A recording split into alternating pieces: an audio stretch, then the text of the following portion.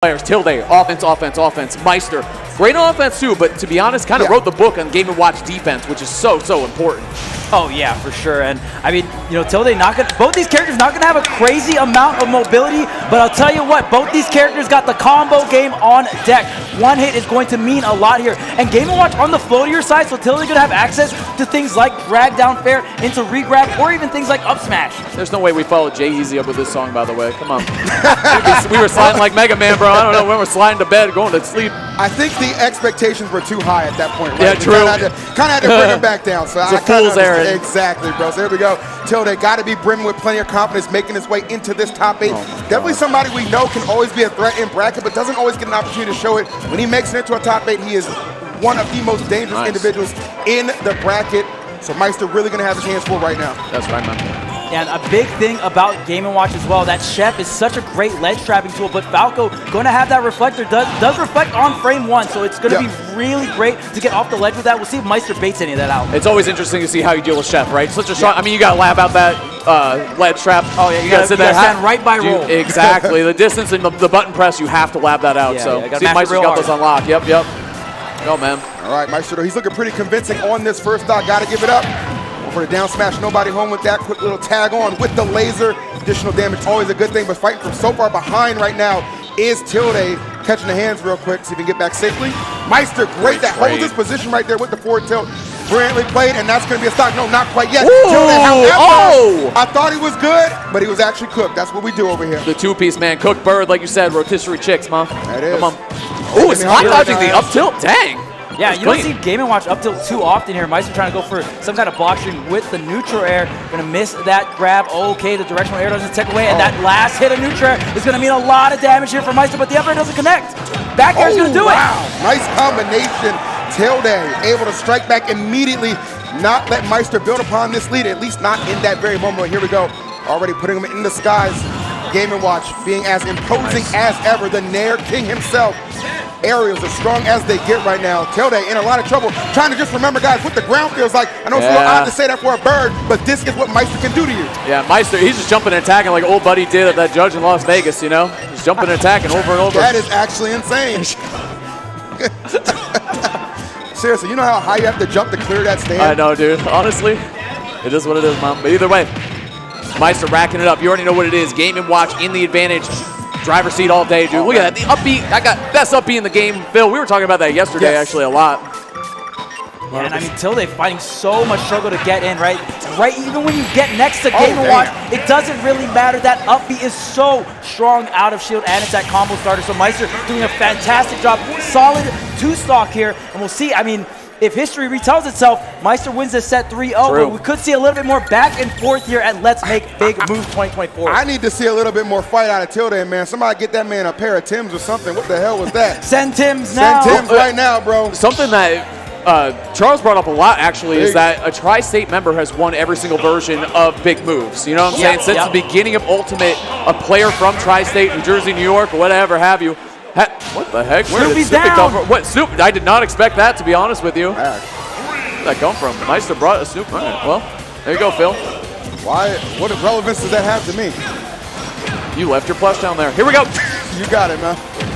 Oh, Maister, wow, 61. Yeah, I know this means a lot to Maister, too. He's one of 4 LG members making up half of this top 8, so it's a really big deal, man. LG really showed up at this tournament, so want to represent as best they can, but of course, we know Tilde so talented, so good, not going to go quietly into the night. Off to a good start in this game number 2. Give himself plenty of space to work with, too, with this Kalos pick as well. Yeah, no, actually, I think it was from Cruzy. I read on Twitter, actually, all LG members in the bracket made it to top 8, and if they aren't winners, they only lost to LG. Crazy. What a strong way to start the year, man. What a statement. Everyone on Luminosity making big moves here to get into top 8. Of course, Luminosity making big moves, helping out with this amazing grassroots event.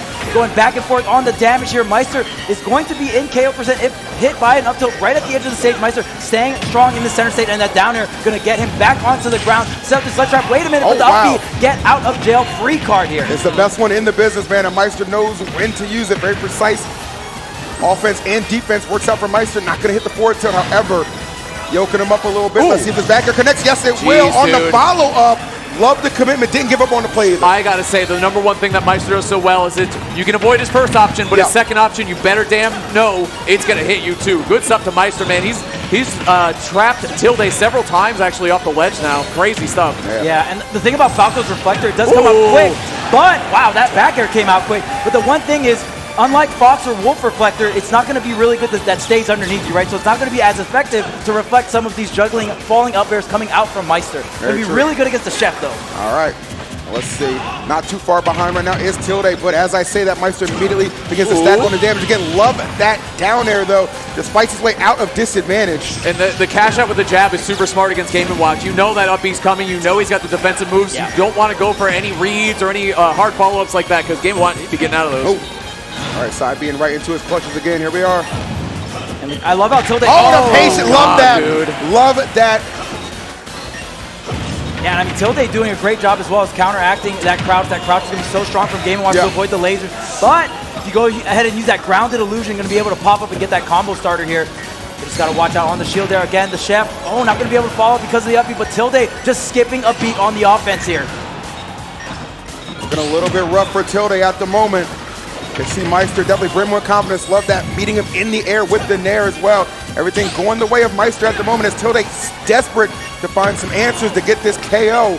At the very least, even the stocks up, give himself a chance, but Maister so well engaged right now, guys. It's almost looking like it's such an uphill battle at the moment. Stuff. We talked about history repeating itself potentially here. It's looking great for Maister already in this game too, trying to go up the big 2-0 in this set. It's going to be a tough one for Tilde. You think about Falco, right? Great offense, great pressure, all this good stuff that he has. Damn. Exploitable recovery though, and if you have a good get-out-of-jail-free option, right, like Game & Watch up views we see from Maister, pressure is very hard to create against this player, Maister. He's wrote the book on Game & Watch defense, like we're saying. The one thing I'm loving the most about this too, Maister just looks really well studied in this matchup too, right? Yeah. Like just coming in very prepared for that, even in a limited amount of time he might have had, still working out nicely.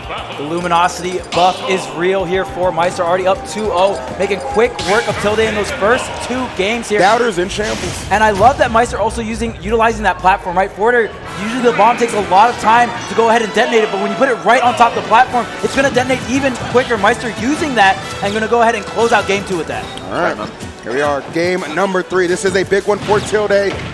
Obviously trying not to have his let's make big moves losers run come to really an abrupt close with the dreaded 3-0 and a handshake. You never want to be on the wrong side of history like that, but the way Maister's been playing, he might not have a say in it. But let's go. Never wanted to count out Tilde, but he's got a little bit of that home crowd here too, but he's got to get some big hits, some nice combo strings to get them engaged and alive again. Maybe that's going to do it. Let's see. I'm hearing a little bit of that roar from the crowd now. Yeah, that's exactly what he needed to swing some momentum back in his favor. Momentum is the key word, E. I'm glad you said that because you get the crowd behind. Back air at 60. This is maybe certain death. What an air dodge, though. Way to wait that one out, man. Again, as a spacey, sometimes you only have certain options. You got to pull the trigger sometimes, Chuck. You got to make a decision. And a big adjustment he's made is this down tilt. He's been trying to go air to air a lot. Maister shutting it down, but now he's whip punishing, using that extended hitbox with the down tilt to catch Maister up, man. Doing a good job, Tilde. Yeah, and generally against Game & Watch, it's so hard to play a vertical gameplay just because so many great anti-airs, right? The up air, the up smash, the nair. It's so hard to beat Game & Watch from the top down, but you can play a more horizontal gameplay. Maybe we're going to see Tilde go for more down tilts, more forward airs, and try to abuse the fact that Falco also has a great jump.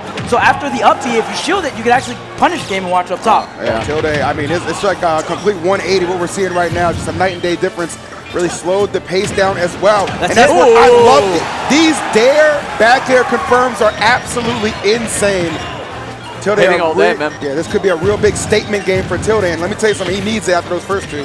Changing history as well, right? Trying to break up that record. It's possible to take games even if you go down a little bit here. Now Tilde, gotta get up the ledge, man. He's working on a 3-stack, but Maister's had enough. Throwing the chair at him. Big F tilt to get something started here. I mean, you talk about Tilde's offense all the time. Maister's got those too, though, honestly. Oh yeah, Game & Watch advantage is so powerful, especially when the pilot is going to be Maister. So much experience with this character. Really put this character on the map. Everyone thought this character was not that great. Maister really showing the world what this character can do. That's right, dude. Just seeing that potential year 1, man. Love the fact he stuck with it. and he's made quite the name for himself, but the same can be said for Tilde, how he's kind of pushed this Falco my metagame God. to the forefront Now. and pushing himself to game number 4. Now that's what you want. Not just winning a game, but putting a damn exclamation mark at the end of it too. Like we said, momentum is going to be important. Tilde, home crowd favorite for sure, plays a character that's very flashy, very combo heavy, but he can't get that momentum started because naturally how good Game & Watch is at shutting down that defense. But he found a lot of 1, 2, maybe even 3-piece combos and bailed, but the big hits are the ones that matter. Down air and down tilt, the downwards moves are working out really well for Tilde, man. Love it. Nobody's going to disagree that down air was easily the MVP move of that game. Definitely all the setups, all the finishers, and Tilde looking very stoic after that victory, staying focused, understanding job not finished yet, 2 more to go, but a little bit of light at the end of this tunnel. Oh, he's thinking? Yeah, and like you said, Haz, I mean, at every other LMBM, there's always been a tri-state champion, right? So the crowd here, a little spoiled. They always got what they wanted. True. So we'll see if they get what they want here in 2024. You gotta protect the house, bro. You gotta. It's the beginning of the year. You have so many shots. I mean, tri-state has always been such a staple scene in every Smash game. Like, just so strong. There's a lot of pride. I Absolutely. mean, in the history of Smash, this has been one of, if not the strongest region to do it across all different Smash titles here. So there's a lot of pride on the line. No doubt about that, man. And pride can be a powerful thing, even in a little bit of disadvantage. What up? Flex on him real quick. Hold on now. Hold on now. Hold the heck? Hold. Kicking the button. Imagine that forward smash hit. Hey, man, I see what got into him right now. It would have made all of us book smart and money smart, to be honest with you. Golly. That was actually insane. Yeah, the footstool out of shield coming out from Tilde. I mean, Falco not going to have some of the quicker options, especially on the lower grounded targets, right? I mean, you do have things like Nair out of shield or up smash, but something like a footstool going to come out a little bit quicker. And man, that Firebird, if you connect the whole thing, it's a ton of damage. I love that Nair he did too after that follow-up as well. Save the back here, keep it nice and fresh. Just waiting for the right follow-up. But Maister gonna beat him to the punch and get that first stock off. Maister said, you want to swing good grounded options? I can play that game too. Let's go. Let the up smash rip. Get a stock, man.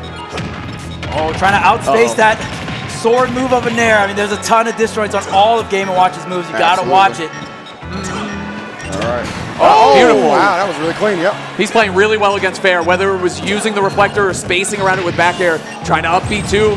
Oh, hold on. Yeah, this is where the snowball begins, right? Things start to get a little bit out of control. Chef for the edge guard. No, but Tilde narrowing out of disadvantage. This man is absolutely out of his mind, but can he get the stock to make it matter? It's crazy, yes, man. He can. That's what I'm talking about. ABC Smash, always be closing, man. We're talking about those stocks. Let's get it. And you know what I love about Tilde's gameplay? He is walking a ton more. It's so good for Falco. Again, you don't have great mobility, but your grounded tilts are so strong. I want to see Tilde. The signature move for him is a side B in neutral. And he hits that, well, if he's baiting out the bucket, you know, you can look for something like that too. Maister wants to get a little rude on the defense. Yeah. I respect it, honestly. Maister's really good at getting his opponents to tilt or to do that. So we want him to be Tilde, not Tilde, you know? True. Oh, no, the air dodge is costly. Yeah, that's tough. Maybe expected to be in a situation we'd have to tech, but no, Maister gonna go up an entire stock right now. Certain defeat, maybe looming for Tilde, but he's got one stock, which means he still very much so has a chance in this. But Maister smelling the blood in the water, and sharks are known to attack, guys. Nice, dude. Oh, they'll barely fall out, but still converting a little bit of a trade going on as well. And like you said, the tricky part about that situation is Maister could have let the fastball rip for the drag down, or just let the full back air connect on that previous stock. Oof. This is rough right now. Tilde trying to find anything, get this offense back on track, but it is the Maister show right now, and this bird is flying one way or another, whether he likes it or not. Maister not giving him a choice in the matter, dropping the bomb, not quite enough to finish it off, but boys, this is 153. I don't know if he wins these. I'm gonna keep it a stack. Well, it's just so tough against Game & Watch because you're not gonna get anything crazy against him. And just like that, a forward tilt, shutting it down. Maister, gotta give him so much credit because one thing he did, we noted, you know, he's getting hit by a lot of down airs into confirms, a lot of down airs into damage, a lot of down airs and just raw KOs off stage. Maister, even at the ledge, was baiting out down airs, fading back, neutral airing, just beating him in the air and on the ground, to be honest with you. Good adjustments there. Hey, I got to give it up to Tilde for taking a game against such a rock-solid opponent like Maister, especially given their set record. Really good stuff there to open up the beginning of this top 8, gentlemen. Man. I think Tilde, you know, he did his region proud, you know what I mean? Even in a losing effort, he was definitely hanging in there. You know, again, you mentioned that big game he won in game number 3, so did his best, man. But Maister definitely playing at an elevated level right now, looking to start his 2024 off the right way. That was another tremendous win on his part. Remember, he only lost to Sonix, so I mean, one of the top seeds of the tournament. Takes a lot to put that guy in losers bracket for sure. Maybe even more to take him out of the bracket. So good effort from Tilde, but Maister will advance on. Right, man. Well said, dude. Well said. What's going on, everyone? By the way, how's How everyone doing tonight? It's good to see you, chat. We didn't really get to say hi because we had a rap concert. Or Jay Easy dropping the hottest track of last year, and arguably of this year and forever, for eternity. It was nice. Oh, man, and the whole crowd. I was debating between that and the Ice Spice feature with my Didda. Yep. Big fan of that. Big fan of that.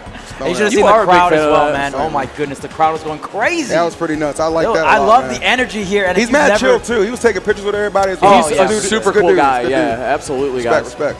I gotta say, if you've never been to a LMBM, you gotta come through. The energy here is unmatched, and of course, New York City, man. So much things to do, so much things to explore as well, right? That's right, dude. It's facts. We're having a great weekend. We always do it. Let's Make Big Moves. You're not here. I know you're feeling left out, chat. Next time, I mean, come through. You know what? I know Max, pointed it out. This event always sells out, and for good reason. It's an amazing event. Next year, maybe making some moves to accommodate a few more people. Keep that on the low. You ain't hear that from me, but some things might be coming. Some things might be thanging. Okay. Things always be thanging, bro. It is what it is, dude. That's facts. That's facts. Well, good way to start it off. I know up next, guys, we have a classic as of late, man. Light and Spargo on the other side of a loser's bracket. Yeah, wait, but the caveat is loser's bracket, right? It is loser's bracket. That's a good point. We're going to throw it down to Max to give you a little bit more intel on that and introduce the players. Yo, can we give it up one time for Tilde?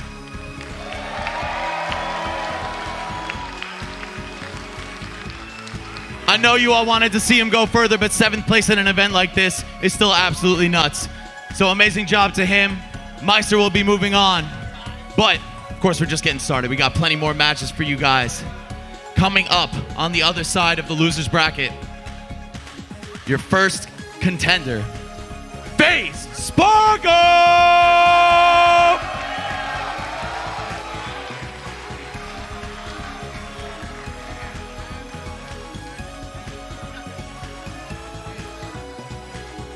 And his opponent, repping the state just above us. Some may even consider him tri-state by some metrics. The best fox in the world, one of the hypest dudes to ever do it. Can we make some noise for Light?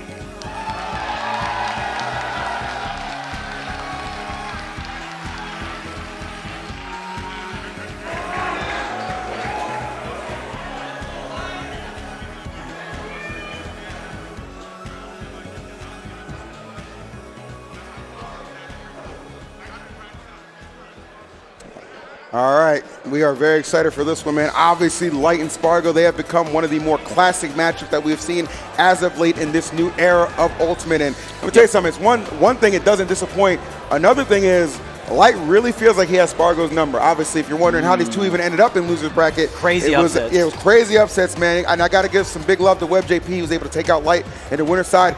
MkLeo taking out Spargo, finally getting a dub over him again. So a lot of crazy talent waiting on the winner's side, but the talent in the loser side too, equally as impressive, man. Light and Spargo, a great way to kick off a 2024 of an already, very esteemed and impressive rivalry they got building. This is an amazing bracket to open up the year, is what I got to say. And like we said, so many great rivalries, so many players who, at the beginning of last year really started making a name for themselves, including beating each other and doing so well in that aspect. Last time they played, Watch the Throne, amazing tournament, by the way, I just got to say.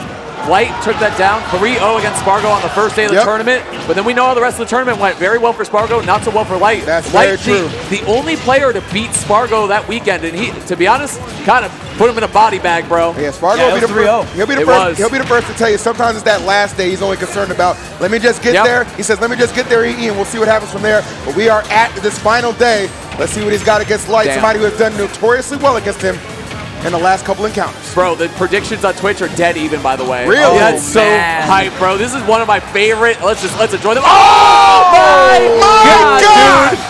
Can't even enjoy it in peace. Spargo, the first stock. What a bloodbath. Hurled headlong off the top. Crazy thing about that, it was probably still more comfortable than Spirit Flight. I gotta say it. No cap, baby, no cap. But here we go. Crazy leap for Spargo out the gate. Let's see. Wasn't even a cross slash. Used the limit climb hazard. But the back air is going to fire back here for like 2 stocks apiece. Sleeves are up, man. Stocks are going and they're flying again. Two of the most electric players that we have on the planet playing against each other for their loser's life, by the way, I gotta say. Oh, come on now. We gotta talk about it.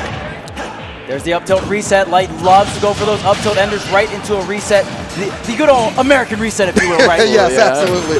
Oh, coming through. Okay, clashing bears in theirs right now. Okay. Love the way that Light uses F-tilt 2 to end combos now, especially against Cloud. You want to keep him cornered, pinned in that corner and in a bad position. He's doing a good job. But Spargo, slippery as always. Oh, that movement from Light. Did you see that? The jukes? All right, well, if he's slippery, man, Light is sliding right through, making it work right now. Excellent grab. Get him off stage. Yes, sir. Yeah, Nair at ledge, we all know, one of the best ledge trapping tools in the game, combined with Fox being the fastest Wow. and the softest Wait, of can he catch theirs. him? He cannot. You know Spargo's thinking that he's going to go for the up B right there and take him down as well. Did not catch him in time, though. I love the shine stall, by the way, calculated from Light. And again, these guys play so fast, but sometimes it's that little pump of the brake that makes the biggest difference. Light playing immaculately, firing back. Let's see what Spargo can do on the back foot now. All right, Light for Light. Yeah, watch out for that shield, man. Let it refresh a little bit. It was getting pretty low. Spargo known to crack a few heads and shields in his day. Nice, I like that. Just drops down with the Nair. He's so fearless coming down out of disadvantage, man. You can't be scared playing against Spargo. Wow. What the heck? Domed him right off the top. Golly. Yeah, Executioner, man. Spargo, the executioner. I love that. And on the ground, you can't tech those, but here comes the up air. Is going to finish it off with the back air, but utilizing that limit. And Wow. get off me. Get out of the air. Preemptive up B right there. I love that. He always Fox was jumping in with a neutral air. You know what I'm saying? Forward air off stage, though. Trouble for young Spargs. What's he got? Nah, he's so smooth with it, bro. He doesn't care. Oh, nice Big pickups. Yeah, damage. Spargo getting a lot of damage off of that. Light smart Nice, stuff right dude. there, slowing it down with shot. Can he get the read? No, he cannot. Spargo, Wow. second chance in Light right now. It's Bro. building the pressure. Corner pressure right now. Now it's Spargo's turn to talk. What's he got? Limit's ready to go. These stalls are so good, but Spargo, the speed from Limit still covering everything. Up B, not enough. Good damage, but the dash attack will certainly do it off the side. If it's not the first hit, it'll be the second one. Spargo, the 1-2 punch, taking that game one over Light. Beautiful. Felt like Spargo stayed a little bit more calm at that last interaction, bro. He was just waiting for Light to just, okay, you're panicking a little bit. You might be a little shook, just trying to get down safely. Let me get a little bit of damage off of here. And this is when he knew, bro. This is when he knew. Ba-doom! And he went right through the platform, too. That was just great coverage from Spargo. But if he had landed, you know Spargo's going to turn around, line up a back air. The kid's coverage is just ridiculous. He got the Tiger Woods pop-off, too. All right, but not the reputation. That's right, man. No wife and no affairs. Here we go. There we go. Yeah, and that last sequence was so crazy, right, with the limit as well. The up B to make, you thought it was just done after the up B, but Spargo kept it going, was able to get back onto the ground and still get the dash attack. This kid's insane. You can already tell, man, he is definitely turning up. That's one thing about Light, man. Sometimes it'll take him a game or two to ramp up a little bit. And after a defeat like that, eager to at least even things up, putting the screws to Spargo early right now, but Spargo, great claw slash just to try and slow him down a little bit. It's all about halting the momentum that Light will come through. Absolutely, man. You know they're both locked in for this, so this one means so much. Their set history. We talked about the last time they played. Beautiful conversion by Light, by the way. Like we said, Lots of Thrones last time they played 3-0 by Light. He also 3-0'd him at 3-wire fence before that. Spargo wants to put one on the board because Light is up 6-5 lifetime against Light, and that's a great way to, man, the stocks are just flying right now, bro. Wall Street right down the street. I'm telling you, man. Yeah, and Spargo was so patient on the ledge. Knew right after Fox double jumps, you just gotta wait for something you can react to, and that Firefox definitely gonna get beaten out by that down air. I mean, so many characters can struggle against that Firefox. When you got the sword, not that big of a deal, right? Bro. It helps a lot, man. His stalls, man, he doesn't do that often usually. He's playing hot right now. Oh, the sour dash attack. Oh, no. The drag down. Oh, my goodness. Footstool is on the table. Footstool is on the menu, boys, for sure. 100%. Nice up smash. All right, Spargo keeping him in check. Great catch with that back. This could be definite. It's certainly going to be Spargo just reinvigorated in this matchup right now. Not at all crumbling to the pressure that Light is attempting to put on him. He is just an absolute different beast right now. Spargo looks powered up, I gotta say. He played well against Leo in the last set that he lost, but damn, this is a whole nother beast right now, guys. Oh, wait a minute. Has to force the limit here. Oh, the roll through. Light not going to catch that. Oh, is able to get the directional air. Has to drag down into the tech. Got him?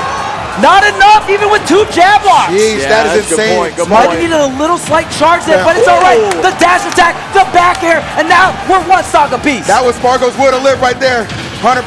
Going to take everything to get those stocks off, and he absolutely knows it. Okay, Light just barely avoiding the blade beam on that one, coming through with the fair. Can we get this track down? Nice, actually baiting that out, I think.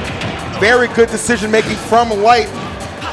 trying to make up that damage deficit. You know Fox can do it quick, fast, and in a hurry. Yep. All you have to do is get Cloud off stage too, and that's where either damage or stock start flying for him too. Got to be careful though. Light, same thing. He gets put off stage. That Cloud back air is going to be looking for him. No doubt about that, Spargo. Done an incredible job up until this point. Light looking to turn on that clutch factor. This is scary. Jesus. Didn't even need it, bro. Pumped up a little bit. Goes for the dash attack, limit boost. We'll take it, baby. That is where Spargo won Watch the Throne, is at the ledge. Specifically dash attacking a lot, but we also saw him cover the ledge really well, specifically against Light there too. Down air, and he did it against Webb too earlier to make his way into this top 8. Kid is, I'm gonna say, probably the best player at the ledge in the game right now. And I gotta say, him and Sonix is up there too, honestly. TBH. Like to point out too, that's 2 games in a row. He closes out with what? Dash attack. That has been Spargo's go-to for closing out these games. And they are finding their mark, so Light really gotta pump it up. This rivalry, man, it truly is percent for percent, stock for stock, blow for blow, bar for bar. Like, they're just going back and forth, man, duking it out. I love to see it. Here we go. Keeping the beats going, too. Okay, back to the stage here, but getting swatted right back out. Like, trying to get a landing here, but Spargo is continuing this edge guard. Finally, the Firefox gets back on ledge, but he gets snapped right back up again. Good Lord, Spargo. Slow it down, kid. Oh my God! I can't believe that didn't kill. By the way, I think that's a blessing for Light, okay? Because Lord knows he needed it. The way Spargo has started off this game number 3, still has the limit right there. Going to air dodge through. Let's see if he can execute it. Thinking about it. Nice, Light. Good job. Can't use it if you keep hitting him. Keep him in disadvantage. Oh, Spargo's spinning out, but Light and being on that platform helps secure that KO as well. So really fortunate position for him, but Spargo, the immediate strike back. Nobody can keep a lead right now. Like we said, blow for blow, man. They really just be swinging at each other, and it's a pair of smashes. And like you said, Phil, I love the call out. Unfortunate for Light and Clip. Second hit of Climb Hazard. They were just swinging at each other, man. Super Smash Bros. In full action. It is. Yeah, I mean, that's what it feels like, honestly. I mean, both of them are the fastest players in the world right now. That's why it's so fun to watch, and it's just such a fast-paced game here. Bro, this shit is a bar fight right now. They are just, there's broken bottles. They're smashing each other through tables and shit. Parrying the last hit, protecting maybe his shield, maybe his stock. Honestly, crazy. Gonna find the tech in place on the platform here with Spargo finding the back here. The illusion back on stage. The drag down. No tech, no stock here for Spargo. All right, Light really needs to make the most out of this lead. It only takes 1 game to really change the tides of a set. Spargo's been so well engaged up until this point, but this is Light's opportunity to really put one on the board and maybe get a statement win. Let's see. Light got to watch his head when he's doing the pressure on Spargo around his shield. He's getting down there a lot. That should be, oh my God, the angle though, just coasting around. Back here off stage, Climb Hazard parry, jab. This should be it. Oh, he's got limit. Nice neutral air. Beautiful edge guard by Light, closing it out. First game on the board for Paris Ramirez. That's what I'm talking about. Light catching a body on that one too, and having the wherewithal to recognize he's gonna have limit right here. I need to interrupt this recovery, and he does just that. Just a soft nair, no jump, no limit means that's the game. Great parry into the jab. You can also go into shine there as well, but both of them gonna save the same purpose here. Light with the edge guard, and I mean, it's so crazy because Spargo's the one edge guarding him, but obviously Cloud, very, very exploitable recovery. Oh my Lord, Light, Spargo, not disappointing. This is absolutely insane. Game number 4. Let's see if Light can force this 5th game, or can Spargo put it away right now. And I love that Spargo's doing a lot of down air out of shield. Something that Fox is so strong at is going for these crossups, and you don't know which side you're on. You don't have a lot of time to think about it because he's such a fast faller. But Spargo got something that covers both sides, that down air out of shield. Nope. Nice. All right, I like that actually. Get some use out of that cross slash pumped up. I like that too. Tempo mix too. Oh my God! Jeez! 1000% ready for that air dodge. Spargo in the building right now. Don't forget it. Yeah, you gotta be careful. God. Oh Lord. Oh no. Oh no, Light. He's gonna get 3 stock just like his comrades Void and Cosmos. What the heck? Stop. No, that's only game 5, bro. Oh, true. Oh, he's gotta come back. Oh, that was actually, that would have been sick if he was able to get that, but no, Spargo, not gonna let that be the case. You do not reflect me. I don't care what Sakurai intended. Okay, the spot dodge gets away scot-free here. Like trying to reset the neutral, trying to get the drill, but the anti-air on the up smash. Forward air, man. Like we said, we know how quickly Light can rack this back up. Great defensive climb hazards, though, coming out from Spargo. That whip punish, though, dash attack coming through. Up-angled F-tilt. We talked about how good that is to continue the pressure when the up-tilt's not going to work, right? Okay, jumping out of the nair here. Off stage for Light. Oh, I like that. Great down tilt. Terrific catch. Yeah, it's good. Less committal, right, than dash attack. You want to keep the dash attack fresh, though. It's almost ready to get a KO here. Looking for these up smashes again. Down air. Got to be careful with the shield pressure. We've seen that many times. Up air. He'll take that hit, actually. Good hit for Light. Oh, my God. He waited for that air dodge twice. Twice this game. Insane, bro. It's like he had it mapped out. He said, Light, come right this way. Bro's a fortune teller. He can see the future, man. Oh, yeah, right man. now, it's looking like a W. Okay, 109% here. Light has Spargo on the ledge. The anti-air, but going to end up on the platform here. The drill not going to be quite enough. Up out shield going to be so good against Light. And Spargo really covering these future air dodges. But dang, that's Light covering these air zones. He said, get out of my face. You are not going to body bag me. Not today. Light looking to get to that game number 5. Here we go. Trying to pick it up. Light's got that no-fly zone, man. He that does, up man. smash is so good at it. Spargo loves that forward air. Oh, what up? What up, though? That shit made a statement right there. That was something. He was talking to him. You know what I mean? Sometimes you be talking in the game. I cannot repeat what Paris was saying right there. I'm going to tell you right now. Oh, no way! Yeah, oh, my God. The pop-off from Spargo. Woo! After delivering an ass-whooping suited for kick. Good Lord. Good Lord. And the finishing touch to end the set. Spargo staying alive in this loser's bracket here in this top 8. What a set. That was actually an insane way to end. Look at this. He's trying to up smash. You see that, by the way? Boom. He's trying to up. Can we rewind that a little bit, production? I knew. Do it again. Here it comes. Watch. Boom. Oh, no, Nair. Sorry. Nair. Yeah. Well, he's trying to mash. Can't blame me. Yeah, he was mashing. Yeah. He was trying to get out. Hey, look at Spargo. He knew. He's like, yes. Dude. Spargo, it's cool because like I love so many players like really define a character, and obviously Spargo, Cloud's like his favorite character. You know what I'm saying, Charles? Yeah, definitely his favorite character. He loves winning with his favorite character, Cloud. And the thing with that too is that he really defined finishing touch. Like he put finishing touch on the map. Like we didn't really see that move used like that until Spargo came around. So I think one of the most interesting things about Spargo is it is his favorite character, and he utilizes every tool in the kit, right?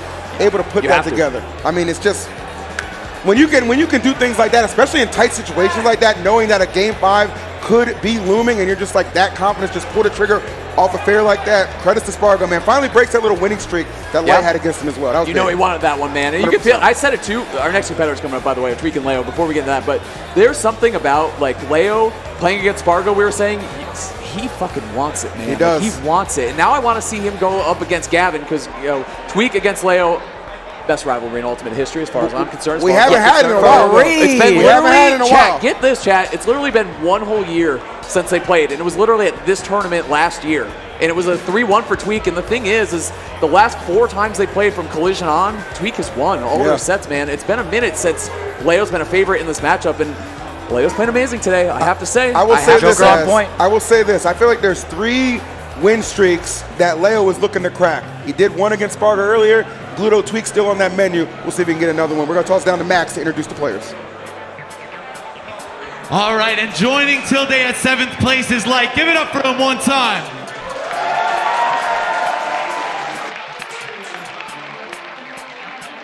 All right, our next match. A bit of a classic, a bit of a rivalry between teammates. Of course, the man you know, a return to form on the winner's side of top 8. I'd like to welcome to the stage Luminosity Gaming's MkLeo!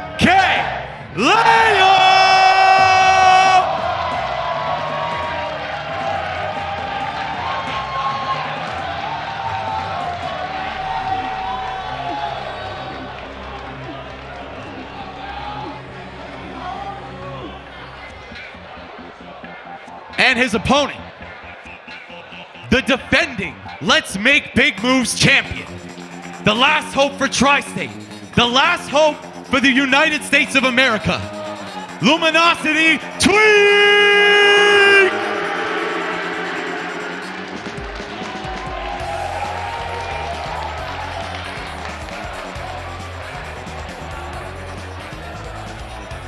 It's crazy to say. Go ahead, Phil.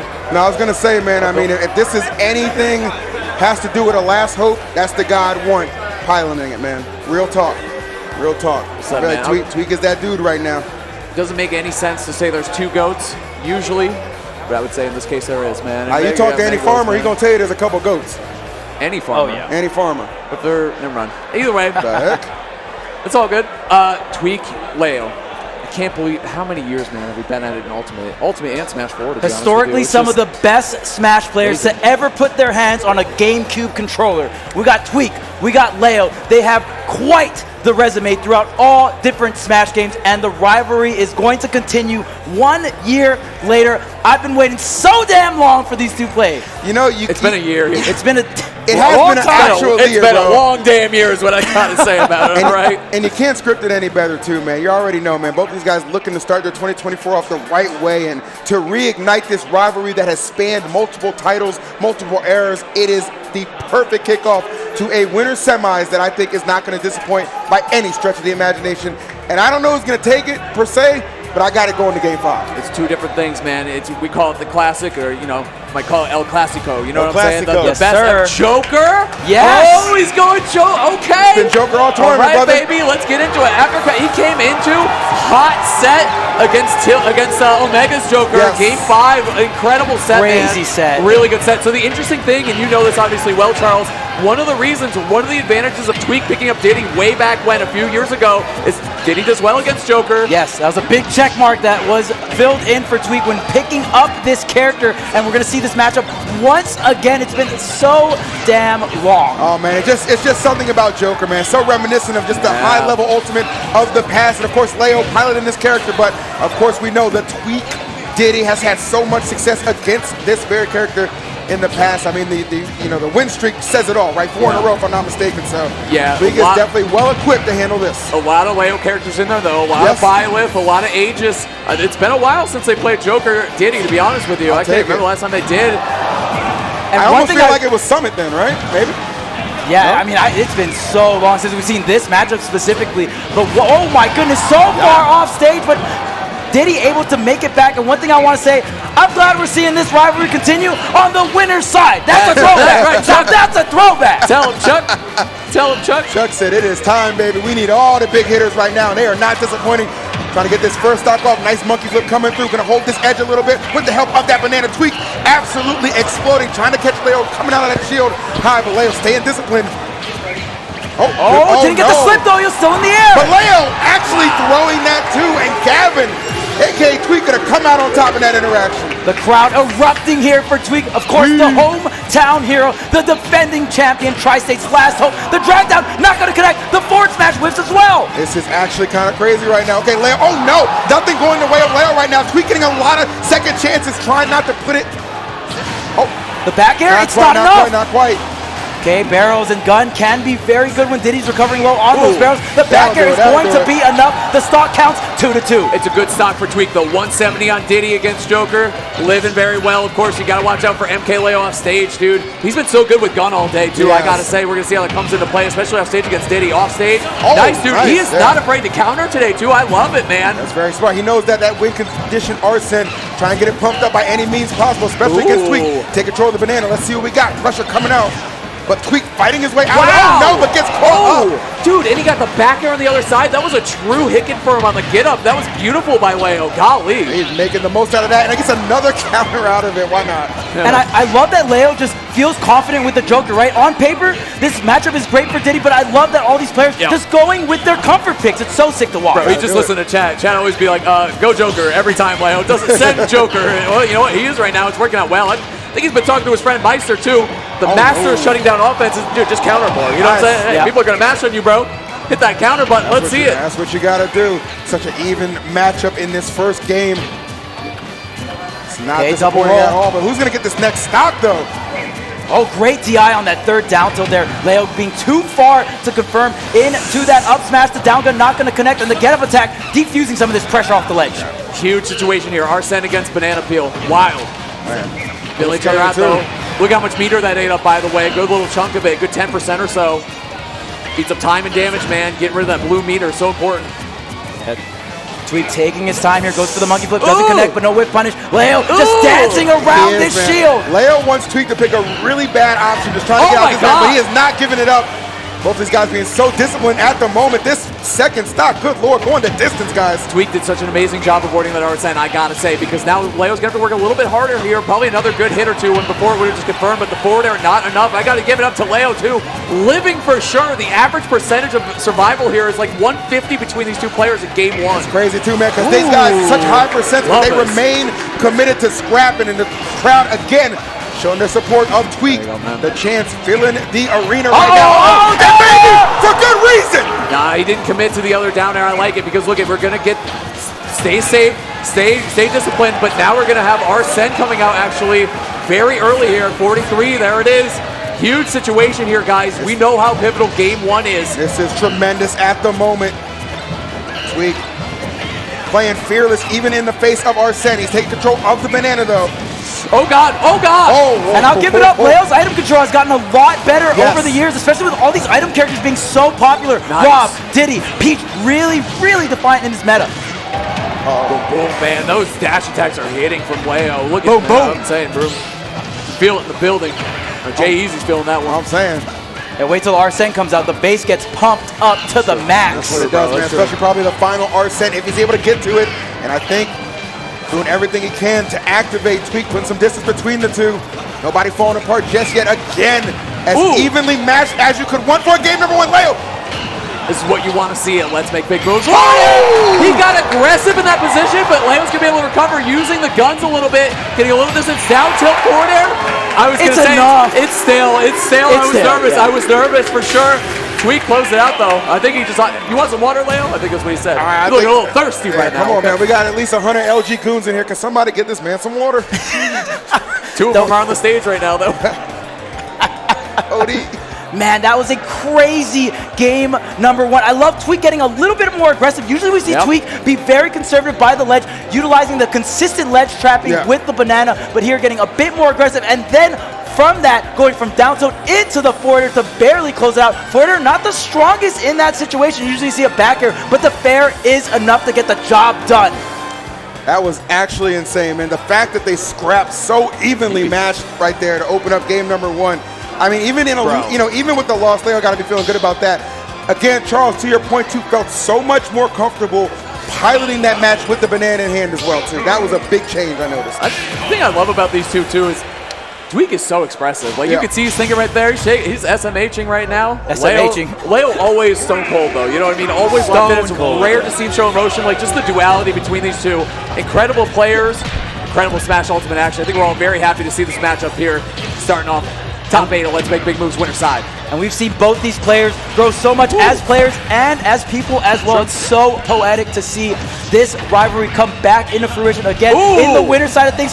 Getting a bunch of damage, though. That get-up attack going to get grabbed here into the up air. Tweek also taking that passive damage from the Joker Aha. The funny thing about this is, too, this is like a matchup, like considering where it is in winner side of this top 8 bracket. A lot of people weren't confident they'd ever really see it again, right? A lot of question marks about Leo and his desire and his passion for the game still. Tweek sometimes not clutching it out before he gets to these big hitters as well, but all questions being answered today, and no disappointment to be found as Tweek takes control of the stage. Banana in hand, let's see what we can do with this Arsene, bullying him right back off stage and keeping control. Z-drop there, not going to connect. That is a very susceptible spot for Joker. That Arsene up B, not better, not an upgrade here.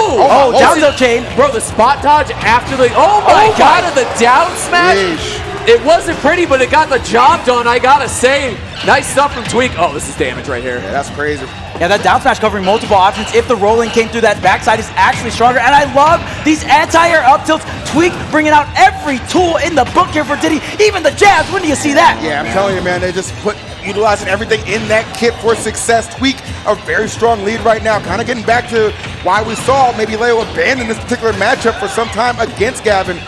Because he is making it look a little bit free 99 at the moment. We're seeing here, too, Tweek get an arm workout in for Diddy Kong, just toss him off stage over and over. I thought that was a grab 1,000%. He was getting tricky with the thumb. Yeah, that was a dirty mix right there. Oh my God. Down tilt, waiting, trying to tech chase, moving back and forth. Oh my God, he just get out. That's my no-fly zone. Get out of here. Now I'm seeing confident Tweek. You don't see Tweek too often kind of commit to these ripping the up smash, right? Just running up and up smashing. Not the Tweek way usually, but when Tweek finds that confidence, that's when you see him at his best. Is this the legend of Clip Gavin? Is this who we're seeing right here? Shout out to Marcus, man.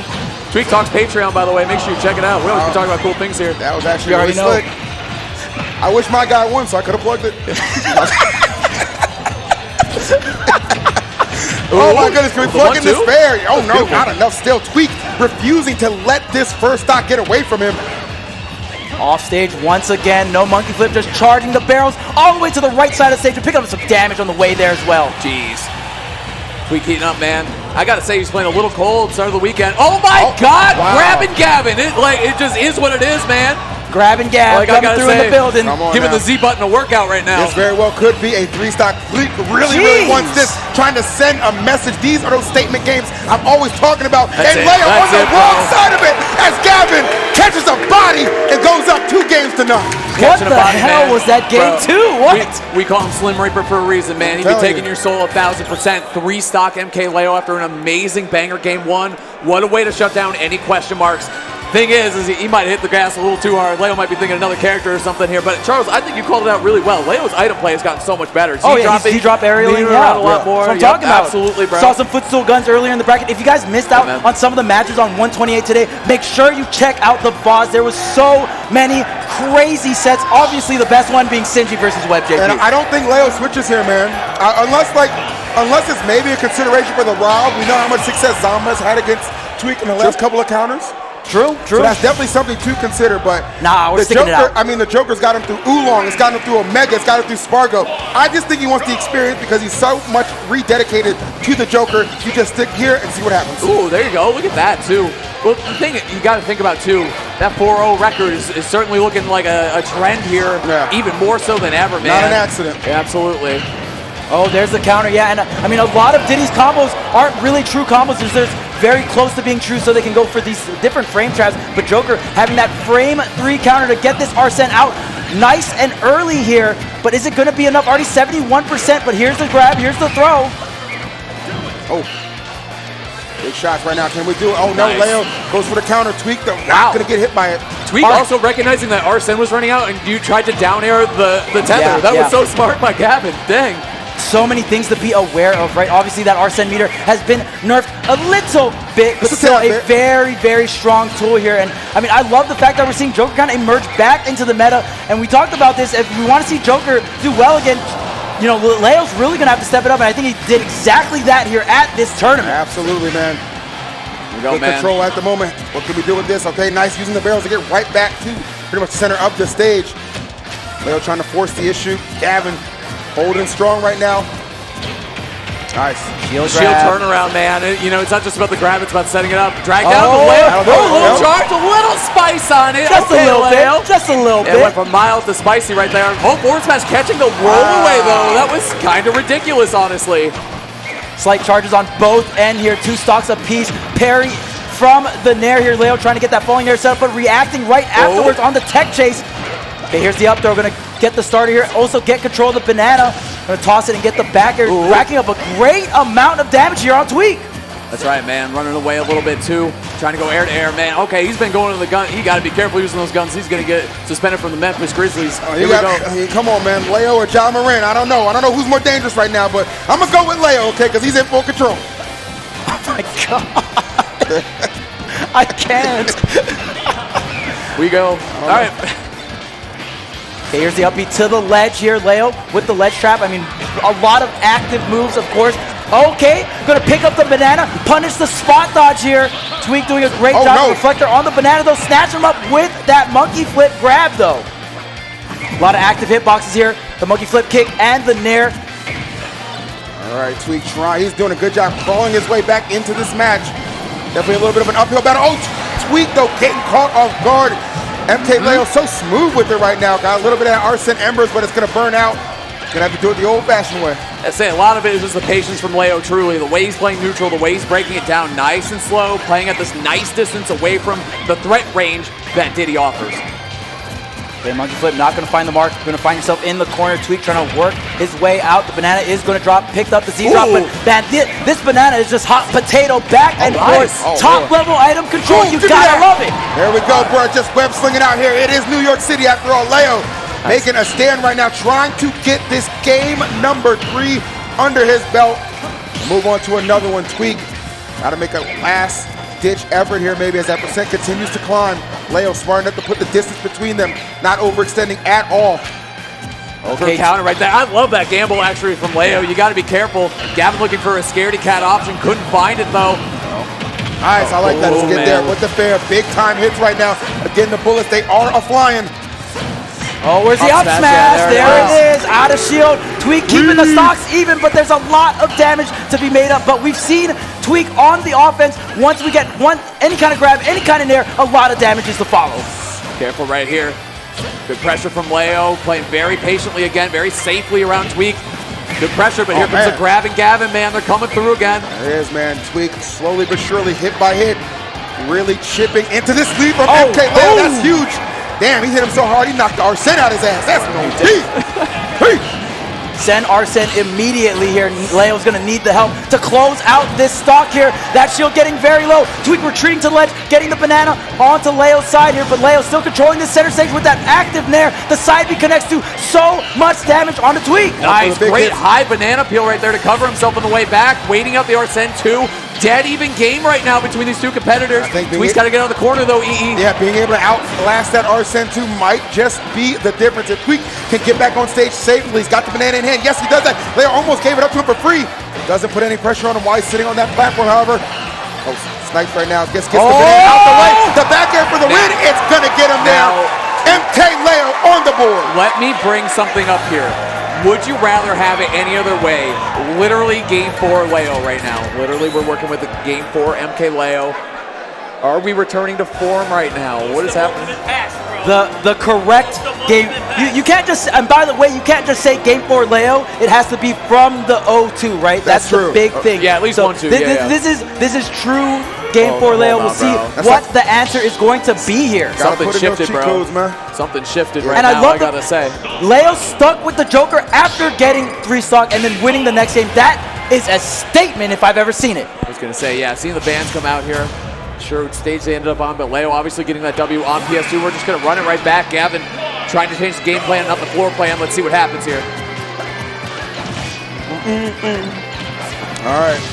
It has been an incredible set up until this point, but Leo very much so engaged after that last round. I have to say though, Tweek didn't make it easy, man. He was crawling his way all the way back into that. It was a clutch little back air to seal the deal, obviously, for Leo, but I think Leo might have figured something out in these first 3 games. I think a huge thing is that we're seeing the conversions from Leo that we haven't seen before, and the confidence in dash attacking too. Yep. Look at that, looking for the jab block, didn't get it, but still paused. Like Leo, he's just playing really, really well. All around, dude. And this is the kind of set I want to see with Tweek versus MkLeo. Just back and forth, both of these competitors so strong, and seeing the adaptation unfold right before your very eyes. Dash attacking. Oh, wow. Boom, boom. How many times can I say it, bro? I don't know what else to say. He knew, bro. Just slid right through there. No fear at all. Now Tweek, a little bit on the back foot. He's got to make this comeback. Not too far down, but Leo, a couple of hits, man. He can really just put on 40 or 50 out of nowhere. Arsene is out of the building. The air dodge Speaking of through which, the banana. Huge combo start here for Leo. Neutral air into forward air, by the way. Neutral air. And the thing I love about that neutral air, it keeps that back air fresh too. You get nice damage, but you get to keep your kill move fresh. Very nice by Leo. A couple down. Oh my God, Leo actually countering out of the up tilt attempt. Oh my goodness, so many different mix-ups in that situation. You don't know if you're gonna get hit by outside, you don't know if you're gonna get hit by back air, and Tweek just putting Leo into the mix. I've had enough, this shit is scripted, man. There's no way that just happened naturally. There's just no way. That sequence was so ridiculous by both players. Playing 8D chess right now with each other.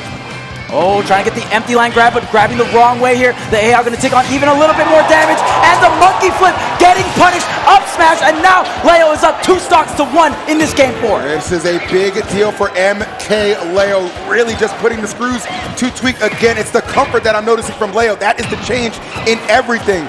Playing so well with the items, the control right now, the combos as well.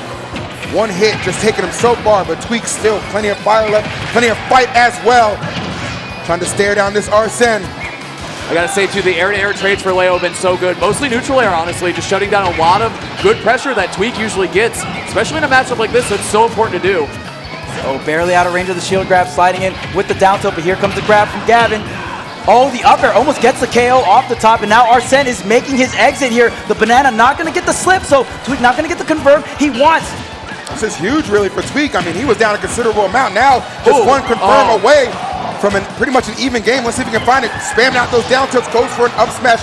Nobody home for that, however. Not too big of a punish, though, honestly, in terms of risk reward. Not too bad here for Tweek. 134%. Arsene nowhere in sight. This down tilt, the back air doesn't connect, but the tech in place gets covered. Tweek is now one stock apiece here in this game 4. He didn't get the true hit confirmed, but he got the tech chase anyway. Oh, Beautiful no, stuff.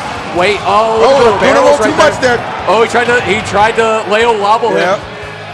Yeah, I mean, that barrel, if you're fully connected, does a ton of damage. Does about 6% to Diddy, but trust, it is worth the trade here. The neutral air dodge trying to get through Leo's juggle. The banana slip giving Tweek a little bit of extra time to get back on stage. Love that. Tweek fighting his way out of the corner. This is a very aggressive Diddy right now. Oh, but Leo smart enough. He knows how to get Arsene meter like nobody's business.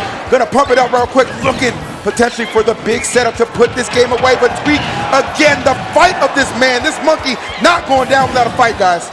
And that's just 2 grabs, and see you later, Arsene. The peanut connects, the down throw on the banana, saves the double jump. Leo gets back on the stage. I can't believe Leo's alive right now. What a setup from Tweek. Misses the up smash too, trying to close out this game 4. A lot of pressure right now on both players. Down tilt. Oh my God, that should do it. That does it right there. Tweek, your defending champion, defending himself in this bracket right now, staying in the winner's side, moving on to winner's side finals right now. Oh man. For my man Gavin, a happy handshake right there. Both players played their hearts out, though. There were definitely flashes of brilliance from Leo in there, really too. I got to man. say, he played great. He was spanking that monkey, man, but he could not finish. Problem of many of us at times, but I must say, incredibly impressive finish for my boy Tweek, man. Look at that. And you see Leo's face, too. Like, his reaction tells the story. Punish. Yeah, look at this. Just barely out of range, and then Tweek, the positioning was perfect. Gets the whiff punish, barely hitting the cap on Diddy's head there, and then gonna go into the down tilt. The Classico here has been a combo for many games. The down tilt, the up smash to finish it off. And this reminds me of the Ultimate Summit 3 win that Tweek got over Leo after that long streak that Leo had over Tweek, and Tweek was able to defeat Leo at Summit 3, specifically on Game 4 after being up 0-2, and I think that is such a huge victory here for Tweek, specifically in that game state, or that set state, I should say. 100%, man. It was one of those games where it's like, you want to see Game 5 because it's just giving you so much in those other games, right? You just want to see it go the distance, but kudos to Gavin, man. I mean, he had to really play from behind and kind of, put to bed, I know we spam it sometimes, the Game 4 Leo, but, we got to start talking about Game 4 Tweek, okay? Because he be hitting different, too. Oh, yeah. 5 wins in a row right there, man. Five in a row is a lot. That is a lot, okay. Goose egg right there on the side of Leo. But we're going to have another set coming up here. Amazing, incredible set, actually. We got Skyjay coming up against Sonic. Let me see right now. What's that first name? Skyjay. In winner's side here at LMBM 2024 with the Incineroar. Okay, cool. No so that. I'll give you guys some set history here. The only time they played offline was at Smash Factor 9, and Sonix won that one 3-0. They have played online several times. Sonix has won those 7-1, but hey, he got one, man, so we can get another one. But that being said, I'm going to leave you with these two. I'm going to toss it to Max. I got to get out of here, chat. It's great spending time with you, 2 of you specifically, with you guys back at home. I want to see the end of this tournament, but I got to get back home. Love you guys. Safe travels. Always a pleasure, man. We know you Obviously, love you, New York. Gavin, the man right there, killing it. I'm going to toss it to Max. I'm going to get out of here. See you later, chat. Yo, Tweek is in winners final! Hey, fun fact, Tri-State has won every single Let's Make Big Moves. And even the very first one, which was just Let's Make Moves. So maybe he'll continue the streak, maybe he won't. Maybe Leo could come through losers bracket and get him. You never know. You gotta keep your eyes glued to the show and not go anywhere to find out. But one more winner semis for you.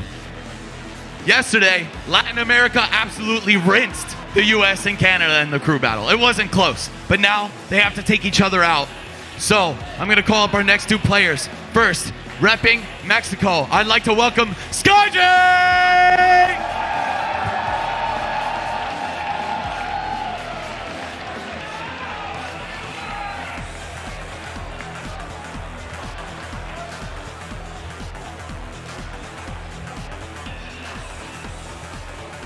This man won doubles, made top 8 in Nick, and he might win the whole damn thing right now.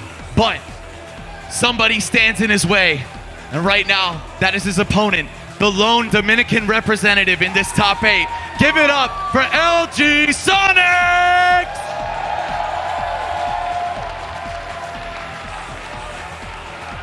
All right, that's the last you'll hear from me up on the stage. Enjoy the show. All right. We are back at it again. Thank you, Haz, for joining us, man. Had to catch his train back to Connecticut. He's a real adult with real responsibility. So that's why you got us two jackasses up here. And we are very excited for the next winter semis. Gonna be crazy. Sonix and Skyjay. This is gonna be a lot of fun because obviously the record very skewed in Sonix's favor, right? Right. But Skyjay is just one of those guys. Like, he plays that mid-tier hero you can't ever discount. And he's such a fan favorite, and he feeds off of that energy as well, too. I think that's going to be really helpful in overcoming what's going to be probably his most difficult matchup of the tournament thus far. Right, and I mean, Incineroar known for the lack of mobility, and, well, Sonic known for, well, spin dash and the crazy amount of mobility, maybe some of the best mobility in Super Smash Bros. Ultimate. That's why this matchup can be tough. But if Incineroar snatches you, if he instills the fear, if he gets the reads, you might see him in top beta here at a super major LMBM here, 2024. What a top 8, man. Hey, I got to give Skyjay a lot of credit, too, man. The last time I saw Skyjay play before this tournament, he was getting washed in some online tournament because his ass was warming up playing League of Legends at first. I said, League of Legends? How about you be the legend I know you can be with Incineroar and do some damn work? He said, you know what, EE? I will take the challenge. Here his ass is right here. I tell you, I know how to motivate people. I'm going to motivate you. Man, and I mean, you have to go through so many crazy matchups, right? I mean, Skyjay was able to take it over Sinji, and Sinji had a crazy run on the winner's side, was able to take out Webb and many other amazing players to get to this point. And I mean, how does Incineroar beat Pac-Man? Beats me, but he got the job done. Yeah, you know what? He's just different. I mean, he really is. Having to go through, just having to get through. First of all, he had to beat Cola, right? Had to reverse 3-0 Cola. That was tough enough. Then, as you said, having to get through Sinji, right? A very, very talented Pac-Man, and then runs into a match that it ain't really going to get any easier with Sonix here. We know how much success Sonix has been having as of late. This guy, and just like his mentality and his approach to the game, textbook 10 out of 10. This guy is a straight student of the game, and he always delivers. So I'm excited for this one. Yeah, and I mean, even Sonix with the respect, really trying to zone in, lock in, if you will. Sonix, one of the top seeds of the tournament, along with Spargo, easy top 2 seed if you ever done some seeding here. And man, both these players have been really doing amazing stuff. Well, let's see, the cat versus the hedgehog. All right. Well, I'll tell you what, it might go a little bit different in nature, okay? But right here in Smash Bros, I got to say the hedgehog has got to be favored. A quick little 42 put on. Love that pair right there. Sonix knowing how to get every little hit imaginable. Going to trade with him there, right there. The pressure already going to favor of Sonix. Yeah, and we all know that Sonic is amazing at edge guarding, but the thing about Incineroar is that there's a little caveat. So a lot of his moves have a lot of armor, but dang, I mean, when you don't even grab the ledge, I guess it's pretty easy. Well, Charles, I'm going to tell you right now, there's a reason that cats don't have wings, okay? They are not meant to fly, and unfortunately that recovery is a good explanation as to why. Okay, the Sour Nair here. Incineroar only tacking on about 41%. Big conversion, and Sonic's really quick. Sonic hits really, really hard as well. Here's the trade, but here's the grab. Follow up right into the forward air. We'll see what this 2-frame is. Incineroar's down to one of the best 2-framing moves in the entire game. Can link into some of the most powerful aerials. It's going to be a little hard. Sonic has a lot of timing mix-ups with that spring. I was going to say, man, it's all about getting him in that position where it's really going to be viable as well, right? Okay, Lola Whip not going to be quite enough to put him away, but get him up to 95, not bad. Oh my goodness, the down tilt, though, lariat, though, out of disadvantage. Skyjay knows how to swing with the best of them, but still finds himself in a very compromising position here. Let's see Sonix able to get off that ledge pretty seamlessly at that.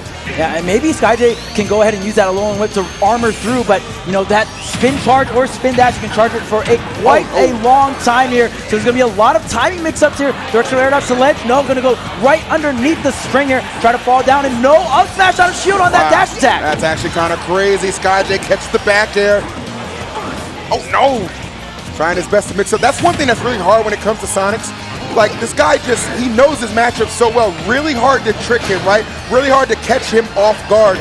Oh my God, that fair was disgusting. No fly zone for that cat.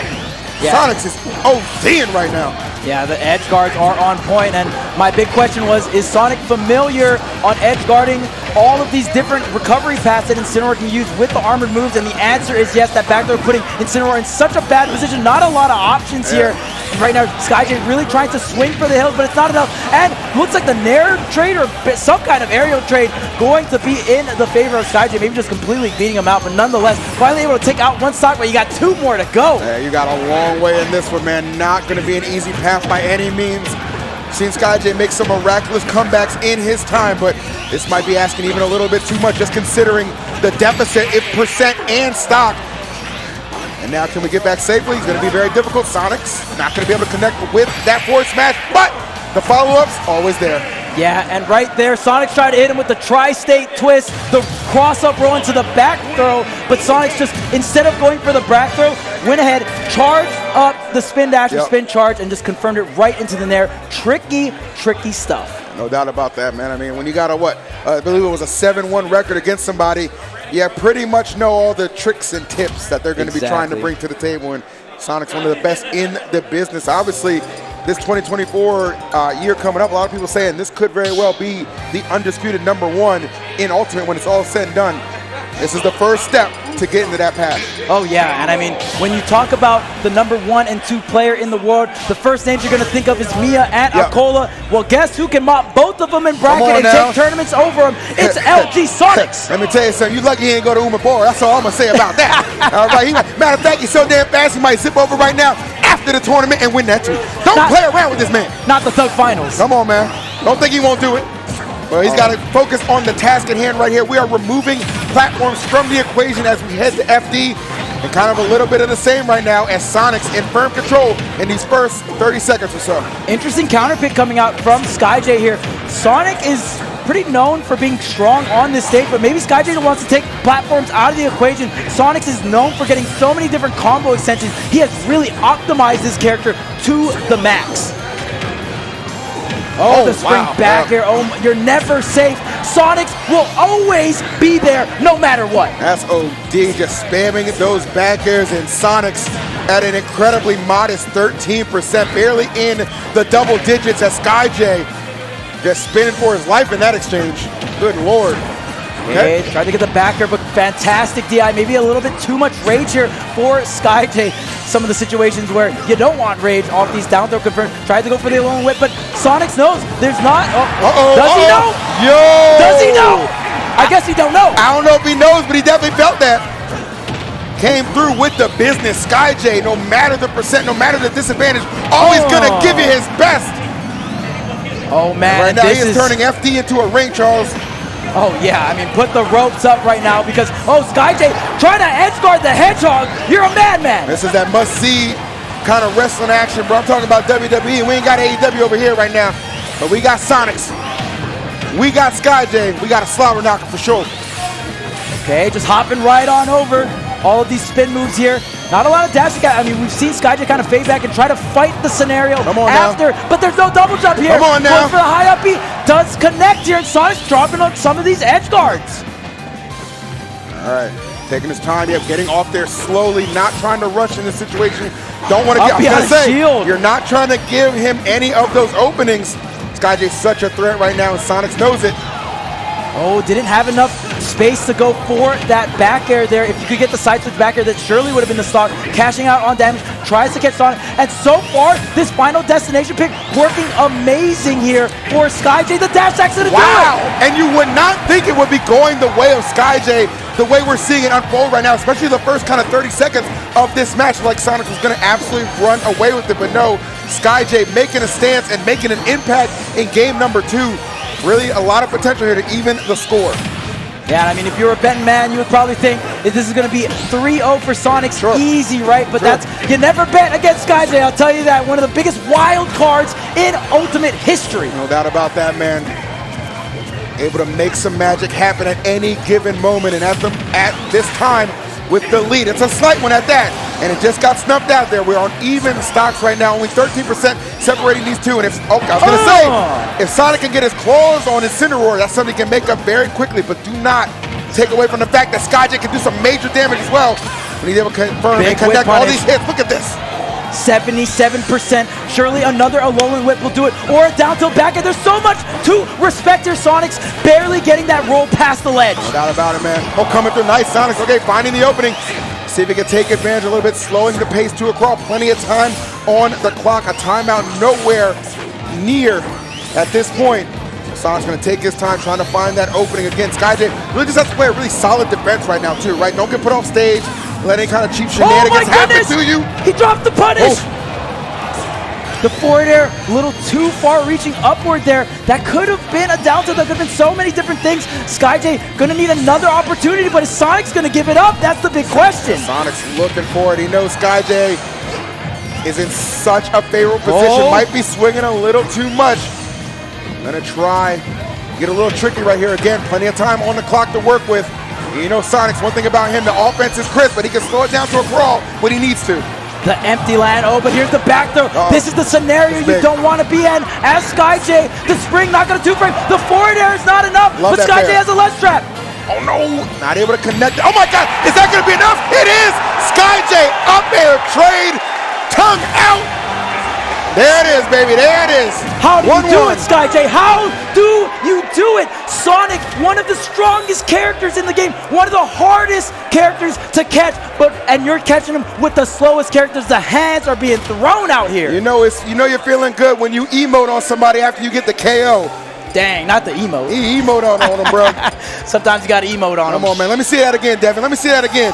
Let me see that emote real quick. Ah, there it is. Hey, I caught you. There you go. Send that to someone special soon. There you go. All right. We got game 3 coming up. Hey, there he is. There he is.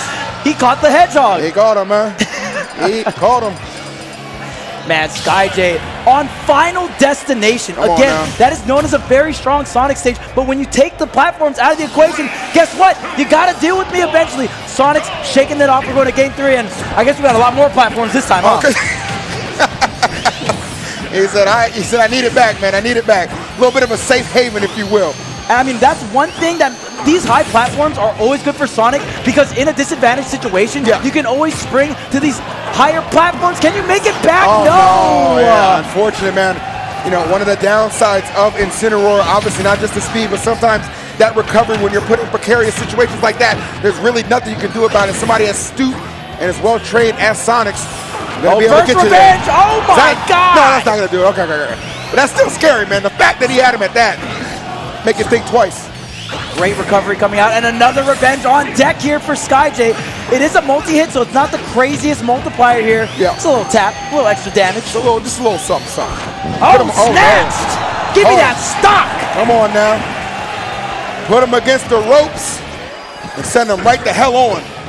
Wow, Skyjay. I cannot believe Skyjay is keeping the stock count even, has even taken a game right now here versus Sonix. I mean, think about it, Charles. He's been doing the impossible all weekend, right? I mean, the fact that he got past Sinji in such convincing fashion, okay? This guy doesn't know what a bad matchup is, bro. He believes he can beat anybody, and that kind of confidence can truly take you the distance. Even at 148, he's still a threat. Sonic's got to put a lot of respect on him. Goes low, able to get back safely. Oh no! Spin on out, baby. The darkest of lariats coming through here for Skyjay. Down tilt doesn't connect, and we've seen what all of this rage can do, really instilling the fear. And this ain't no friendly match. This is tournament. This is where the cat gets scary. 100%, bro. Ain't no time for friends in this kind of battle. And I think Skyjay knows that even at 164, Sonix has to be so careful. He knows the kind of mayhem and damage Incineroar can cause. Normal get up, get it covered, yeah. Nice, you already know. Sonix putting that second stock to rest here. Amazing ledge trap. Backing up this time with the jump. Great stuff to cover and mitigate that Alolan Whip threat. Oh, what's up? Love it. Converting off the revenge as well, getting as much damage as possible. And remember, Sonix is a very light character, and Skyjay making very good use of that. That's the best thing that Skyjay can have. Oh my God! Actually dared him to pull the trigger. Sonix playing out of his mind, so fearless at the moment. All right, he's at 105. He's at 105 though, man. Got to be super careful here. Skyjay lurking, connects with the nair. Let's see what we got on the ledge. Oh, wait a minute. Nice. Down tilt. Oh, not going to connect here. Skyjay hasn't gotten a single down tilt. That's it. That's it. All right, Skyjay. He let you know, Chugga. He let me know real quick. You're calling for it. I'm going to deliver it, okay? All right, man. More on time than UPS. Oh, my goodness. But let me tell you something. Those back airs are delivered at least by Adidas. Those ain't no sketches. Oh, he makes it back. Oh, he's good, no he's good. way. Sonix not ready to panic just yet. That was an insane recovery. I can't believe Skyjay's back on stage, but you gotta do more than that. Only 4% on Sonix here. Waiting out the revenge. The backer getting the sour hit. Jumping to the center stage. You gotta go to ledge now. All right, Skyjay, can you make a miracle happen right now? Sonix goes for a big swing on the fair. Nobody there though, but yes, that's Chuck armoring through that. The recovery, pulling through right now. This is anybody's game, and I do mean that. I'm telling you, Skyjay gets like 3 hits. This thing's gonna be evened up. This is a good percent for Skyjay. He can't really get confirmed by these spin confirms here. But you get put really far off stage by a straight hit. Can you make it back? How does he do it? I don't understand. This cat has got wings. It defies the laws of nature, the laws of Smash. Oh, do you have double jump? No, you go back to ledger. 212%. Bro, this is insane. Skyjay, I really need to see in the low whip. my No! He survives the dash tug though. He's surviving everything. Right now, the cat is on Mission Impossible. Oh my goodness, but there's the landing right now. The dare, Sonix shaking his head. He knows it took too long and had a little too many variables to get that game. Skyjay was looking for just one opening, one opportunity, Charles, to take that one to the moon. If we got a revenge on a big hit, I wonder if 14% was good enough for the KO. I've seen that. Listen, I've seen it kill Maister at like 14% before the hit. The fullest tank of rage, and how did that hit? Hold up. Can I get the frame by frame, though? Right there. That's got to be the wingtips. Yeah, that's got to be the wingtips. Crazy. That is crazy. This character is broken. Somebody explain how that hit. I don't understand. That's got to be the wingtips. If we rewind it, the hurt box shift on the startup of down air is the reason why that fair did not connect. My God, what else does this character need? A frame 2 air dodge, the down air hurt box shift. You got it all. Charles, there's a reason he's the hero of his saga. There's a reason he's the hero of those games. He gets shit done. I'll say right now, Sonix is pretty pissed. He's rolling those eyes, definitely knows this should not be happening in this matchup, but right now Skyjay is just getting the reason. He's playing the matchup so well. I would say what Sonix is thinking is he doesn't think it should be this close. I think that's pretty fair. He does not think it should be this close. But on the other side of that, man, I mean, Skyjay is definitely just a different breed, and he's bringing a lot of fight to the table right now as we have entered game number 4. Skyjay going to try and even the score up right now as Sonix on the move, on the attack, and really maybe just powered up right now, Charles, just out of sheer annoyance and frustration.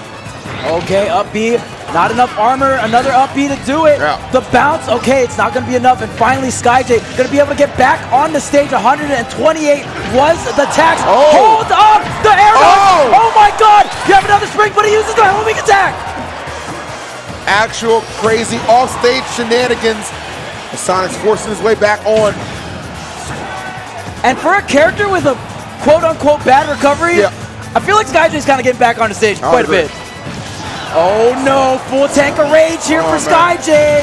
Oh, and Lord have mercy, bro. No. He is actually insane. Did he just edge guard Sonic the Hedgehog? Yes. You see, they say this matchup is unwinnable. They say you should give up, but they ain't never seen Skyjay play. That's the difference maker. That's the difference maker right there.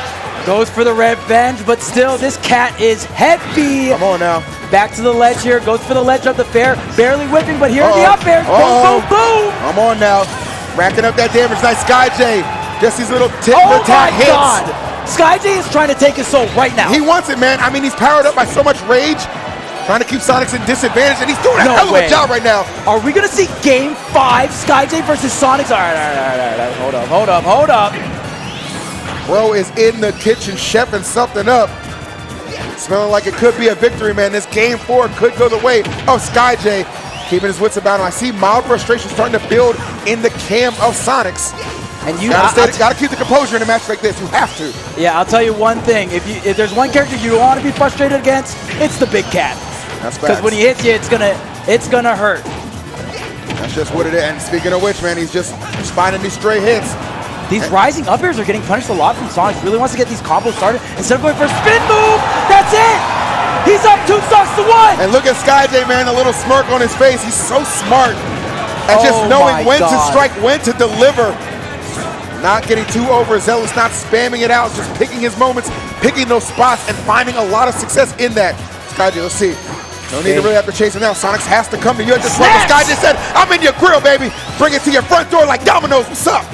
Dang, and so much damage. These call-outs on the spin move. The fact that Skyjay can play around that mid-range, and the fact that Sonix has to respect Incineroar because of that, the revenge, the jab, coming through here for Sonix. This is actually insane, man. Skyjay putting on a masterclass right now. Sonix, though, really so close to getting this stock. Okay, nice fair. Can we get anything off stage? Yes, we can. Good homing attack.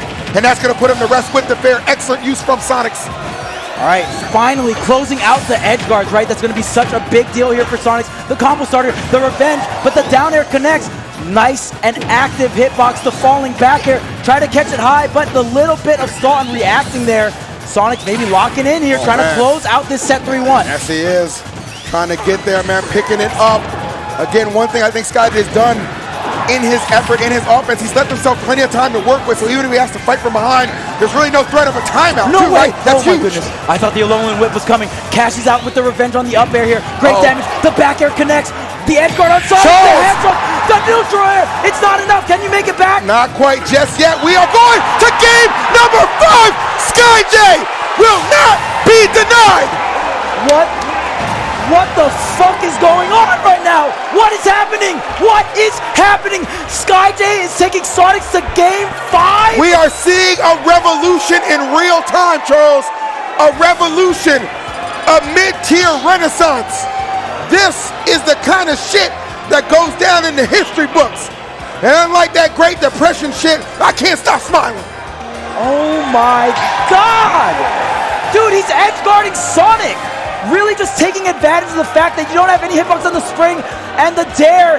Not the main spike hit, but the mix up there. Just getting hit by that sour hit and not going for the tech there. And that's gotta piss you off even more if you don't get hit by the spike. Tell him, Chuck. Because you could have lived. Why didn't you tech? There's so many questions going through Sonic's head right now, and all Skyjay's thinking is, I'm gonna grab you, I'm gonna snatch you up, I'm gonna read you, and I'm gonna move on to winners finals. We'll see if that's gonna happen. Charles said you need to take a page out of Coach's Corner real quick. I'm trying to help you out real quick. I'm trying to help you. But those headphones, I gotta imagine, Charles, they're a little soundproof right now. The only thing that he can hear is the roar of Incineroar as he approaches, and maybe a little bit of the humming from the crowd as they await for potentially the biggest upset of the tournament in winter semis. If that tipper forward smash connects, that was Sonix's sauce for sure. Can we get some damage on the cat though? This kitty looking pretty right now, Chuck, is gonna be quite, and the thing about it too is, the pressure right now is fully on Sonix. Like, it is fully on Sonix to deliver. Skyjay's playing with house money. He shouldn't be here. He shouldn't be winning this matchup. He should not be in game 5. He got nothing to lose. It's all on Sonix to come through. And just a quick reminder, this is winner semis of the tournament. The winner of this set goes to winners finals and fights Tweek. Come on, man. We're changing the game of it. We're changing the game right here. Solid lead right now for Skyjay, not trying to force the issue, keeping some distance between the two. Sonix electing to slow it down a little bit, trying to pick his opening, and that's why you see how much damage he can do when he's able to get in there. Oh, gonna go for the forward air from the sour. Neutral air here. I don't think we have a double jump, and that's going to be a wrap. Sonix finally threading the needle on these edge guards. You need to do that, or you're going to deal with a max rage cat on stage, and you don't want that. And what happened with that, Charles? It all came from what? Just being super patient. Didn't rush in. Just, again, finding his spots. And you're seeing the difference in that right now. Stadium. You know, I know this is Pokemon Stadium right now, but the Hedgehog is moving in and taking over as Skyjay starting to lose some ground and some momentum in this pivotal game 5. The up air, it's not enough, but again, Incineroar with some of the best aerials in the game, and the stock count stays even game 5. Much needed stock for Skyjay. Sonix still, let's see if he elects to keep the offense going or slow it down to a crawl. Nope, offense is going. Oh, the crowd is erupting here for Skyjay. Skyjay with the tech, gets back on the stage. The sour hit of back air Now, Sonix is lurking. Wait a minute, doesn't get stats up. And finally, the first forward smash of this entire set connects for Sonix. Hey, you know what? It had to come at the most opportunistic time for Sonix. He has given himself quite the lead right now, even silencing the crowd a little bit.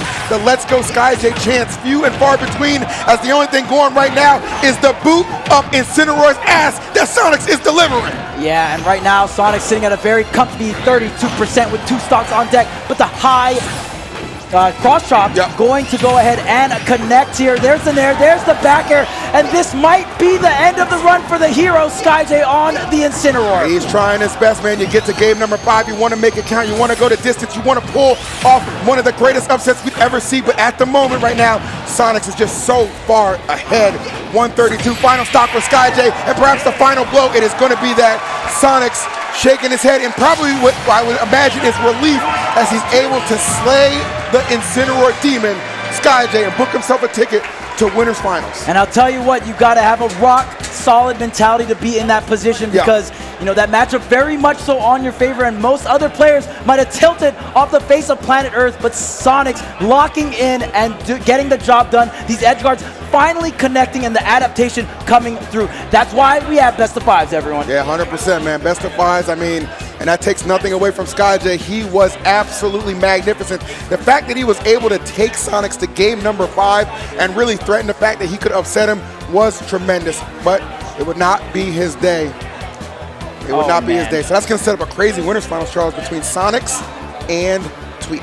Yeah, and I mean, it's so crazy that we almost had Skyjay versus Tweek winners finals of this insanely stacked tournament. Now, if you love watching Skyjay gameplay, well, I got a treat for you. That was winner's side. He's still in this bracket, and we'll see if Skyjay can go ahead and make a crazy losers run. We will see that indeed. But speaking of losers, we are going to transition back into losers because we got some top 6 action to bring you. Now, we talked about at the top of the broadcast how LG was making up what? Half of this top 8 bracket with the players in there. So, unfortunately, some losses are going to lead to some unfortunate team kills, because coming up next, we have LG Maister versus LG MkLeo. And I gotta say, the theme of this bracket is we got the classics, man. We got the classic codes and a lot of amazing players coming through in the building, and amazing characters at that as well. So we got Game & Watch. We'll see if Leo uses the Joker. We've seen historically that Leo has used a bunch of different characters versus Maister, right? I mean, Swords generally thought of to be pretty good against Game & Watch. I feel like Leo just kind of feeling the Joker, though. Feels like a solo Joker kind of top 8, you know? I mean, you know, I watch GOAT Talks. I know he was, it's kind of funny. You have the GOAT Talks representatives going up against each other here with Leo and Maister. But, I mean, they were talking. He's like, you know what? Rob and Joker, that's who I want to focus on going forward right now. Obviously, the Joker has been the main catalyst to a lot of the success that we've seen Leo have right here. Getting through Omega in that Joker Ditto, getting through Oolong against a very talented Wii Fit. Finally able to get a game off Spargo as well. Falls to Tweek in a game number 4, but not without putting up a hell of a fight. So the fact that this Joker is playing so well, so polished, and so engaged is going to give Maister a hard time. But Maister, he's got to be on cloud now, right? He's had a hell of a performance himself. Oh, he's on LG. Yeah, exactly. I mean, true. Good one. Good catch. You look at the fact that he got like 25th or 33rd last year, and now he finds himself in losers top 6. Hell of a turnaround for him. So this is going to be a good battle.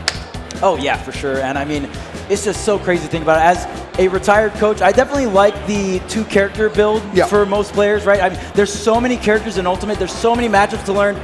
So many stages we have to play on with different variants, with the same amount of platform, but the different heights. There is so much you have to know in the heat of battle as well. It's just so hard to be this good at the game and be on that stage. I got to shout out all the players for putting all the time they do into the game, man. It is very, very difficult, and on top of that, the mental aspect. But I'm a huge fan of just rocking with 2 characters, right? Try to simplify the game down as much as possible so you can put all your energy into the neutral, into the advanced state, into all those fundamental aspects. I'm really glad you mentioned the mental aspect too, man, because I feel like that's such a huge thing. Because one thing about a lot of these players, what is it? The key word for them, expectations, okay? Such high expectations. It's not only your sponsor, right? Your fans, yourself. You know what I'm saying? You want to show up for these events, you want to perform and have a major impact. So, hey, my hat's off to you, man. And this is the tournament to start off your 2024 path on the right foot. So kudos to everybody involved. It has been crazy, man. We are setting up down there again. It's going to be Maister and Leo, loser side, top 6. I want to give a big shout out to, obviously, you know, Max, man. I mean, Max the Max GOAT. and Joe have done so much to make this event just for many years such a staple event. On top of Luminosity getting involved and lending a hand as well, the production, the TOs, everybody comes through. The crowd, the performers, JEs, like everybody comes through to make this event as special as it is. It is the perfect kickoff to a new year for Smash. I always say that, I always will. This is the spot to be. Yeah, and if you've never came to one of these events, LMBM, just one of the fundamental grassroots events of this community. If you've never experienced a real grassroots Smash event, well, I'll tell you what, come to this one. And you also get to explore New York City. We've been going around eating dollar slices, or sometimes we treat ourselves with the $7 slices, you know what I'm saying? Yeah, exactly, man. I don't know where this dollar slice mentality came from. God. For God's sakes, break a 10 and get a good slice of pizza. What the hell wrong with you Come people, on, the dollar slice is a classic, all right? It's the classic, just like we have all of these classic matchups coming through here. So we'll see if Leo goes with the Joker. I feel like you're going to go with the Joker, right, in this matchup. I mean, obviously, you could go Rob, but I heard Zama say, you know, Game & Watch Rob, it's not fun. It's not a really fun matchup. I would not, I mean, for God's sakes, we saw Zama pull out Lucina at some point, okay? You don't want to do that. You don't want to do that, okay? I believe the Joker. Well, I want Leo to pull out Lucina, yes. Well, yeah, of course. I'm a fan, Leo. He is a fan, no doubt about that. I mean, Leo, a couple of different options you could go here. We know, you know, routinely Leo does have quite the skewed victory record against Maister for sure with multiple characters. So he's probably going to feel comfortable either way it goes. Gotta imagine Joker, of course, will be the opening gambit. If things go awry between games 1 and 2, maybe the Byleth, maybe the Aegis makes an appearance. No, but I think it's going to be Joker. And the set with Tweek versus Leo, my favorite thing about that set is that Leo stuck with Joker even after getting 3 stocks. I thought that was the way to do it. No, and I really, like, general rule of thumb in a tournament, if you get 3 stock, it's time to switch. Wrap it up, all right? You know, and then you see what happened in the following game too, right? It was just like, okay. Won the next game. Yeah, exactly. If It took I'm me not to mistaken, task, but I'm going to go ahead and just take this information, apply it, and what did he do? He pushed the game forward. Wasn't able to close out game 4, but nonetheless, he got there. So, you know, it all does add up. It all does matter. And I think I see somebody on the stage real quick. I see Leo. I see Maister. All right. They are here. They are ready to go. And we are going to get this losers top 6 kicked off. Chat, who do you got? Leo or Maister? Let me know. Yeah, predictions down in the Twitch chat. Please let us know who you think is going to take this set. And it's been a while since both these players played. And whenever I think about Leo versus Maister, I think about that one Genesis where Leo just had that crazy sequence with the up air chains and then went for, like, whiff punish the Maister down air with the back air. Man, that, again, one of the many classic amazing sets here we have in Super Smash Bros. Ultimate. They also had a fantastic Grand Finals in Frostbite as well. There's so much history between these two players, but we must write new history coming into 2024. LMBM, losers top 6. All right, here we go. Leo, Maister, another one of those kind of classic showdowns. Again, record very much so skewed in the favor of MkLeo, but at any given time, man, Maister can be a threat to anybody he encounters in the bracket. Leo to be no exception to that, but the Joker looking to come through and continue basically a path of destruction that he's been on all throughout this bracket. And I love the fact that Leo bringing in more technical things into his play. Like we said, in the set versus Tweek, the item control was a lot more on point, and Leo just improving a lot, even with things like footstool gun as well. We've seen him do it a couple of times in this bracket. So really cool to see this new Leo Joker come to fruition. Yeah, the character, man, it's all about, I mean, you're going to bring the character back too. Got to come back with a nice little bit of a tune-up, if you will, right? So Leo really utilizing some new things in that arsenal and kick. Oh, my goodness. And the great thing about that counter, after countering a projectile, you kind of stall a little bit, set up a falling neutral, which is so good. There's no double jump on here for Leo. Yeah, that back air is going to do it. Checkmate situation, and Maister with the perfect execution. Yeah, brilliantly played from Maister, recognizing no jump, no chance. I'm going to find that back there and close out this stock. Does a sensational job at that, but Leo immediately striking back. And that lightweight of Game & Watch, Charles. Yeah. How often do we see that betray the character, kill from center stage? Yeah, and the thing is, it's just so hard to react to that tech, right? That falling forward air, especially if Leo catches you in the air. It's very difficult. So Leo doesn't even go for the jab block, immediate forward slash, just to even catch some other options as well. Here comes the nair, but Leo backing off, not going to convert off that neutral air though, a little bit of a flub. Oh, nice. Boom. All right, easy conversions coming out from Leo. Game & Watch, nice, the dash attack. Oh, more mix-up timing, Louise, he went for, oh my God. Them wings were working overtime to come back from that, Charles. he dipped it pretty low there. He was dippy, man. Just like Maister. I mean, that Arsene not going to have a hitbox Not going to be a tether. I mean, tether's known for being some of the best options for recovery here. But you do have that height, and you're going to be able to have many timing mix-ups that back air off stage. And we've seen Leo get pretty crazy off stage. We're going to be a little bit more conservative, stay near the ledge, try to throw out that active down tilt to get that 2-frame. Nice, okay, Maister smart, utilizing the bucket right there. Trying to answer with the back air, very clean. Hey, using the up air, yeah. Yeah, Leo holding down this right side, trying to get a setup. Might just have it right there. Yes, he does. Leo, best in the business at converting off of that great up air. And now trying to take Maister to task. This lead starting to open up a little bit, starting to bloom for MkLeo. The footstools on OD, Chuck. And just like that, look at what he gets off of the situation there. Kind of resets Maister and beats him out on the scramble. Oh, clanking there, and that jab having pretty good range. And oh, the gun usage, that's the kind of Joker I like to see. Leo fading in, fading out. The funny's coming through here in the building. That's what he's got, Leo. Okay, under a little bit of duress right there from the chef, mix up from Maister. Okay, Arsene about to come out. No way. Did he really just muscle through the bomb? Calculated. Now, good Lord. When Arsene comes out, you do have intangibility, so, you know, maybe Leo took that forward air, hit one on purpose because he knew he was going to transform, you know what I'm saying? I wouldn't put it past him. Surely that's not enough. Okay. All right, but Maister in a world of trouble right now. Jeez. Tries to find a recovery route around Leo, pressuring from the top of the stage, but the up air just waiting for him upon trying to land. Calculated, bro. Calculated, efficient, and damn right scary. Yeah, and I mean, that's the thing about Leo, especially when we kind of crank the history books back throughout Ultimate's history. I mean, this is the GOAT of Ultimate, right? And when you look at his resume earlier on, he didn't really have to do too much of the technical stuff because he was so fundamentally ahead of everyone else. He understood the game to the core, but now everyone kind of catching up, and it's a little exciting, right, in this newer time because there's so many other players emerging, and kind of seeing Leo putting more technical things into his play. So we're seeing a nice mixed bag here as we get into game number 2, losers top 6 here at LMBM 2024. And I think that's why Leo just kind of like, he's so comfortable incorporating that, letting you guys know, hey, I have lost my passion for this game.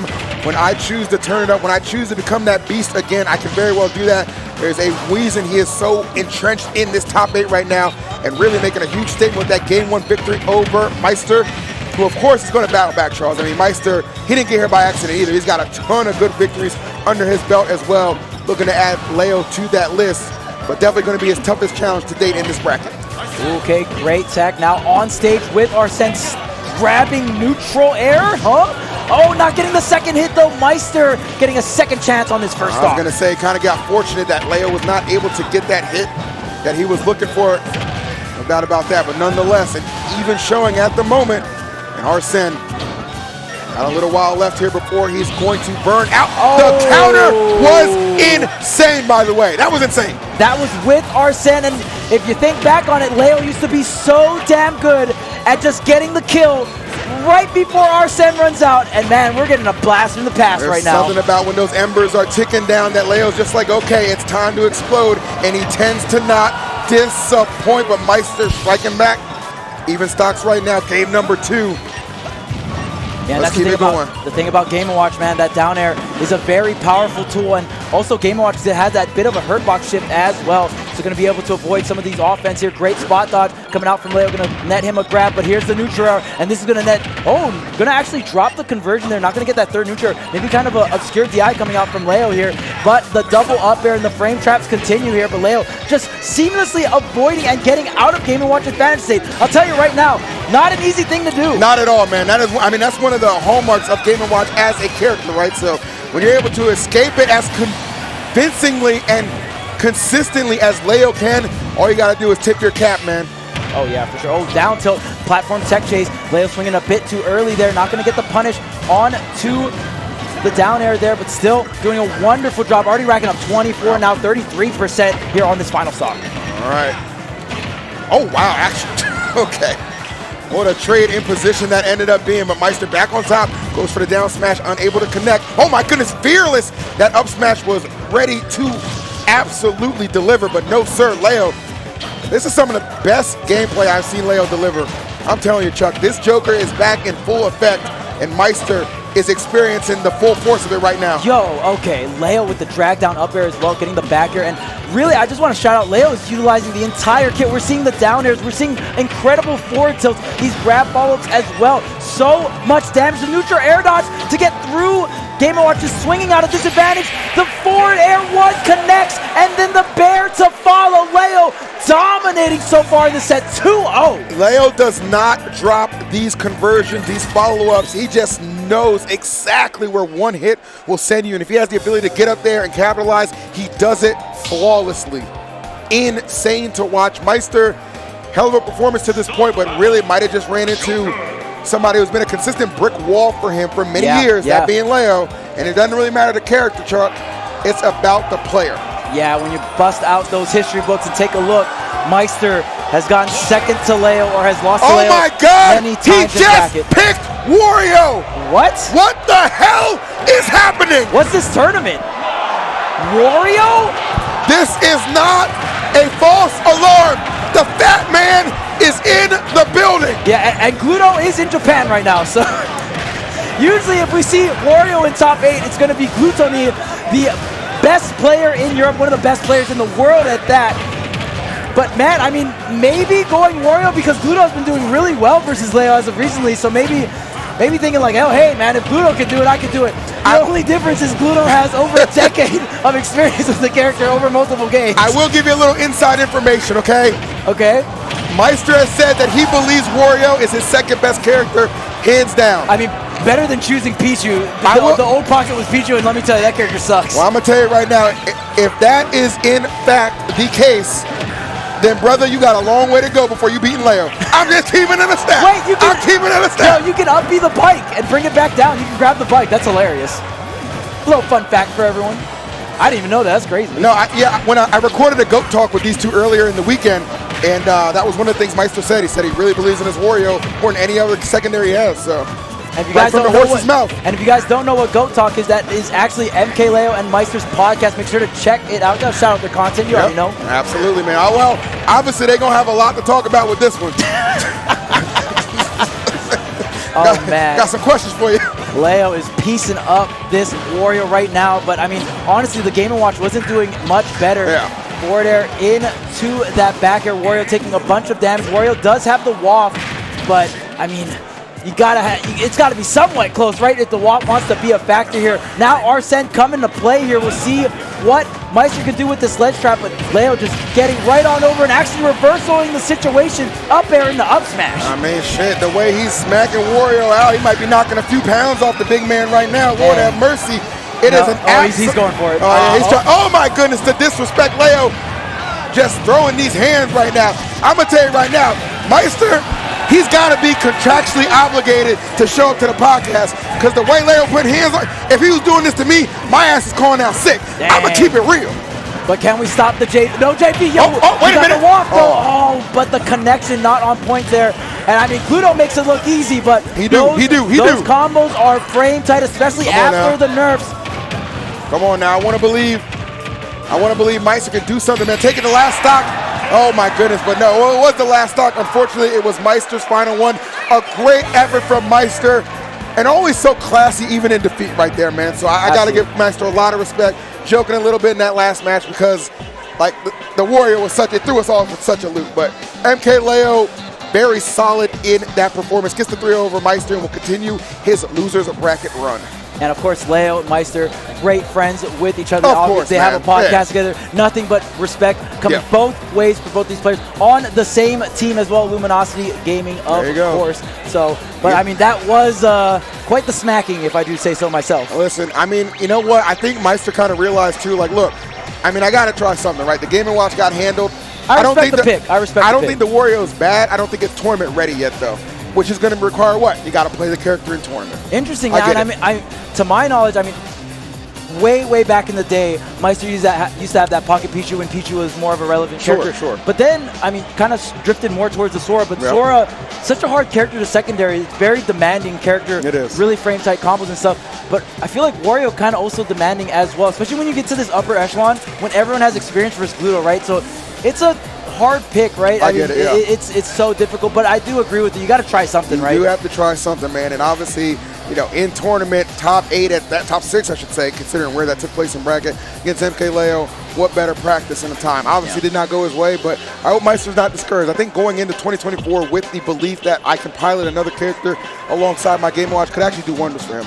Yeah, and I mean, just getting 5th at this insanely stacked event as well. I mean, was able to take so many players into the losers bracket out of the tournament and was just racking up all of those W's for the next Lumi rank. No doubt about that, man. Good stuff to Maister. So we've seen a couple 5th place finishes in our times, and that one as respectable as any you're going to see. But somebody else has to join Maister in that 5th place. Our final match of our block, anyway, is going to be Skyjay taking on Spargo.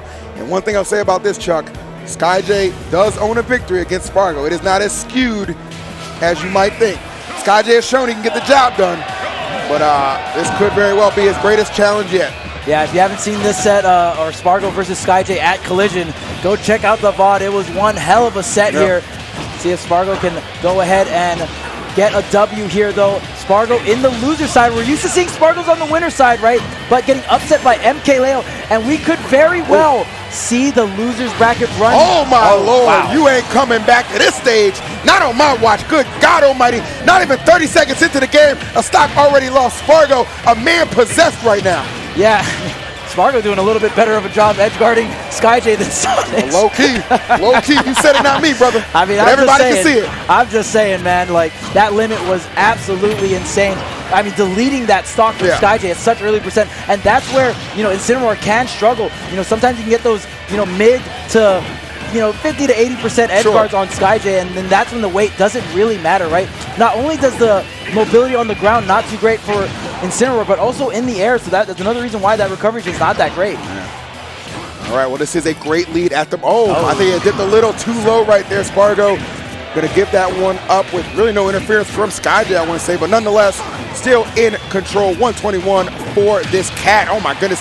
One thing about Spargo, man, he's going to get those down airs, and they going to hurt. Yeah, and one thing I will point out, obviously both these characters can edge guard each other really well. Yeah. And we saw Skyjay edge guarding Sonic, right? And I mean, the same kind of pattern you can use to edge guard Cloud as well. Just drop off that ledge, throw out that nair. It's so good against Cloud. You want that nice, long, active move, but the up smash coming through here, and now Spargo up 2 stocks to 1, real clean. I love how Spargo's landing patterns are always so good because he lands in a position where he knows if you swing and press a button, that up smash is going to connect and just give him such a huge lead, and does not disappoint on that. Skyjay trying to find a way to sneak in, slow down this lead and chip into it. Spargo on a warpath right now. Nice back there though. Yeah, that was great DI. Okay, coming back to the ledge here, and you already know Spargo wants that run back versus Leo. Leo is the one that put Spargo into the losers bracket. It was an amazing set. Yeah, it was. So Spargo is fired up, and not only does Spargo want the run back versus Leo, you already know Spargo wants to win this whole damn tournament. Oh, absolutely, man. Spargo, and right there, the exclamation point put on that first match. Good Lord. And I'll be honest with you, Chuck, I thought for a minute it was a hand warmer, but Spargo ain't even put on his damn headphones. He said, I ain't gonna be here long. Listen, the K-pop can wait, all right? But man, that's just so crazy. The limit cross slash proving to be very effective versus Skyjay off stage. And I mean, it's just when you're able to stall in the air, throw out that many hits, it's that lethal. Even if you don't necessarily get the KO, you really put Incineroar in a really bad position afterwards, right? All right. Skyjay gonna have to wake up a little bit right there because Spargo. Now, okay, there the headphones are. Okay, there we go. He must have heard me. I was just kidding though. I wasn't trying to be disrespectful. All right, here we go. Game number 2, and what do you know, Charles? Not surprised to see this FD pick. Yeah. Obviously a stage that Spargo's going to be comfortable on, but the same could have been said for Sonix, and who ended up winning that game between the two? It was Skyjay. Yeah. He loves FD. Yeah, just taking platforms off the equation here, right? Just go ahead and fight me. And something you can do against Incineroar is platform cap Incineroar, right? And then really going to be much harder to get the grabs of final, really forcing a lot of different interactions that dash attack not going to cover. Great snap coming out from Skyjay. And Skyjay kind of going a little bit too far out there, and Spargo taking that low recovery path. Yeah, Skyjay can definitely be very terrifying. Love that dash attack. Great burst option that Cloud does have. Oh my goodness, with the pickup from the down tilt. Absolute insanity. Stalls a little bit with the cross slash and just a hair off of connecting that dare. Oh, man, talk about something that really could have shifted the tide of this one, Charles. No parry on the last hit there, so Skyjay just standing there. And yeah, wow, great punish on the down smash there. Spargo taking a bit of a risk and paying the price. All right, a little overzealous. And this is what Skyjay loves, man. You have no choice. You got to land right on that field and scrap with me. No platforms in sight, but plenty of rage to pump him up right now in this predicament. And the great thing about Revenge too, you can hit shield and you get the power up without losing it. You only lose it when you cash out from the damage. So much time goes through, or you take so much damage, or you get grabbed. Oh, wow. That's the cash out. He got him. What? That's the cash out, man. And that forward tilt, one of the strongest forward tilts in the game. Good Lord. And it's so active, and I'll tell you what, there's no soft hit on that one. Yeah, this is kind of insane right now, the way Spargo is getting handled right now. 170% though. How does Skyjay do it? Finally closing out the stock, but Cloud is notorious for, it's really hard to live at such high percents against Cloud. It is. Because there's so much good stray hits that really just get the job done, right? Hold on. I like the idea. Yeah, I like the idea too. Spargo definitely trying to get that stock off as quick as he can. A grip would be very helpful right now. Skyjay taking a couple of up airs. Let's see. All right, landing aggressively. Nicely done. Love that. Able to just avoid every cross-slash attempt. Okay, getting back on stage. Back air. Gonna go for the early. Oh, but he goes for the fade back on the cross chop there. Dash attack does connect, but Skyjay, if you're hitting up across the stage, it's not gonna be it. Still alive here. Oh, able to get back on stage. Spargo not able to find the back air. That was terrifying. Spargo at 70% on this final stock, just getting caught up in the clutches of Skyjay, who's just unleashing at the moment. The up air still not gonna be enough. 160, this is a scary cat, but able to slay it right there, Spargo. Still with a gas here, but perhaps not. Okay, directional air dodge, still got the double jump on deck, but really, again, Skyjay kind of going a little far out there, not covering that really low recovery path that Spargo is going for. Okay, there's the limit used for the neutral. There's the grab, slowly but surely tacking on some damage here and there. He's picking on the right reactions, but Skyjay still in firm control. 168 for Spargo, and that's gonna do it. Skyjay turning FD to a litter box and shitting on Spargo as he wins game number 2. Let's go, Chuck. Damn. Let's if you thought Kazuya was crazy on FD, well, let me tell you about Incineroar right now, because Skyjay hasn't lost yet on this map. Come on now. In top 8. Come on now. Come on now. That man said, I own this stage. Man, when you got to scrap the cat, it's not too good. That ain't, come on. It ain't. It's not going to be a fun time for you. On FD, it ain't what you think. It ain't what you think, guys. Game number 3. Let's run it up. Man, Skyjay really bringing the energy to this cast, to this top 8, to the crowd right now. Everyone loving this gameplay. And man, back and forth between these two, Spargo versus Skyjay. Go, down throw, forward smash. We're doing the raw combos out here. He said we got those, Charles. We got those. Straight up, let's go. Oh, another one? They tried to get the back-to-back revenge. I like that stacking up with the up airs, kind of early reminding you, okay, when I got platforms in the occasion, I can really make these hits count a little bit more. Boom, the cash out from 30 to 90. That was real quick here. And the revenge on the limit up B charged up and try to get another snatch there with a lowland whip, but no neutral air.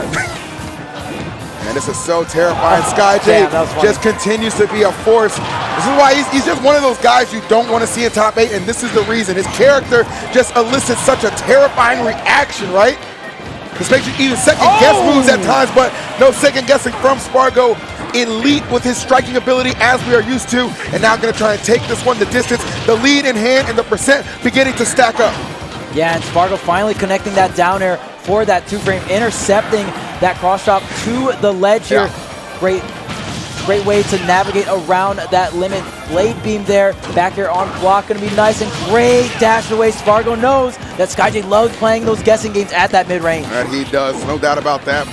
Spargo doing a good job keeping the distance, slowly but surely charging up the limit as well. Himself a little bit of an insurance policy if he does get off stage. Nicely done. A little wild from Skyjay right now. He's just kind of throwing out these hits, trying to get something to connect, and Spargo perfectly done. I like how he just kind of turned a little bit away and then dashed back immediately. That dash attack, again, one of the best moves that Spargo implements in his offense. Yeah, and that's so great too, because you cover the air dodge and you also cover the revenge as well, right? And that's something that Spargo has taken so much damage from. Yeah. Because there's so many frame traps you can do with Cloud, especially with falling up air, but you know, sometimes the frame trap's not going to be too effective against some of these characters with counters. Oh, nice, all right. Ooh, great punish on the revenge there. Yeah, able to get that secondary hit. That fade back air, not the revenge hit, the fire that comes out, not going to be able to hit Spargo, so Spargo able to punish that. Spargo, with the back throw. This is a really bad position here for Spargo. Yeah, overshooting that ledge, trying to just get some additional damage, but at what cost? He's able to at least make it work for him, and he does get back to the stage control as well. He is juggling Skyjay right now, taking all kinds of percents. I'm out. That's it. Skyjay trying to get the hug with the side B there, but nice. Spargo not giving it to him. Now limit is online. Spargo can go really hard off stage, but opting to go for the 2-frame on the down air here. Now you're going to have to limit for this recovery. No, able to keep it ledged up into the limit cross slash. Surprised. Oh my goodness, I was going to say surprised there was no opportunity for Spargo to get punished there, but he's able to get back safely the back air to seal the deal, and that's going to be a 2-1 lead for Spargito, looking to go and close this one out in game number 4. Chuck, this tournament has been bananas. These matches have been insane, and I'm going to be honest with you, give me game 5. Give me a game 5. Skyjay, clutch it out.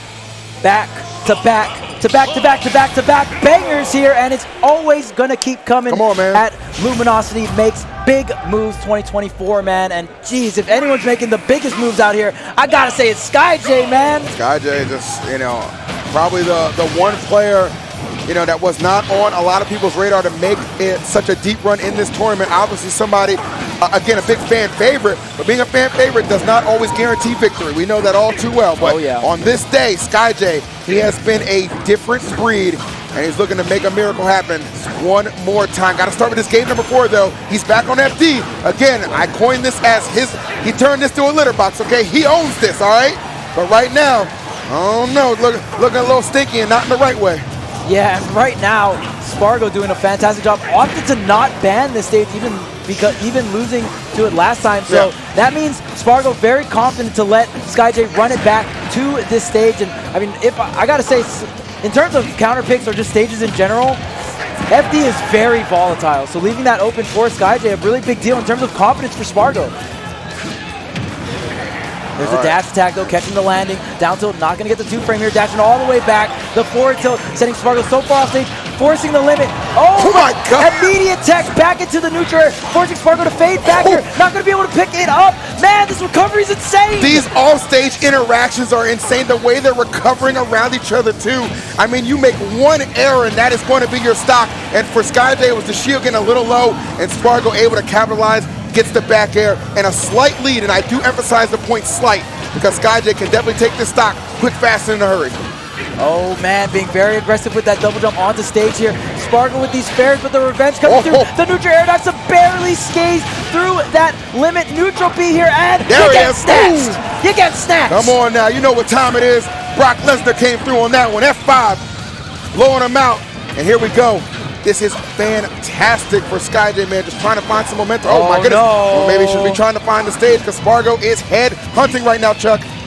Yeah, and these back airs, if Spargo max faces them, we already seen that he can punish the revenge. So you can go ahead and revenge these back airs, but if it's max phase, you're going to get punished anyway. I don't want to say it's Joe over, Chuck. I don't want to say it's Joe over, but Spargo, oh my goodness. It might be. If it's an election year, I think we know who's winning that.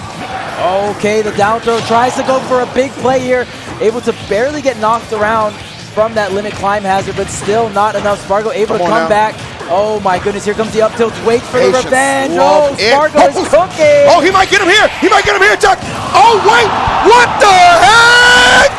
Did Skyjay just maybe he DI'd up, but how are you ready for that tech, Skyjay? How are you ready for it?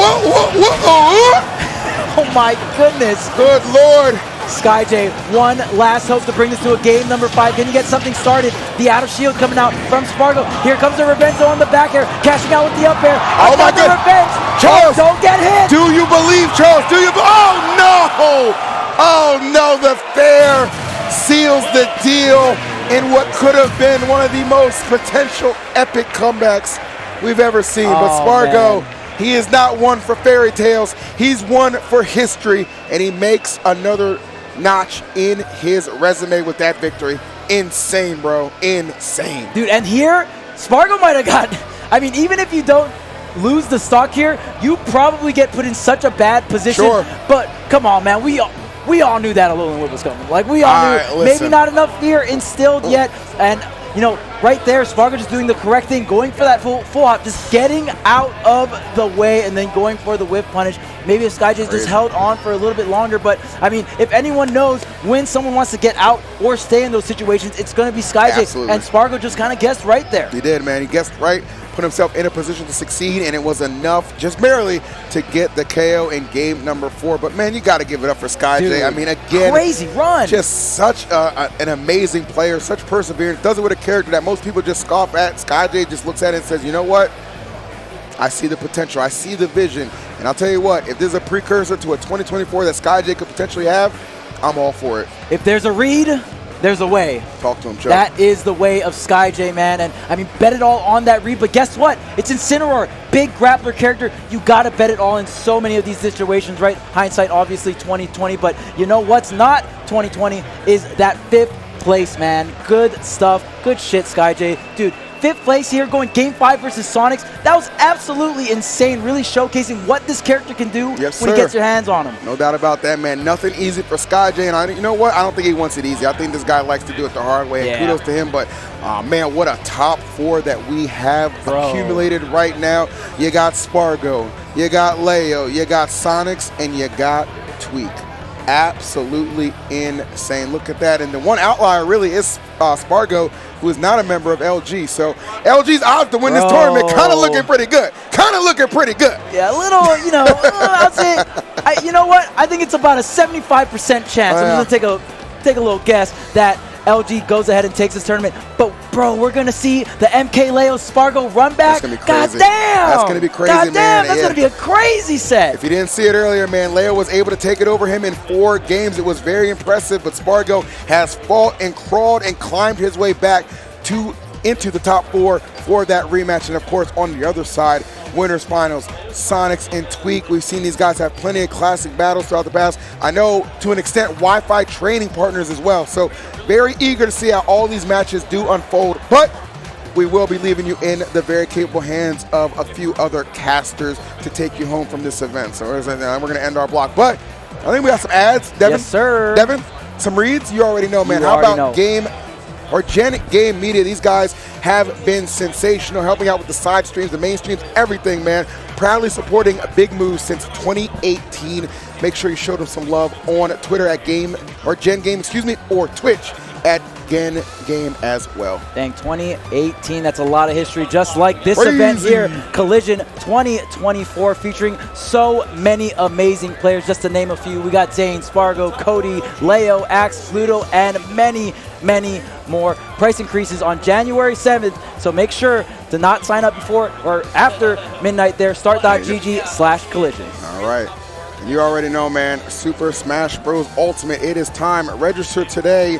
Start.gg/DTNX. You're probably wondering, well, E, what is that? It's Defend the North, baby. So you already know, if you're from the north side, show up and do some work August 2nd through the 4th. Hope to see you there.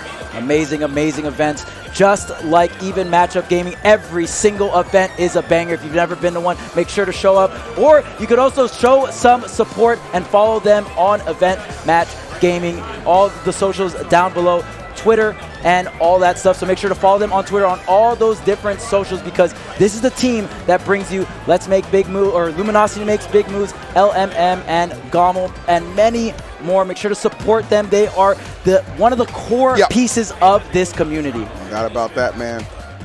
And of course, nobody knows your community like, well, your community. Farflash, the official social media coverage provider for Luminosity Makes Big Moves. Visit farflash.com or check out @Farflash Group, and let's start planning your next grassroots engagement campaign. I'm going to be real with you. You need to plan a better slide. What the heck is this? Goodness. And of course, well, here's another banger event provided by EMG. This is the 10th year anniversary. Dang, 10 years of Get On My Level. All single sets, best of 5, worldwide top talent, 24-hour hotel venue downtown, and triple deck after boat Party Cruise. Remember, this is the event that started it all here. Got so many amazing games: Tekken, Ultimate, Rivals, Street Fighter 6, Melee, and Guilty Gear. Make sure to use the code GOMMELX for $5 off, $60 venue fee till 1-8. May 17th through 19th, 2024. Start.gg/Gommel. There you go. Big facts. And shouts to the homie Cryzen, professional graphic designer and video editor for hire, man. You've seen that beautiful work done for Luminosity Makes Moves. Luminosity makes moves in Miami, and of course, get on my level. The homie, the contacts are all down there. And let me tell you something right there. Personally, I know I'm gonna be hitting them up. You need to as well. Sensational work. Sensational. And of course, if you love watching these events, well, guess what? Like many things in this world, it takes a lot of money to put them on. So if you want to show some support, let's make merch moves, Ren. Support us on start.gg/LMBM/shop. All right, and of course, the one and only House of 3000. Love these guys. Don't always get the recognition they should, but damn it, you know when I'm on the mic, I'm going to tell it like it is. House of 3000, the best in the business. You can hire them at events at houseof3000.nyc. Check them out on Twitter. Check them out on Twitch. Check them out on YouTube, Discord. I don't know what that butterfly thing is, but you check them out. The Blue Sky. Check them out on Blue Sky as well, because when you go with House of 3000, the sky is the limit. Exactly, and that's why also House of 3000 runs so many of the best events, including Watch the Throne, so you already know. That's facts. And of course, Nickelodeon All-Star Brawl 2. Check out Mr. Krabs and many other Nickelodeon characters that can just brawl it out. Fantastic platform fighter. We actually had a tournament here at this event as well for this game. It was great. It was fun, so make sure to check it out. All right, guys, that'll do it for us, man. As per usual, it is an absolute honor to bless the mic. Of course, one of my best friends here, Charles, shout out to Haz, who was here earlier as well. We're going to leave you in the capable hands of Rod, Coney, and Max to get you home. But until next time, you guys take care, and we'll see you on the other side.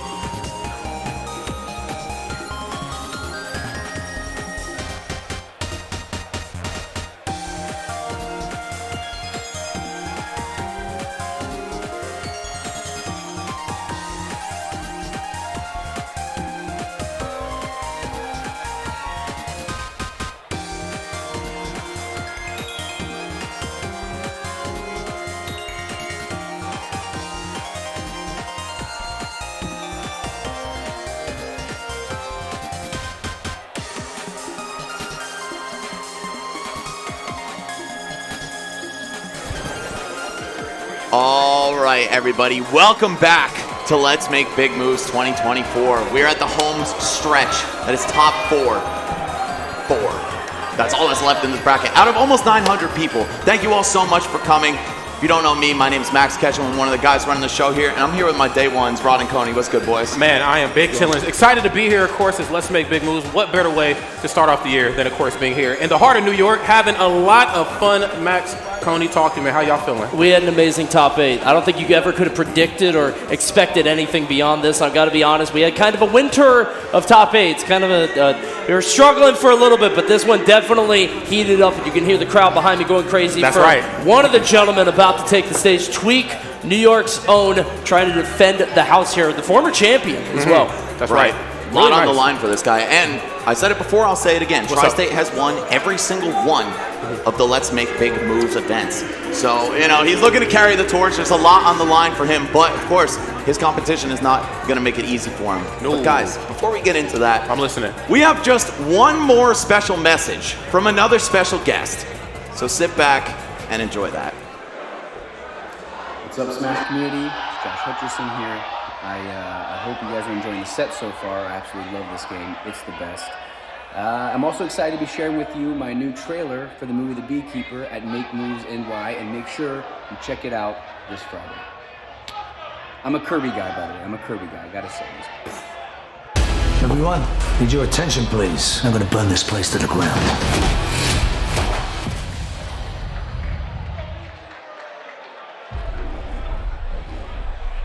You're a blessing, Mr. Clay. This place was crabgrass and weeds, and you brought it back to life. Mrs. Spargo and I were friends. She was the only person who ever took care of me. I just got a message saying that there's a problem with my computer. Yes, ma'am. We got this. Yesterday, she shot herself. This is private property. Do you know what they do here? Scamming the weakest in our society. Buddy, on count of 3. 1, 2, 3. There, I did it for you. I'm gonna burn this place to the ground. Will you stomp his ass out? You're telling me one man did this. The only thing you know is he's a beekeeper. A beekeeper? Well, that's not good. Beekeepers is a special program outside the chain of command. I protect the hive. When the system is out of balance, I correct it. We have laws for these things. Until they fail, then you have me.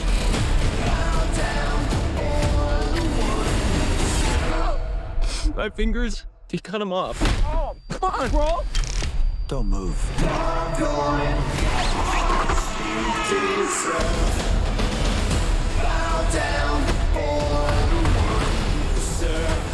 This is much bigger than a little phishing scam.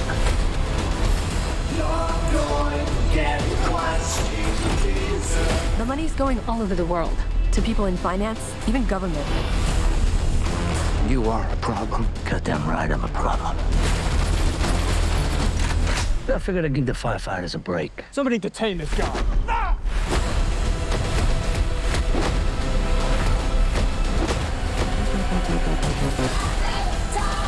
We have to kill him before he kills his way to the top. Honey? It's flammable. Oh no.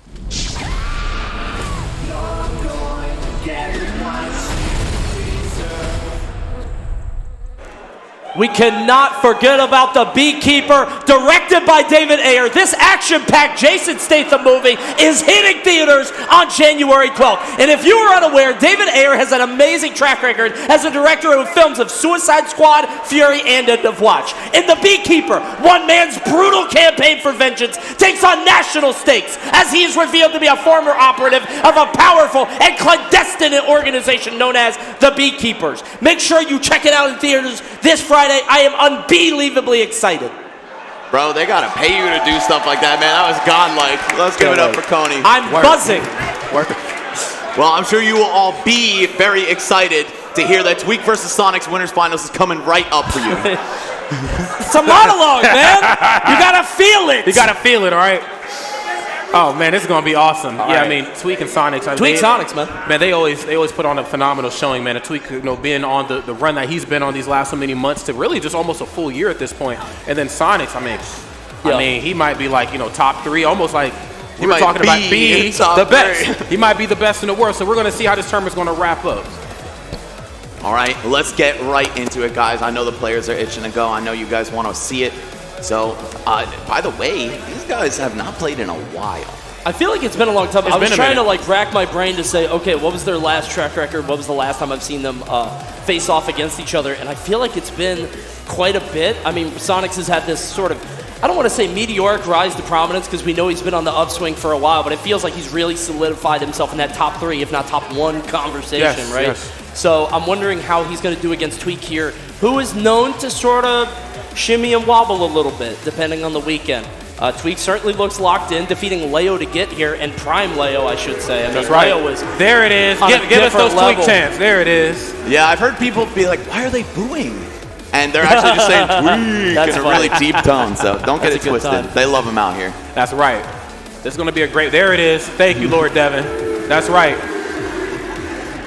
All right, and this is kind of a throwback to last year's top 8. These two, I don't believe, even met in bracket during that, but Tweek won the tournament. Sonix almost made it happen, falling just short at 3rd place.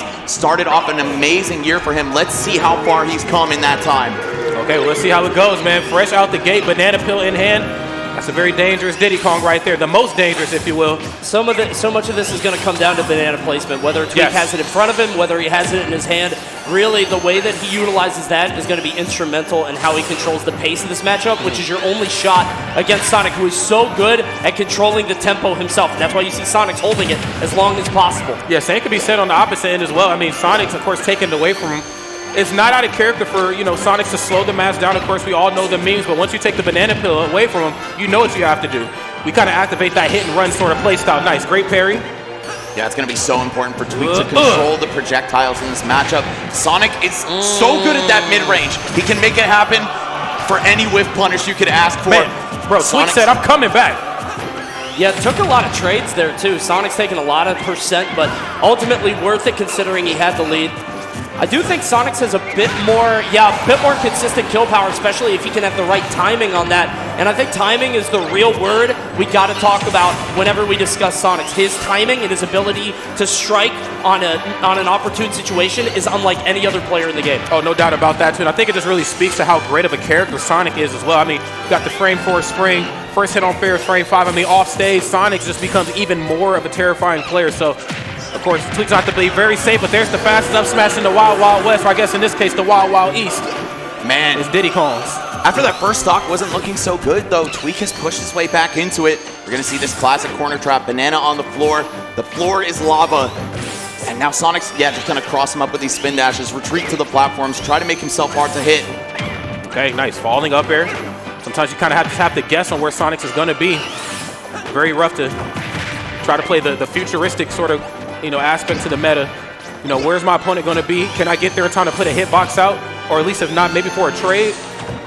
Yeah, he's really looking good here. You can see Sonic really trying to prioritize that banana, getting it as quickly as possible, holding on to it. It's just another mix-up in his repertoire. He could just kind of sit in the corner, wait for the spin dash, and there's always the opportunity to just throw that if Tweek gets a little too froggy. That's right. Of course, springing to life at the ledge there. Dash attack right into forward air. And of course, slip on his own banana peel. Sonic, of course, some of the strongest grounded options in the business, dash attack being one of them. Standing jab. Can't quite check the temperature, but this is good right now. This kind of goes back to what we talked about before, Cone. You talked about the importance of the on-stage gameplay, really just the timing that goes with it. We're seeing that aspect come to life off-stage, too. You don't want to get taken for a ride in Sonic's Uber. Both of these guys have become kind of a known to slow play. We know that Tweek can dial it back quite a bit, wait for his opponent to make a move, and then strike. But I think that's going to be his biggest challenge, because Sonic's the master of not making that first move if he doesn't need to. Obviously, we could see him turn up and get aggressive, and we'd see Tweek do the same. But we are seeing two immovable objects against each other. Oh, so smart. Barrels are out. They're gone. Yeah. Okay. That could have been a very favorable trade, right? The barrels do upwards of 20 damage. Spin dash, not even close to that. It's not going to work out that time, but something to keep in the back of your mind as this set progresses. That said, Sonix with a stock lead, man, that is absolutely terrifying. We're going to have to see a rush down Diddy Kong from Tweek right now. Not the character's strongest suit by any means. No, absolutely not. I mean, of course, you know, we have these two platforms in the middle of the stage that allows you to kind of increase your mobility, but, you know, that's, of course, with the implication that you have the lead. You know, when you're playing from behind, it becomes that much more of a struggle. Just in there, nice. Yeah, we're going to need a big string here to be able to follow up. Gets the forward air. He's up smash. The territory, you know, we're in up smash territory here. Going to hit. Yeah, okay. Weird scramble there in the corner. Nothing really coming out of it. Yeah, Tweek not sure if that second jab was going to connect. Didn't want to be ultra unsafe, swinging the third one. Either way, it's starting to get a little bit closer. Sonic's really bleeding out here. One up smash will do it. But Tweek, you got to find the setup into it. It's so hard to find these stray hits on this guy. That's right, and this match is unfortunately starting to trail out of control here. I mean, again, Banana Peel back in the ledge. Diddy Kong, of course, in the corner historically has been one of the most dangerous characters in the business. You know, with down tilt right into forward air. I mean, really anything that Diddy Kong kind of wants to make up on the fly. They can get it done. There's the spring, though. Almost got it done right there. And I don't know how confident Tweek is that he can actually land that, which is why you're seeing these kind of wild up smashes swing. Sure. Not even when Sonix is near him, trying to catch him. We saw Skyjay do the same thing with an up smash in an earlier set. It just feels like they're not able to react to Sonix's timing, so they're just throwing it out saying, hey, I hope this works. That's right. Hey, well, there's one right there. Tossed out the monkey flip. The first one kind of came back to bite him in the butt, but that one, of course, X marks the spot. But at 126%, I can't help but to feel a little nervous right here for Tweek. Especially with the clock dwindling down, only 2 minutes remaining. If Sonix wants to take advantage of that, he certainly can and will. Yeah, just going to keep resetting to the corner. Throwing these spin dashes out. The high recovery. All right. Keeping it fresh. That's right. Oh, yeah, just arms of the angel right there. Back throw off stage. Sonic, of course, can go for spring. He can, you know, try to play the ledge trapping game, try to hold you down with dash attack. Nice frame 5 on the starter, but it looks like we're going to go for a back air. Center stage to get it done. Sonic goes up. Game number 1. Yeah, looking so good here. Definitely a hot start to the set. And again, they haven't played in a while, right? So Tweek kind of has to get back in his element. I mean, same could be said for Sonix. There aren't really top-level Diddy Kong players out there like that. Sure. So maybe a few reminders are needed on each of their parts. Yeah, I'm going to have to agree right here. Let's go ahead and take a gander at these replays. Let's relive the magic of game number 1, Banana Peel. And again, Coney and Max, kind of like how you guys talked about before, just really where his place really made all the difference, whether it's in one of the opponent's hands or not. But sometimes you just got to throw caution to the wind. That was really good. Monkey flip, the kick at that. Sometimes you got to trade a little percent to get a little percent, you know what I'm saying? So looking good. Sonix, of course, still able to mount that victory, but curious to see what Tweek has up his sleeve for game number 2. Just back to PS2, it looks like. I'm not sure really what the right answer is here for Tweek, just because you do need the space to run around like PS2, but at the same time, once you're on top of Sonic, it feels like Diddy doesn't get as much as he would like, of course. Feels like he can get his normal bread and butter, get the combo strings, whatever, but considering how much damage Sonix can do from a distance in that burst range, that mid-range, I don't know. You need a lot more to outpace him. Yeah, it's another weird up smash. Yeah. These are two characters that really do excel in that mid-range. Diddy with the banana, Sonic with the spin dash. Just got to be so careful in the neutral. But one thing I want to point out is that Sonic can hold on to the banana and still have access to all his B moves, namely that one. Whereas most characters, their ground moves are off the table. Yeah, I think that's huge. It's a lot of leverage right here in this matchup. Of course, Banana Peel back online. I love this stagger. Dude, this is what I'm talking about on the timing, by the way. I love that down air on the shield because there's that stall and fall, and it got Tweek to think he was safe. And I love the weight on that forward smash. If he was just a few frames off, he might have been able to get the kill there. Uh-oh, air ball back to the legend. Yes, I have to agree with you, Coney, right there. That false sense of security that he gave off almost paid off for him. Banana Peel in the corner, but Sonic's right here, yes. Down tried to go under PS2. That's right. Tried to go under I can't. Yeah, you don't see that too often from Sonix. Normally he's so controlled off the stage, on the stage, doesn't matter, but still he's going to shake that one off, try to keep it rolling. Tweek will take full advantage on the other hand. That's right, rolling back in with the spin attack. Opposite side of the stage right here. Banana Peel starting to play off a little bit more in Tweek's favor. I like this. Again, the manageability of your only tool, but the tool right here that is really the bane of a lot of characters' existence in this game. Tweek doing his best to escape the corner here. Throws the banana out as a bit of a distraction. Sonix is going to pick it up, and suddenly we're back to neutral. Whoa, almost. Okay, not the right hit on back here, but we'll still take the damage nonetheless. Frame 4 on the startup with spring. Trying to catch him. Oh, and then the run off forward air again. Yeah, that's easy money. On stage, you know, it is what it is when it comes to percent, but off stage, you only really see it when it's time to KO.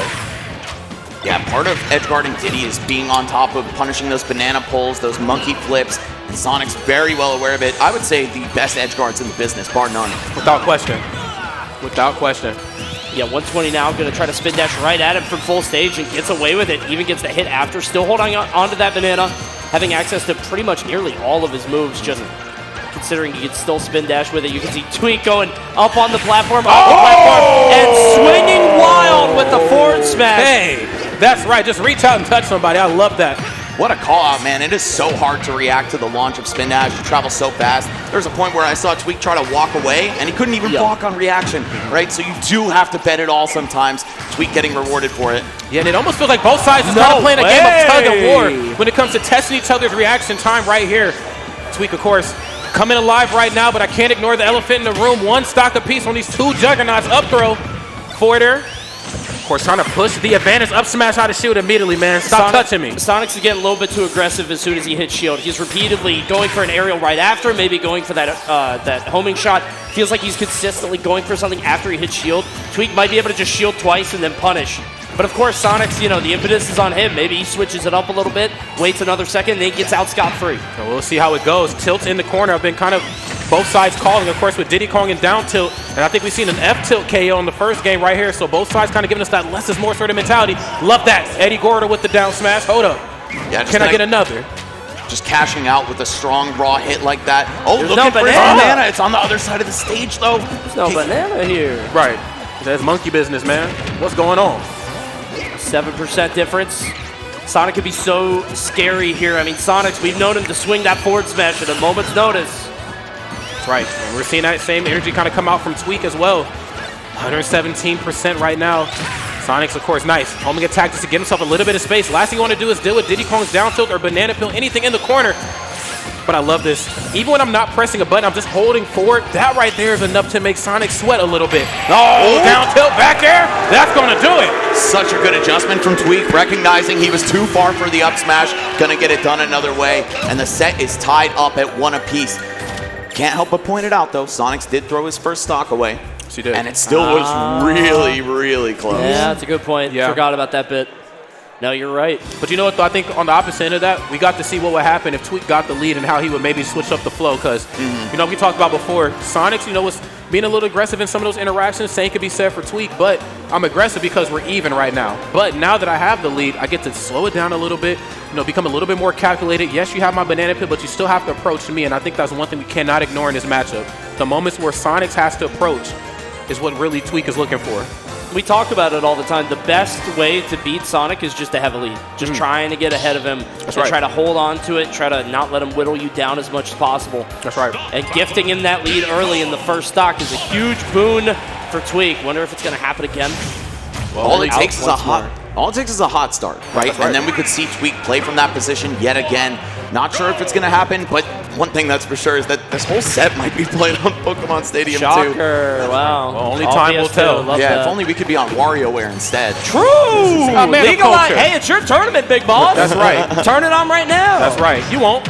Look, I'll ban Steve and WarioWare if I damn well please. Oh, man. All right, well, only time will tell on how this matchup is going to play out here. Don't let Sonix hear that, though. We'll see how it goes. Of course, dash attack, breaking that zone.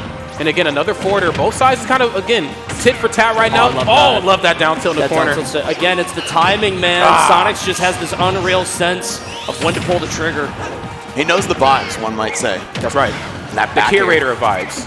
Oh, that is a huge hit. Putting Tweek at the ledge. Gets away with it, though. Okay, the roll on stage. Banana is out, but he's just a little unsure of himself.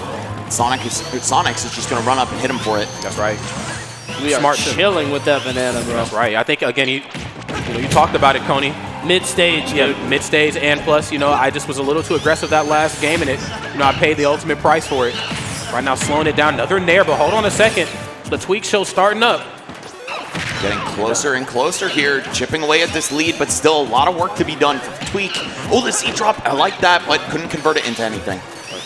28 to 93 now. Hold up a this is the second. opportunity, where Diddy starts getting a little mad.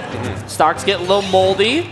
I mean, that back air, you know, if we get a down tilt back air near the ledge, that's the thing about Sonix is he likes to sit over there, but if he waits a little bit too long, if Tweek can close that gap. Okay, yeah, banana pills towards center stage, and this time no more gap to be seen. Just, again, trying to force the advantage on one side of Pokemon Stadium 2 here or the other. Neither side giving each other anything. I love that banana peel again. And then there's the spring. Love that. Of course, that's so smooth. I mean, again, Diddy Kong can recover from some vast distances away, but it's the startup frames right there on Sonic's up B. Frame 4 startup, got that active hitbox on the way down. Sometimes it's just too big of a task for Diddy Kong to move around. But speaking of move around, my boy. You're too close for comfort. F smash shuts it down. Yeah, gonna cut that lead off at the head here. It is dead even, folks. Still a good chance for either player to take it. Again, Tweek needs that hot start. He needs to hold on to a lead, push that as far as he possibly can. Sonic also doesn't have an easy time approaching. No, he does not. Yeah, if we see him get that, 40% Tweek start that we could sometimes get, banana drop, maybe a dare, some of that really strong stuff, but I haven't really seen much of that from him. Just kind of been whittling the stock down very slowly. Once again, Sonix has the banana in hand, not going to let it go. Yeah, he says, if you want it, you got to come take it from me. And I'm not going to make it easy. Come and take it, brother. That's right. And this is tough right here. I mean, again, also when the banana peel is not in play and they do close the distance out, Sonix will sometimes kind of back off a little bit. Again, I would just go for a standing jab, quick option. We can check each other's temperature. Love that. Fair on the mash out. Where are we going? Oh, my goodness. It tilted really up for good measure. Yeah. He tilted that up, but I like that Sonix let it go. He lets the smash attack go, says this isn't going anywhere. He's not going to sit there and hold it and then get punished. That's a Love good that point. he recognized that. I gotta say, I'm loving these measured approaches from Tweek. He'll do a lot of walks because, of course, you can't block out of your initial dash in this game, right? The second you commit to anything, whether it be a dash or an attack, Sonic will just come right in there with that spin dash, blow you up, and deal a ton of damage. So Tweek is making sure to avoid that at all costs. But yeah, the reaction, the patience from Sonic, that's what's winning him these sets. Yeah, again, slow and steady certainly going to win this race. And Sonic's, of course, kind of being the curator of this sort of mentality here in Smash Ultimate. Nice banana peel out of play right there. And yes, the one moment I see you misstep on that banana peel, and I'm in your face. Even worse, I'm in your face, I'm taking it from you. Throws it up, nice. It feels like every time Tweek gets an answer, Sonix changes his approach. Like, Tweek was going for these weird, platform drop neutral airs to try to intercept him. Sonix is like, okay, and then he just waits a second and then lets it rip later. Yep. Yeah, you gotta call his bluff. You have to be super tuned in to when he's gonna let the spin dash rip. Otherwise, he'll just win in the patience game over and over again. Dash attack to break the ice, though, that's the scariest thing about Sonix. He can turn it up at the drop of a dime. Yes. I believe his dash attack being just a frame slower than Fox's to put it into perspective for people. So it's a very good dash attack. Again, that mid-range game just becomes that much more dangerous when he leans into that. Nice! F-smash into the corner. Banana peel back in hand at Gavin with the lead. Let's see what they're going to do to hold on to it. That's the fear when you play near the ledge. When you're near the ledge the entire time, it just takes one slip up to lose your stock, get 100%, especially if you're not sealing the deal and taking care of your opponent. He could have killed with a forward tilt, could have killed with a bunch of stuff, but Tweek sneaking past him, and again, earning back the lead, or at least the even stock here, as he lost his stock right after. That's right. 2-minute warning now. That's right. Time's of the essence here, friends. A lot on the line, even with the next interaction here. It's going to set the pace for things, okay? Sonix dealing nearly 30, over 50 damage. Conversions are ridiculous. Yeah, quick get in and get out. Not trying to be here too long. Of course, at 51%, I can't help but to feel like a long string is coming on Tweek's behalf as well, too. Sonix, excuse me, very well aware of it. Starting to cool his jets. Seen a lot more charging in the corner. There's the throw. DI on that, actually going in. And Tweek not able to follow up with the back air. About a 30% differential if this does end up coming down to a timeout. Not really, I don't know how likely it's going to be. I mean, with the way Sonix is playing for it, Tweek is not, clearly. But that may shift in just a moment. Gets the back air, Tweek off stage, does have banana. It's springtime. All right, approaching that 1 minute mark, you know the pressure is on. Particularly for Tweek, he's going to take a huge damage swing right there. Still down by just a little bit, but that was a big dent. The reads! Wait a minute, that's right. Every hit counts even more right now. Banana peel in the corner, that's me the fake out, not looking for the regrab. Oh, you tried it. Whoa! Ambitious on that up smash. A little surprising. Oh, the standing jab. The ambition is most certainly here, Coney. Dash attack again. Stay away from that. There's a 6% differential, but there's no way we're going to time. Not with these percents. No. Right now, 132. Going to get the knockdown. Hit and run. Wait a second. 142%. Sonic's in a little taste of his own medicine right now. Yeah, you don't need to do anything here. Oh! Whoa! Is that it? Yes, it is! Just barely enough. The forward air closes it out. And Tweek winning the rubber match here Up 2-1 on Sonix in the winner's finals. Yeah, no SD on that one either. Just kind of beat him over time very slowly. That second stock was the deal breaker. That was the momentum swing because Tweek was on the ropes. He was at like 150, I think. Sonix only at 110. Yep. And he caught him with that ridiculous call out on the side. And that ended Sonix's stock way earlier than it should have. Yeah, that was really smooth. Again, both sides just testing each other's patience, And, you know, more importantly, that game of chicken starting to, you know, maybe lean more towards the favor of Tweaker in some of these interactions right now. Of course, Banana Peel not quite getting the job done because Sonix, of course, still playing absolutely out of their mind when it comes to taking that from them. But, you know, where you lose one aspect of your toolkit, it's time to let some of the other ones shine. And we got to see more of that frame 4 down tilt come through from Tweek when I decided to break that zone. Banana Peel back on lock right here. I'm in the Pokeball. Come see me, man. Oh, big break here for Tweek. Bear, dash attack, and then a couple more bears after that. Oh, he's cooking. Oh, and a big trip. Ooh. Woo. Ooh. We're up to 88 now. Has the banana as well. And again, this is where he could slow it all the way down if he wanted. I mean, if he wants to sit in the center, that's fine, but doesn't really need to.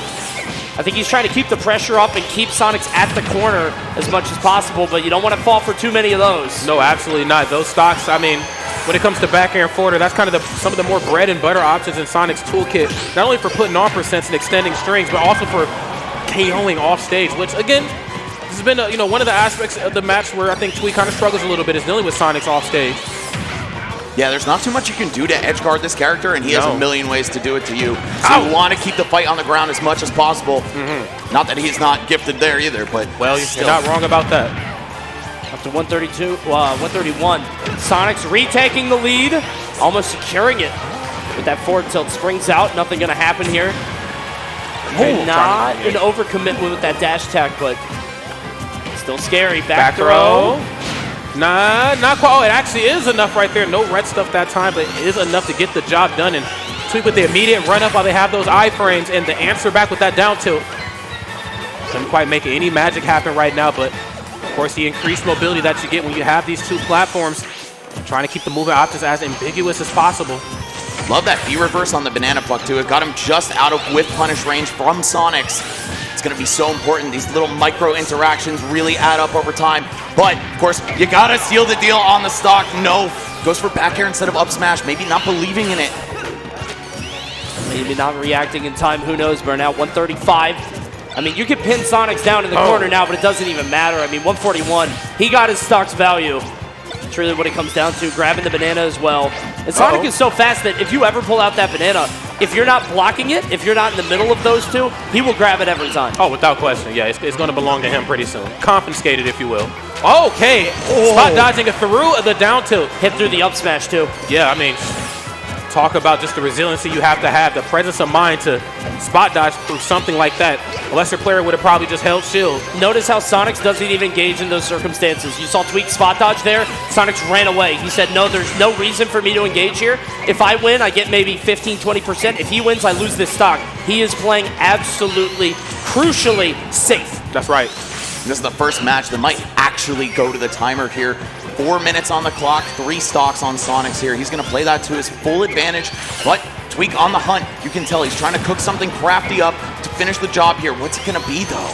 Well, I mean, as long as he keeps, you know, I love that. You know, we've seen that. Oh, my God. Whoa! No way. Okay, Tweek off stage with the mess. Love it. A little sleight of hand on that. That's the prestige. I don't know what that kind of brought his attention over there and mixed him up a little bit. Nobody does it like this guy, man. Okay, and Sonix, of course, very well aware of that. Even in this thing up a back air, trying to gain himself just a little bit of a lead off the mark. Oh, yeah. Look, if you want the banana peel, you can have it, but how are you going to defend yourself? Whoa! Oh, they're both dead! Oh, my God! Okay. A gift from God for Tweek here. That is a huge swing for Tweek. Okay. If there was ever a time to rise to the occasion, it's most certainly now right here. That's the ghost of J.D. Rockefeller in New York tonight. I'm telling you, man. That's ridiculous. We could pick a better ghost, right? Hey, Nikola Tesla died here. Oh, really? Yeah, all right, there you go. this That's building. the one you got. All right, dash attack in the corner. Wait a minute. Oh, my God, hold on. Don't play. You playing around. Okay, nothing. Banana peel down there. Okay, nice dash attack, trying to break that zone. I'm in the corner with the monkey flip action, though. Some incredibly tense moments already. Oh! the down tilts. Sonic's not ready for a couple more of those. Tweek gonna jump to safety. Okay. Both sides disengaging here. Sonic's a little bit more than Tweek, playing around the banana peel, no longer electing to take it away from him. Just trying to use their movement options to avoid it at all costs. Every hit counts right here. We're coming up on the 2-minute mark. Yeah, I'm starting to get the vibes that this one won't go to time, but it very well could, so it's important to keep your eye on those percents. Tweek, another chunk with the monkey flip kick. Hesitates on the banana throw, but it doesn't matter. He knows he doesn't have to take risks. It's him in the driver's seat now. That's right. I think if this goes to time, it's on Sonix. I think he makes the choice either way. Yeah, I mean, there's not Which that is much of a strange because difference. he's losing. Oh, Whoa. trying to swing big, not going to land. Great presence of mind right there from Sonix. Understand a forwarder is not on the horizon. It is F smash. Watch how you air dodge back in, or I guess in this case down. Okay, love that fake. And I'm liking what I'm seeing here from Tweek too when it comes to the monkey flip and the banana peel gameplay. Going for like the slight double dash up and then the attack. Just trying to call his bluff. Testing those reactionary skills. Wait a minute, down tail. Whoa, a double. What did I just tell you? No! Okay. Whoa! What did I just tell you? The double dash up. Tweek in grand finals. This is exactly what everyone in the building wanted to see. Of course, he has the home field advantage. He has the crowd behind him. And he also has the W now. 3-1 over Sonix. Some really unfortunate circumstances throughout that set. I must point out, not the most honest victory out there, but a victory nonetheless, and we're going to take it. Very hard fought either way. What a bizarre sequence of events from the SD in Game 2 to that weird circumstance in the last stock to that homing attack? I think that was homing attack. The hell was that? I don't know. Just homing attack in neutral. Let's see what happened here because my ass did not see it. With a 90% lead, no less. Oh, he did side B. With no jump. Yeah, you can't help but feel bad for him, man. That was just too unfortunate. Someone called Lemony Snicket. Very fortunate events indeed right here. Yeah, I love this series much better than the book. I'll put it that way. But Great stuff right here. We've seen Tweek lose sets from those too, making those mistakes. So today, it's a gift. Oh, wait. That was a Tiger Woods and everyone saw it. That was a Tiger Woods. I was just dapping up some random spectator. No bias here. That's right, no bias. That said, I got nothing but love and respect for Sonix. He's quickly become one of my favorite players. No cap, no like LG bias or some weird shit like that. The guy's drive is insane. His work ethic matches it as well. So credit to him. He's sitting in the losers finals now. We'll be seeing more of him in just a bit. But I still wouldn't be surprised to see him come back and win the whole thing. Yeah, I mean, it is most certainly possible. I mean, he had a really great showing at some of the last Let's Make Moves into Luminosity Makes Moves installment. So great stuff, of course. Sonix, not unfamiliar in this terrain at all. Whether they're on the winners or loser side of bracket, it's very hard to make that young man falter, from the mission that is, of course, taking over this tournament. But Tweek, of course, this is their weekend to shine, and I'm really happy to see him do well. Yeah, hoping that Tweek can bring it back for New York. I mean, this is, like you said, I do think there's a legacy to uphold. There's a certain amount of, I don't know, there's something magical about the event always being won by somebody from Tri-State. Of course, Quid in the past, and now Tweek last time. See if he can defend the house once again. But he's going to have to wait quite a bit as we still have our loser semis to go through. Winner of that's going to play Sonix, and then we're going to see a match against Tweek. And honestly, I would love to see any of these three against him. I mean, we got another match between Leo and Spargo coming up now. A rematch from earlier today. Yes. Not only is that a rematch, this exact top 4 is an exact replica of last year's top 4. Really? The same players, yes. So that's pretty crazy to me, man. That is a show of consistency. These are probably the 4 best players in North America. I mean, a couple people aren't here this weekend. A couple notable names could be in contention for that. But Tweek, Leo, Spargo, and Sonix are doing work right now. It's funny that Leo's the outlier here. Yeah. Like he's the black sheep in this group, which is strange because we wouldn't have been saying that a year ago, right? That's kind of shocking, but damn. He certainly earned it.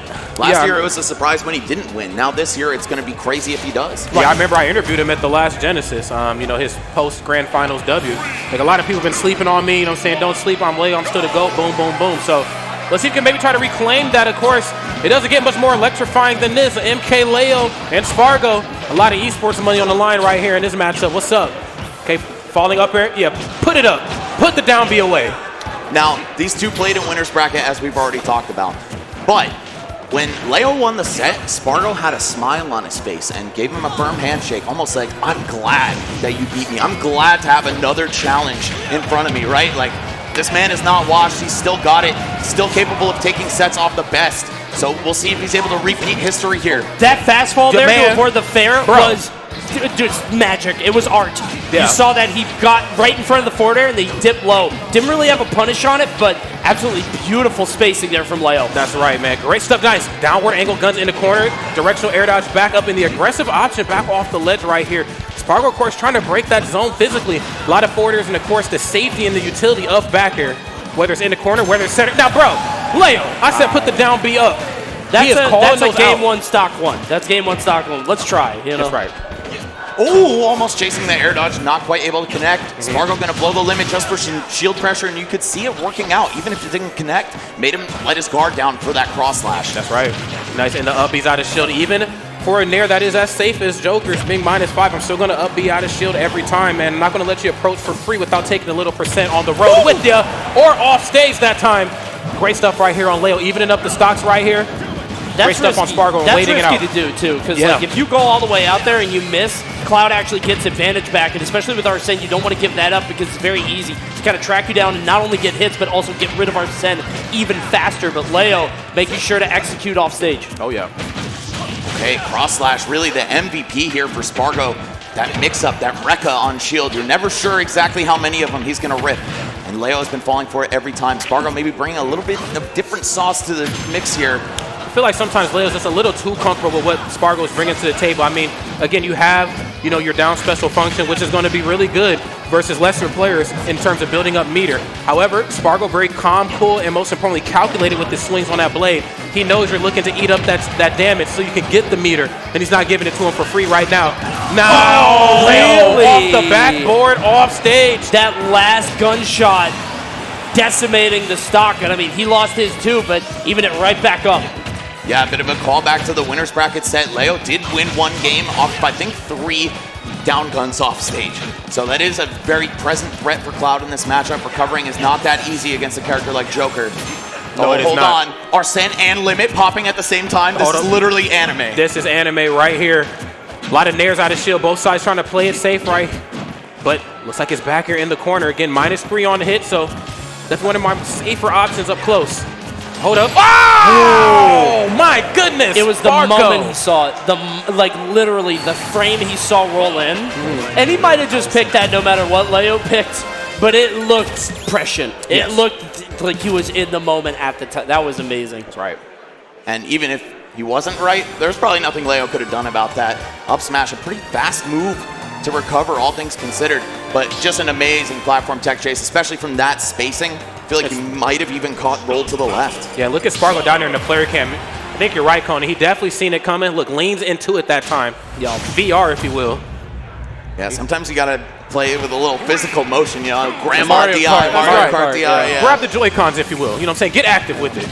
All right. 1-2 switch it. Yeah. That's right. Hey, don't get me started, all right? Arms, baby? Hey, don't get me started. That's right. You want to talk arms? That's right. Maybe at next year's Big Moves. That's right. Hey, don't give Max any I ideas. wouldn't count on it. Arm bracket. So you can go to Brooklyn and get the hands if you want, though. But not arms. Okay, up throw. Nice, right to the up air. Leo right here, a little bit more aggressive to the start. Both sides, meter on a lock. It is Arsene right here that's being applied a little bit more thoroughly. No, put it back. Dash attack. Downward angle guns. Oh, and the forward air to finish it off. There we go. First stock going to Leo, saying, hey, man, you got game 1. I'm not going to make it easy for you, though. If you want this run back, you got to pry it from my cold, dead hands. That's Good right. Lord, that down gun seems like a problem that Spargo might not have had to deal with for quite a while, but he has to refamiliarize himself with. Yeah, because the corner control is not taking any prisoners here, Coney. Again, I mean, you know, sometimes it's easy to swing big, especially when you're playing a character like Joker. You know, you get first hit fair into something, or again, we talk about the safety on there, but sometimes it's the guns that just gets it done. Really force you to make some split-second decisions in the corner. Wait a minute. There's one of Cloud's better decisions. What we doing down here? My God, that tether reaches so far. Spider-Man, if you will, dog. It's unbelievable. And you see Leo consistently ducking. We see him just duck low to try to beat out Spargo's back airs. He's trying to duck under them, but sometimes he can't get clipped as he did there, and it can mess up your DI pretty badly. Oh, yeah. Oh, yeah. Yeah, Spargo's perfect with it. He's hitting the floor with that back air. Delicious. Oh, that's I was a kill. ready for a forward smash. That's a kill if he realizes. So it seems like I'm starting to understand how this is going to go. So down special. Oh! First hit fair into something. Almost spoke into reality. Oh, you tried that. No, I was going to say, you can't really hit anything. You have the dash attack. Down there's the gun. Oh, that's maybe just enough. Well, we in New York. You didn't need that. You didn't need that, Leo. No. That's toxic. Oh, I like the counter on landing, knowing Spargo was probably going to throw a button out to pressure him in the corner. But hold on, Leo, up 3 stocks to 1. What the hell? Coming back Okay, alive. Stop. That's enough. You got to put an end to this craziness right here. I was getting shades of 2019 Leo. Who was that guy? That's like smashing a mouse in the kitchen with a broom. Just get out. Just stop moving. That's right. Stop it. My God. That was amazing coverage right there in the corner. Nice guns again, though. Oh, yeah, goodbye. Oh, and I love that again. You know, we've seen the down special come out from Leo in the beginning of game number 1 and did not pay off in dividends for him. But in that next game, when they got the lead, that's when down special started to become a little bit more prevalent because he knows now he's swinging more aggressively. Again, still save options due to, Cloud's frame data, but I'm still holding for it nonetheless. And because of that, I had Arson just way more in that match. Leo answering back with a dominant JV3 stock. Of course, Spargo, hard guy to take down. He's got that young man resilience. We're going to see if it comes into play. Of course, he did lose earlier today. He wants blood. He wants vengeance. That's right. There's blood in the water right now. These are 2 sharks. Uh-oh. Yeah, you better get back to that ledge as fast as possible. Okay, nice. That record that you talked about before, Max, again, the guessing game. Sometimes it's best just to hold shield. Yeah, right. It's not like anything's going to happen to you if you don't get the punish. That's right. Get a nice little reset. Get to save a little bit of percent, which, again, goes a very long way right now. Spargo almost with the limit here. Same could be said for Leo, though. The usage of guns from Leo has been crazy, by the way. Kind of using it as a long-range poke, right? It does outrange Cloud's back air, even with the strong hit. So if you have something that can match that sword's reach, it's going to work really well for you. That's right. Nice little long-range disrupt, especially some of those moments where Spargo wants to disengage and maybe start going for like the short hops with his back to you. Now that kind of forces you to come a little bit closer. Very similar to what we see with like Falco's neutral special, Kind of smacked up that Arsene. Didn't really get anything done with that one, and he's got to start building on the next one. And Spargo patrolling the ledge. Early Actually, on the go for the first dash attack, yeah. Yeah, it's kind of unfortunate for Joker. He can't charge his meter unless your opponent does something. Yes, right. Right? Whereas Spargo can win neutral, hit down B, get a whole chunk of limit ready to go. So Leo gonna have to get this one done the hard way, all solo. Oh. Okay, yeah. Kind of ice skating uphill right now, but nice. Great resiliency right there. Just presence of mind, understanding up B's on his way. And I'm not going to let it back onto the stage. And another up special right there. And unfortunately enough, just airballing, not able to get to the ledge in time. A little too aggressive. Oh, my goodness. Sending that forward air there. Leo trying to hold on to that stock. Knows he has an Arsene coming. Not going to enjoy it, though. That meter getting chunked. I have a question. Does this hurt box shift on the swing on up smash? Is that why jab didn't disrupt any of that? Like, it looks like he almost stepped back a little bit. Hurt box shifted. Boom. Looks like it. Yeah, that was... Okay. All right, Spargo, though, answering back in a big way here. Pretty fat lead. Gonna throw the blade beam out just to check his ledge option. Oh, and the parry. Okay, suddenly he is back in this game. That's right. As one side loses a bit of their limit, or I guess a little bit of their meter, excuse me, the other side starts to gang theirs. Leo, of course, with the great presence of mind, is always on when up specials on its way out. Oh, less is more guns. That's it. Oh, my goodness. Oh, look at Spargo shaking his head, a little frustrated by the gameplay here. And I think it's because he knows he's playing so well around Arsene, and even still he's losing this game because of stuff like that down gun. Leo's just picking his spots beautifully. Leo just letting it sing right now, letting him know I will air this place out at the drop of a hat. Spargo has 2 top-tier characters at his disposal, right? They both share one common weakness, and that is the off-stage game. It feels like he's winning most of the interactions, but Leo's winning the ones that matter, the ones that will result in a stock loss. Oh, my goodness. And he has a punish right there on back. Okay, even despite things not going as well for Spargo here in this match, even stocks across the board, and both sides almost with that meter filled up special again. Leo not quite as mindful of where it's going to be. Catches the roll. Love the cross slash. Limit's almost here. Arsene's here in town. All right, we're going to see 2 blue guys doing battle here on Pokemon Stadium 2. Oh, some close calls in the corner. It's going to be Spargo breaking away with it. You got to finish this man off before he gets any value out of Arsene. And time is ticking on it as well. You see it almost running down, but you can't get hit by the final hit of Arsene. You know that Leo is so dangerous there. Finally, he does end up running out. Limit not doing anything as well. Gonna get the up air, gets a follow through. It's a frame trap and a forward smash. That's right. Don't play with me on these platforms, okay? This is my house. Okay, Jumping around the corner. You know back air's coming, okay? It's too safe. It's too big, of course, tossing off that big disjoint. Demands a lot of respect. There's the guns. Whoa, delicious. I'll eat that.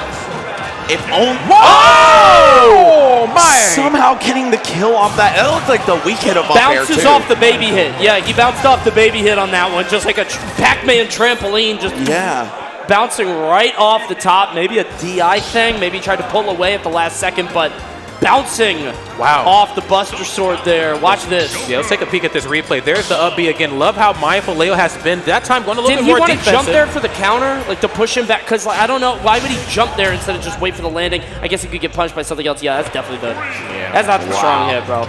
I think the idea was to maybe try to hit him away with the release of Rebel's Guard, but Cloud just travels so fast on the way down from his up B. Yeah. So it's a good idea there by Leo, but unfortunately it doesn't actually work. We're going to have to see him make a comeback now. I believe it's 2-1 in Spargo's favor, right? Yes. Of course, a good idea, but not a great one, of course. Nice down there. And again, some of these early interactions, I mean, really just go the way of Leo. I love this, these low percent conversions. And of course, you really have to, okay, there it is. You really have to capitalize. A little off the mark right there in the corner, but both sides just being relentless when it comes to the corner control here of this matchup and also the platform gameplay too. Wait a minute, spot dodge. Okay, you got Arsene, but what are we gonna do with it? All right, my bad. If this is actually game 5, I'm spent, man. It's been a long weekend. It's been a long time. Oh, close. Okay, got one. Nice, gonna go for the first hit. It looks like he's going for a side special there. Brought something a little different to the table. Arsene's Uber's outside, getting ready to leave here pretty soon. Bye. Oh, okay, I wasn't tripping. You know, I thought it was 2-up, but then he corrected. I was like, Kevin knows better, and then you know. Okay, I was doing. All right. Rare moment of mental clarity for me. Either way. Whoa. Oh my God, Spargo getting away with murder right there. Leo read both the roll and the option afterward, but hesitated a little bit too much. No hesitation on that though, letting the forward smash fly, earning a stock for it. Okay, short hop back here.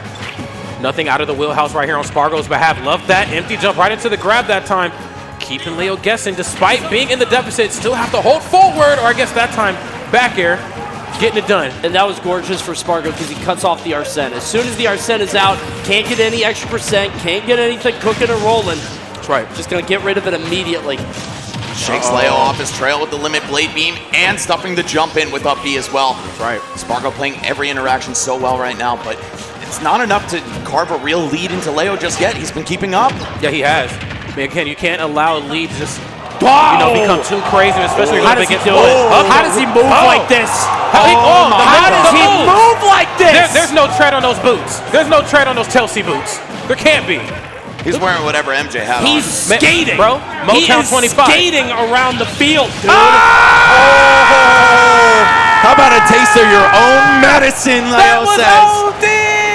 Nobody does it like this guy. He is this is ice skating. Like, I don't know how anybody moves the way he does. Bruh, I just don't get it. I didn't know two dudes in trench coats would fight like this, but hey, we're in New York. It's looking like the Matrix, man. I guess so. We want to see who's the real one and who's the AI right now, man. Nice, early on the up B. Don't touch my shell, up smash though. The way Spargo lets those fly is so impressive, man. Just on reaction, raw call-outs, whatever it may be. Wow! Oh, and the down air gonna kill him so early. Huge down air there. Wrenching back what might be a lead very soon if he could just get a couple hits. I mean, we know that cross slash doing an absurd amount of damage, particularly with Limit gonna send that one after him. And I like that there that time, sending that one out and then following it, making sure that he does not try to down B it. Very smart, great presence of mind right here from Spargo. Another up B downward angle on the guns. Wait a minute, Oh, interrupting. Oh, that's scary though, yeah.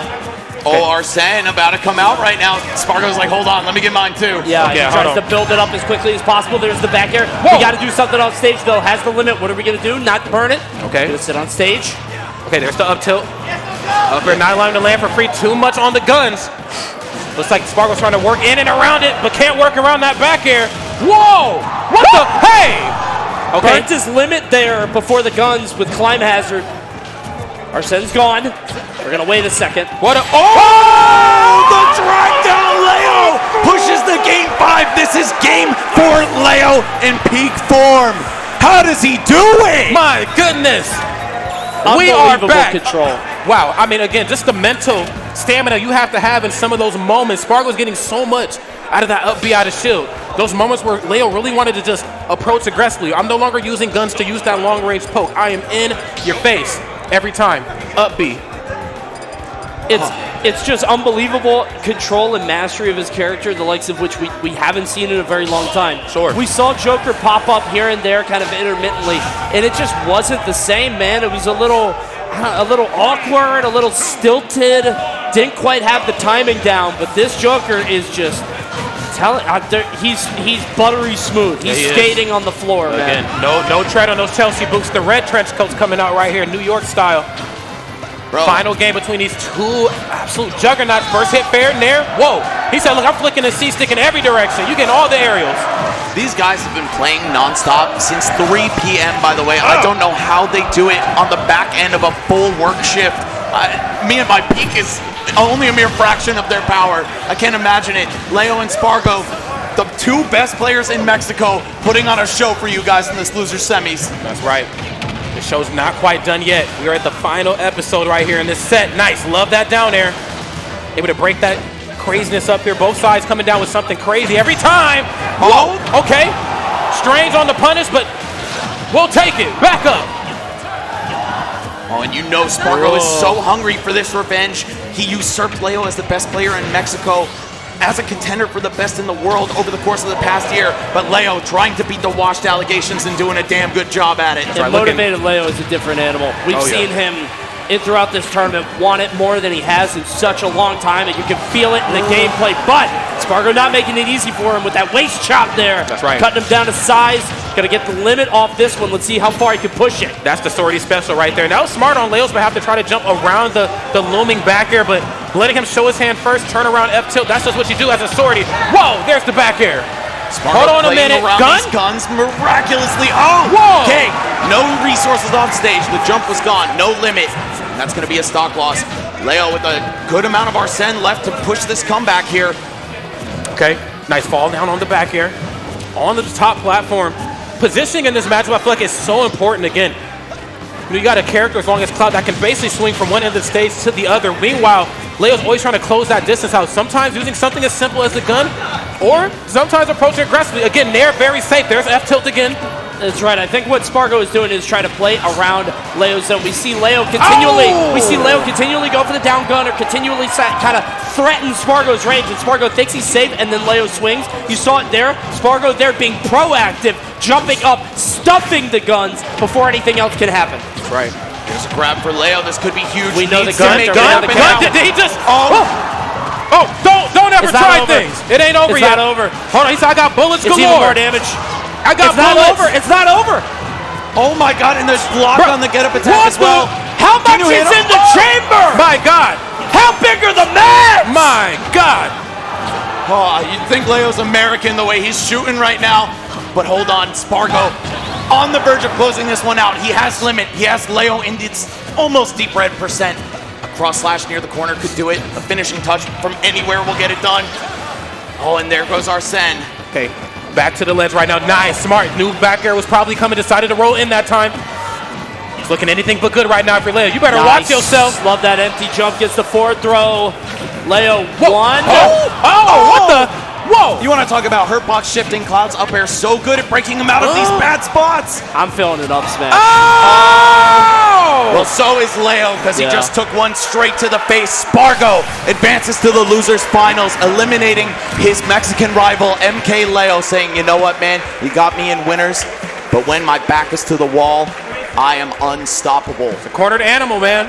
There's some animals you just cannot back into a corner, man, and Spargo's one of them. Great stuff right here, of course. Firmly cemented in that seat because you know what's next. But before we get into that, we got to relive the magic that was MkLeo versus Spargo. Love that. Of course, gets the wave land down right into the up air. Positioning was everything here in this game. Leo showed a lot of promise on these top platforms. Same could definitely be set for Spargo. Cross up back air, -3 on hit. And of course, safety in that. This is even better though. Part of me wonders how much of F smash into F smash is a little uncharacteristic. That's a little, that's maybe gassed out. I mean, you said they've been playing all day. You don't want to speculate, but I mean, F smash into F smash is not something we see from Leo. No. Maybe a misinput. Who knows? Dash attack, maybe. I'm thinking maybe dash attack. I wanted to say dash attack, yeah. Doesn't matter at the end of the day. At the end of the day, Spargo is going to move on ahead over Leo, but phenomenal showing by Leo. Spargo just a little bit more today. That's right. Yeah, played absolutely out of his mind. You know, MkLeo, of course, we got to see shades of, you know, the Leo that we have grown to love. But I think, you know, the great thing, of course, about the arc that Leo's been on is that, you know, you're dominant for a little bit, and then you start to show love to people coming up underneath you as well, too. And that's no shot at Spargo. I don't even think he's up underneath me anymore. I mean, they're at eye level, if not maybe Spargo a little bit more. But again, you know, he's always kind of accepted this matchup, you know, with Spargo with open arms. Like, hey, man, let the best man win. So, you know, great stuff. Yeah, man, even still, 4th place at a tournament this stacked, about 900 people in the bracket. You got to give it up for that. MkLeo is looking to have a strong 2024 if this is anything to go off of. But, of course, you saw that same mutual respect, the same smile on both of their faces during the handshake, as it was Spargo who gets his revenge this time. Hey, man, if there was anybody in the building rooting for Leo, it's the guy that Spargo's about to fight right now in the losers finals. Sonix running into the guy who's gotten the better of him in a slight majority of sets recently, and a good amount of the majority online, right? Yes. These two Coinbox grand finalists time after time, and now they're going to be doing it again after so many grand finals this past year. I think of Gommel, Miami, Smash Factor. That's right.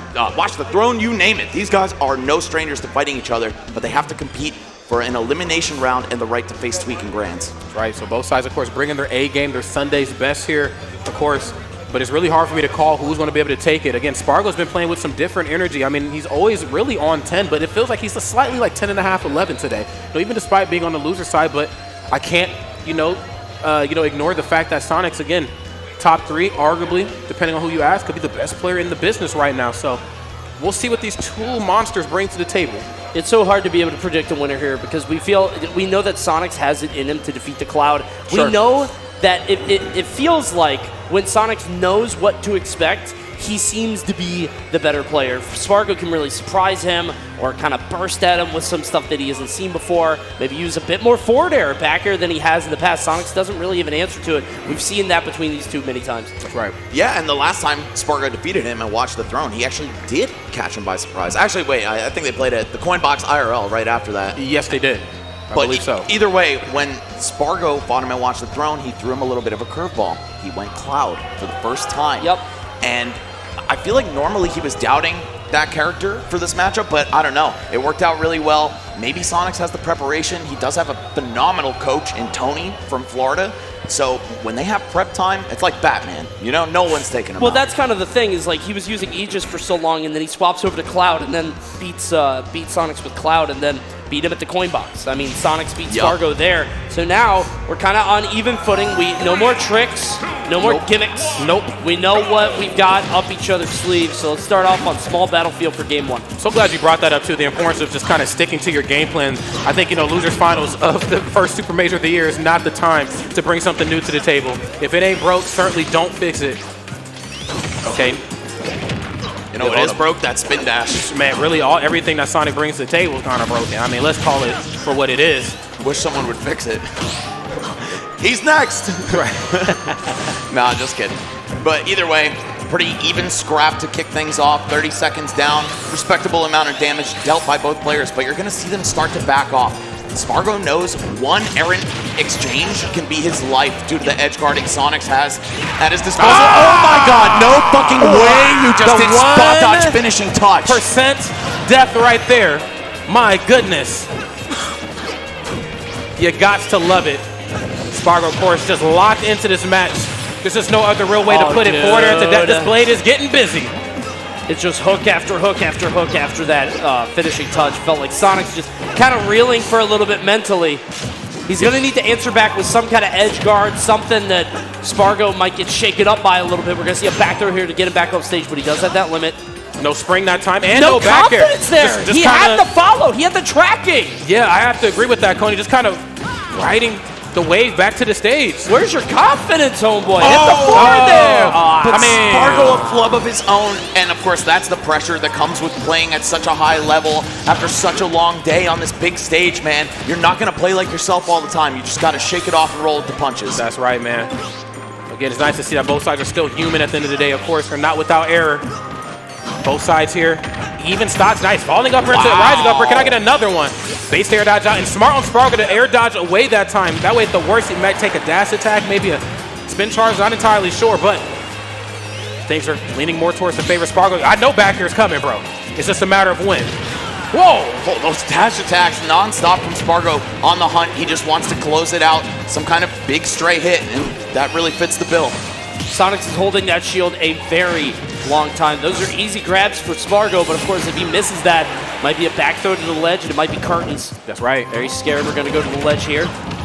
Okay. Oh, he's on platform. That sucks. That sucks. That's not where you want to be at all. Nice. Holding on to the limit. Oh, my goodness. And you have to relinquish that stock. Great stuff right here on Spargo's side. 105%. Let's go ahead and let the Blade Beam sing. I like him jumping before he threw it too. That way, if Sonix did a jump out and spin dash, it still would have met him right in the air. Either way, Spargo establishing a bit of extra credit. Sonix hot on his trail, but he's going to be patient about it. There we go. Spin dash into neutral air. Looking for some kind of aerial to either take him off the top or send him back off stage. Good back air there, even just trading with the spin dash, just being able to time that so perfectly with the fastball back air. Well done. Gonna try to hold on to this rage, send the blade beam, but a little bit too high. Nothing really coming of it though. Okay. Yeah, let it go. Hit those dark red percents, and that's very smart on Sonic's side. I mean, it's kind of letting the patience and you know, just the damage kind of come to you. No real reason for Spargo to jump on the other side there into that forward tilt. Feel like it might have been a cross-up attempt or something, but kind of surprised he would corner himself like that. Oh, yeah. Gonna land on the platform. No punish, though. Right. Bit uncharacteristic. Nice going for the falling upper this time, and great presence of mind right here on Spargo's side. You know, sometimes when things whiff, it's not as airtight as you think it is. I might be able to up air through the chaos. Turn around, cross slash. Gonna be enough to do it. Spargo goes up game one. By the way, can we talk about how Spargo's been in losers bracket since before top 8? Oh, Lord. And he's looking better than ever. Ah, that's a good point. That's a very good Losing point. to Leo to get here, too, and then beating him on the way. I mean, what a boost that would be, right? Right before losers finals, beating the guy that put you there. That's right. A lot of narratives in this matchup, you know, like you said, Conan, and also going up against, you know, your grand finals brethren. I mean, these two, of course, a lot of sets, a lot of history between these two strong players, courtesy of these replays here, as you can see. Nothing off the back air. Nice. And that was some great patience. That time not going for the parry. Waited for the second swing on there. And then turn around F tilt.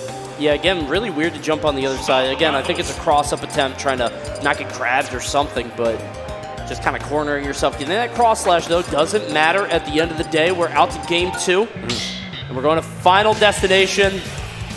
And listen to what he put on. That's right, the bangers. You hear that bass riff come in? Huh? That was crazy. Corin. No way. Corin from Spargo on FD. Am I? Bro said no platforms, bet. No platforms, you know, it's up air and nair time. He said no platforms? All right, bro. That's right. You ain't never touching this floor. Okay, dude. Absolutely not.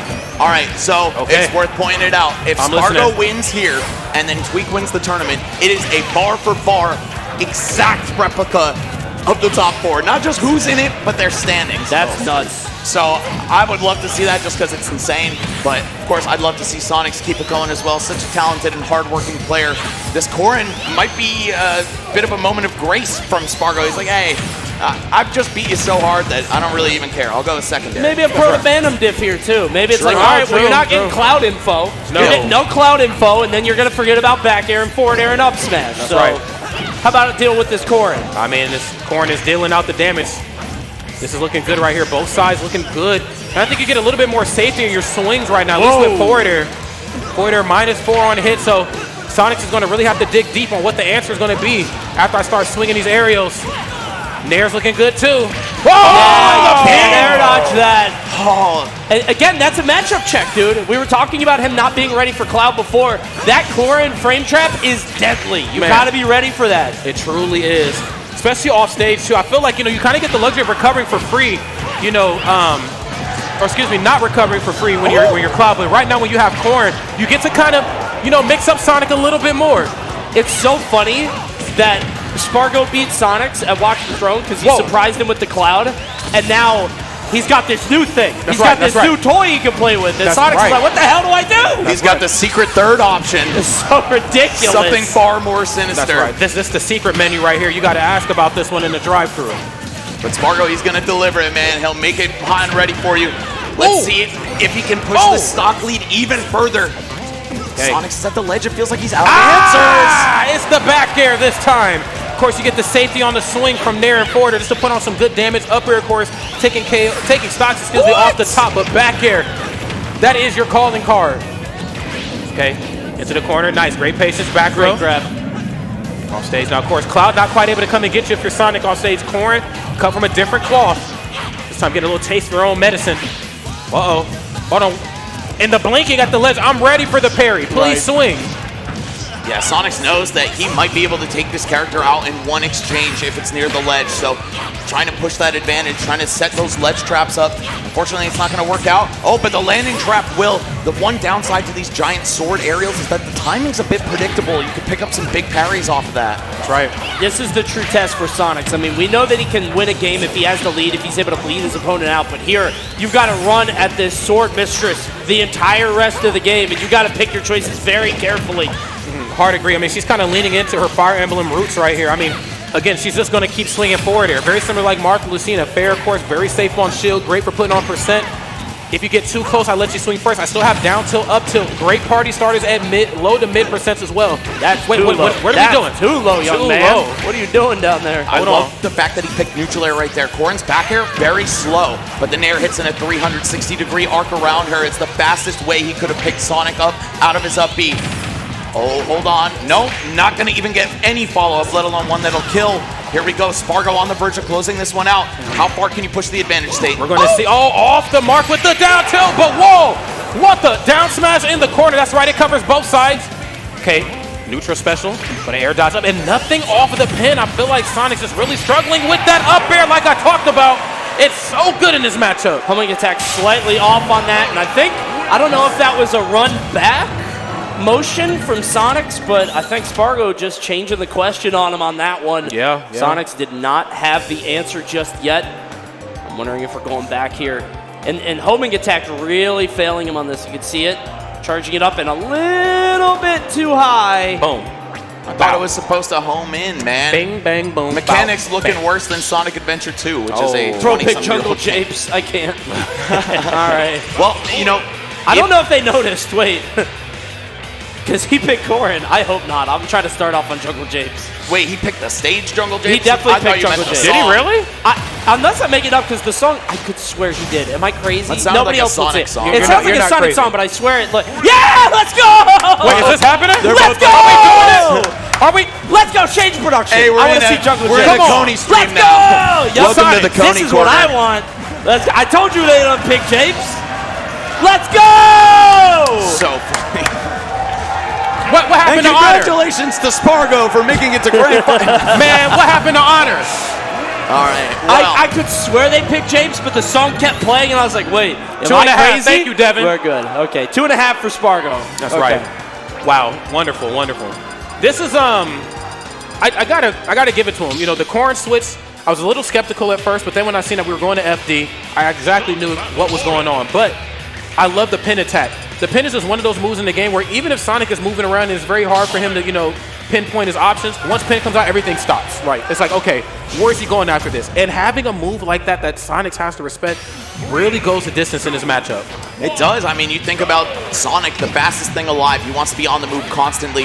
Any break in that is taking him out of his comfort zone. We'll see if he's able to adapt to this counter pick character, this surprise, the wrench in the plans, or if Spargo's going to run away with the 3-0. Okay. We're going to see how it's all going to unfold right here. The rinse and repeat, the remix, if you will. We're back on FD. Up throw. This one's starting off a little bit better for Sonic. Oh, nice. Love that. Yeah, that was smooth. Changes the timing, adds some multi-hits into the mix. I mean, Sonix, so good at these parries on the landing aerials, and Spargo finding ways around it. He's got to watch it, though, because Spargo's swinging every time he comes down, and Sonic's not quite ready on that one, actually getting hit on the way back down. He has to recognize that Spargo is always going to swing with this character. Oh my God, 107! What the? Whoa! That's early. Such a good call out for the sit in place and charge spin dash, right? Sonic Again. players often feel a little bit too comfortable sitting at that mid-range and looking for whiff punishes. Spargo gonna find a way to call it out. Some damage from the down throw as well. Nothing too serious though. Early on the down beat. And yeah, I'm gonna have to hard agree with that, Max. Again, no dash attack, a little uncharacteristic on Sonic's behalf, just kind of backing off and trying to charge up. No. Okay, I'm clanking through the spring. Down tilt, great option. These low percents. That's when the Kung Fu comes out. Whoa! Ha! This is so risky for Sonic to engage here, too, because you lose so much more if you lose this engagement. You're going to get forward air, forward air, forward air. Finally, giving him a kiss with that forward air. Right. I got a forward air, too. I got one, too, and mine actually happens to KO. Yeah, that is such a lethal move for Sonic, but we're going to need to see more setups off the stage. Yeah, that's really, I mean, it's so tempting when you're a sortie player, right? You just want to let them know you got that range, you got the combos off of it as well, but it becomes predictable after a while. Oh my goodness, that down tilt. That is the party starter. Quick start up 2. Oh, God. Whoa. So hard to punish back that air row, dodge. you know it. I just want to go ahead and say something too, man. Corrin's animation is some of the coolest in the game. I used to hate on it back in Smash 4, but I definitely appreciate it now. Yeah, me too. I'm not with you on that. Okay. Runs into the corner. Spargo looking like Chainsaw Man out here. 143 now. How are we getting on here? Double pin? No way. It's triple. Okay, now you know, man. Spargo is a menace in the corner when it comes to the turnaround up tilt. That is their calling. A little bit of patience starting to come. A lot of bit of patience, excuse me. Sonic center stage. Trying to stall him out. Hold on, Debo. Oh, the B-reverse on the Dragon Fang shot. Love to see that. Oh, no. Switching up his momentum. Sonic's with a chance, though. Okay, what's the swing going to be? Falling upper just in case you decide to go high? Yeah, I'm not going over there. You can see them both just kind of spamming aerials in place. Like, no, you come to me. That's right. You can feel the tension in the room. They lock eyes from across the bar. Uh-oh. Hold on, though. Sonic's in the corner. No reason. No reason. I mean, it's cute. It's cute, but you don't have to do that. Oh, and that's what's going to happen to you, man. That's what you get, playing with your food. You're not in grands yet. Let's dial it down a bit. That's right. You better lock in. Oh, Whoa! my God. That could have been what Sonic's needed to keep himself alive in the set. Instead, that counter may have lost him the game, bro. I'm telling you. I'm inclined to agree. I'm inclined to agree with that, Coney. Maybe a little bit too eager. And you get why people go for it, but you don't have to go for reads. You're not Skyjay. No. You're not a low tier. You don't have to go for that bullshit. Stand there and space your neutral there, bro. Right, man. Why hit him with the chopped cheese? Whoa! And see, it cost right you the game. in the teeth, too. Ouch. Yeah, angled up. Turn him into a giraffe. In the jaw, dude. Wow. Ha! Got to say it with your chest when you swing like that. That is the schoolyard bully wind up and swing. It was all from the counter, man. I'm telling you. Playing with your food. And it's so easy for guys to be like, why did you do that? I'm not trying to do that. It's more just like when you're in the advantageous position, you're already controlling space. You have the entire stage behind you. That's right. You don't have to be in the center, man. You could just dip out. Well, and yeah, it's shoot the ball, man. Shoot the ball. You know, the key word that you said right there is controlling space. Not very many characters can do that against Sonic, especially doing it as long as Spargo did. But here we go, back to the ledge. Right in the teeth. Right here. Oh no. Look out! Reading not only the neutral getup, but the sword spot dodge afterward. Sonic saying, I still have some fight left in me. Let's go to game 4. Let's see how this one shakes out. Spargo. Back to Cloud. Probably going back to one of the mains. Yep. Oh, right. Did he already lock it? Yeah, I guess he so. did.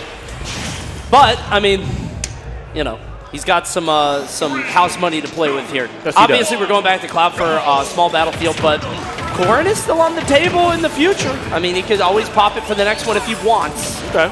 Or even the next set. I feel like she's not great against Diddy Kong, but it's at least something different. Yeah. Yep. No doubt about that. Shake it up a little bit. Well, let's see how it all unfolds right here. What felt like a 3-0 on the horizon. You know, Sonic was able to kind of come alive there in some of those final moments. Whoa. What you? No, don't hang out at this ledge. I love that counter there. I love the fact that he just let him know, hey, don't do that to me. I don't like that. Oh, my goodness. You are gone, yes. Absolutely. Easy money. I feel like Spargo might be kicking himself just a little bit for going Corrin, right? When you try to swag on your opponent and you fall just short of closing out the set, sometimes it can fall apart. You might just crumble a bit mentally. And I really would hate to see that happen to Spargo, but Sonix is off to a great start here.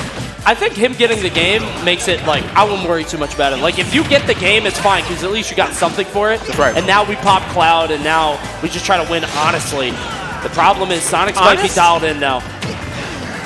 Oh, Okay, he's certainly looking like it. The corner control is very much online. Dash attack. Of course, couldn't quite get anything off of it, but yes, rest assured, Aerial is on the way in the corner. Oh, I love that down air. And of course, Sonic, no hitbox, not recovery on the way up, so Spargo can certainly have his way with that. My God, the platforms, man. Every time, whether Spargo's on top of the platforms like we see with Leo, or if you're up underneath as well, too, you can always see it when Spargo knows. He leans into it. That was a very fortunate air dodge there. You saw Sonix, I think, a bit of hesitation. He was like, do I go for it here? And then Spargo kind of drifting through him and says, all right, that's easy. Oh no, the drag down falls out of it. Okay, never mind. Still alive, but just barely. Sonic's taking his time, trying to block with Spargo. Mixing up the timing. Cross slash is going to be the option here. Needs to dig deep, figure something out, because he got to cut down a stock and then another one after that. Oh my goodness, and calling out the high recovery in. Uh-oh. This ain't good. You know he has to air dodge. Can't quite get the killing blow, but I don't think it really matters. No, he still has positional advantage, and of course controlling the narrative and the pacing of this match. Dude. First hit frame 5. Yeah, we're drifting out. He Spargo. drifted out. He says, I tap. He tapped. Sometimes you just got to give it up. You know what I'm saying? Like, all right, Let it go. Let's go next. Not going to stress myself out over this one. So the Proto Gambit did not work. He was ready for Cloud. So now we get in this awkward thing where it's like, do I go back to Cloud? Do I go back to corner? Yeah. Aegis, maybe? Because they both look good. Aegis, you know, it might, okay, FD. But what are we doing? That's right.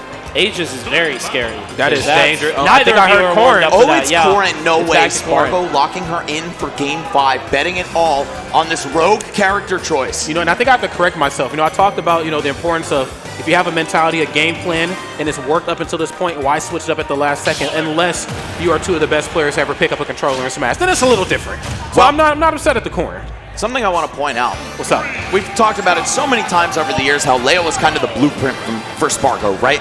A young guy from Mexico playing these sword characters, playing this very fundamentally tight game. And I think he's taken a page out of Leo's book with this character choice because Leo did beat Sonix with Corrin, I believe, just in the past year. Not too long ago, all things considered. So maybe he's like, oh, okay, like that works. Let me try it. Okay. It might be an answer here, yeah. Especially on FD. Yeah, I think that's the secret sauce here is being able to pick your counter pick with no platforms, making it so hard to land, so easy to juggle too. That's right, on both sides too. Oh my goodness, okay, gets the red stuff, the air dodge that time out of a jump, but had to up B immediately. Talk about split-second decision and making, but the damage ain't done yet. Sonix, of course, still looking good in this corner. Some of those low percent startup options not quite as prevalent in this game. No down tilt, no up tilt. We're just swinging with nair and forward air. Oh God, that move is so safe. Back up. Skipping the ledge to recover aggressively with forward air right there. Sonix showing that he's still got some tricks up his sleeve as well. How did that up air not hit? The spacing is immaculate from Sonix. So scary at the ledge here. Go for the drift back up air. Okay, this time not afraid of the pin anymore. There's no I talked fear. about before, you know, he would pin and everything would stop, which is so huge in a matchup versus Sonic. This time, whoa, where you going? Oh my God, almost getting the 2-frame as well. Oh, the forward air is going to go through that time. Sonic's in the lead here. Spargo, how are you going to even this one back up? You got to hit Sonic with something real strong. That kick certainly fits the bill. That's right, you might want to still respect this. Okay, pin into the kick, looking good. Okay. Up airs, just in case they decide to go high that time. I like this. Both sides trying to play multiple steps ahead of the other opponent. This is so good. Sonix actually getting in there with a couple aerials, expecting to go high. Doesn't want to get juggled, gives up. Says, I'm going to ledge. I'm not dealing with this. Don't do it. It's ill-advised. He does it again. You can see him just consistently drifting to the ledge as quickly as possible. And that's why you see Spargo patrolling the center, trying to get as many hits as possible. Okay, now how do you get in between the swings that Spargo's bringing to the table right now? Of course, the forward, nice, great respect. And also, forgot too, I mean, I don't know what the quickest option out of shield for Corrin is, but I'd imagine it pales in comparison to whatever Sonic's bringing to the table. So, of course, this has to hold shield once that zone is broken. Oh, and Spargo continually rolling after his shield gets hit with spin dash. I don't know if that's optimal, but maybe it is. I don't know. It's just a way to kind of follow him and maybe pick up a punish. Neutral air going through. Finally, Spargo drawing some blood after a long dry period. Okay. Immediate nair out of shield. Nice. Good delay, too. This game is slowed down to a trickle. It has gone very slow. I mean, they're swinging, but nothing's really been hit for the past, you know. We're finally picking it up now, but we see that both of these guys have tons of resolve. Yeah, this is where you see Sonix really start to come alive right now in moments like this where, you know, it's game 5. You know, percents are definitely in my favor, but I still have to show the other side a lot of respect. How do I turn on that top player microchip in my brain? I can't believe he bet everything on that parry on the left side. He could have died there into that back air. Oh, no doubt about it. Turn around F tilt, the Spargo special. He said, get me out. Leave me alone. Sonix could have killed him for that, but instead just goes for a meager jab punish, sets up an edge guard with down throw. Whoa! Too high trap. It was all a trap. Hoodwinked, if you will, off stage. Wow. Can you land a kill move right now, Spargo? Otherwise, this is going to get really difficult. Uh-oh. Starting to milk this one. Oh, wait a minute. The wings! Yep. He's finding the gap right there in those strings. I mean, we've seen how easy it is when you have Cloud. Not exactly sure what Corn could do, but we got to see exploiting some of those strings there that Sonix was bringing out. Jumps right into the spin dash. Yeah, that's going to be a clean 2-piece for Sonix. Oh my god, jumping over the forward air. And that reverse up air that's been the MVP for Spargo this set. It's going to fail him in that scenario. Oh, he's setting something up. You see it when he starts dashing like that. 51 now. Okay. Back air, yes, there's another one. Homing attack on shield, of course, have to respect that. Whoa, up air, that's falls out. Oh no, that's low. He's okay. Just barely though. How are you getting off this ledge? You can feel the tension, and Sonix is ready for it. Waits, goes for the forward air. He's able to survive, hits the spring. We're going low. Oh, man, not getting anything off of spring. Love to start up on that, too. You can smell it. You smell it, man. That fist is coming out. He's alive. Huh? Whoa. Oh, Gets the forward air to up air. It's looking crazy right now. There's the spot dodge. Whoa, talk about nerves of steel. Back throw. We off stage. Can I survive another spring? Can. Oh, the drip back. How did he do that? Got the dash attack. He's still alive somehow. We're going to go back to the ledge. Forward smash back and land. Mule kick does it. Sonix punches his ticket into grand finals. Denies last year's placements once again. And he'll be going up against Tweek in just a little bit. Wow. Defeating Spargo by the skin of his teeth in game 5. That's right. Punching that ticket figuratively and quite literally. Great stuff on Sonix behalf. Just the resiliency you have to bring to the table in order to go up against Spargo at this level. Gave you the Corn on FD, mind you. A very difficult thing for most players at this level to have to work around. Let's go ahead and take a look at these replays here. Go for the down throw here. And again, just, you know, you had a game plan at hand versus Corn, and it really wasn't working. Like, the spring wasn't doing what you wanted to do. Even if it doesn't get, can't even get the reset, but was able to hold strong in the corner, rinse and repeat every time, and was able to make magic happen. Bro, you can go under FD? That's crazy. I've never seen anybody do that. They should make a video on that. All the characters that can go under FD, I've never seen that before. Yeah, there's the mule kick again. And I don't want to put too fine a point on it, but like, you guys remember that counter? Oh, yes. Yeah. I mean, that's right. You're not wrong. And in that same match, there was one before it that cost Spargo his stock too, or at least cost him a lot of momentum. I'm not trying to, but kind of a big deal. You know? Yeah, and it's true. I appreciate Spargo trying to experiment though, right? Because it's the top of the year, right? It's not like you're in the very last event that's going to make or break your rank. You know that there's going to be another event next weekend, and the weekend after that, you're going to run into Sonix again. So collect a little bit of information, test the waters, and see what works. The Corrin really did do her job, but just wasn't enough in the final moments. And picked a really good time to switch up too. You know, again, to go to FD. I think one of the times was his pick. So I'm on FD. Corn does very good here. So it's not like, you know, I'm on the stage where I have to really focus, like, you know, trying to chase Sonix down like a Kalos or something. So, you know, again, had the terrain of the match, you know, really in their favor. But, you know, again, this is still Sonic we're talking about. And to even have that much space, you know, trying to pinpoint him as he's ripping and running, it's a very tough thing to do. I think the first time they played when he had Corn showed a lot of respect to the pin. It's one of those moves that when it comes out, you have to respect that everything stops. Where is he going to go? Some of those later interactions stopped respecting it, and then in conjunction in that pot with me not respecting the counter, you know, I think, boom, here we are. Sure.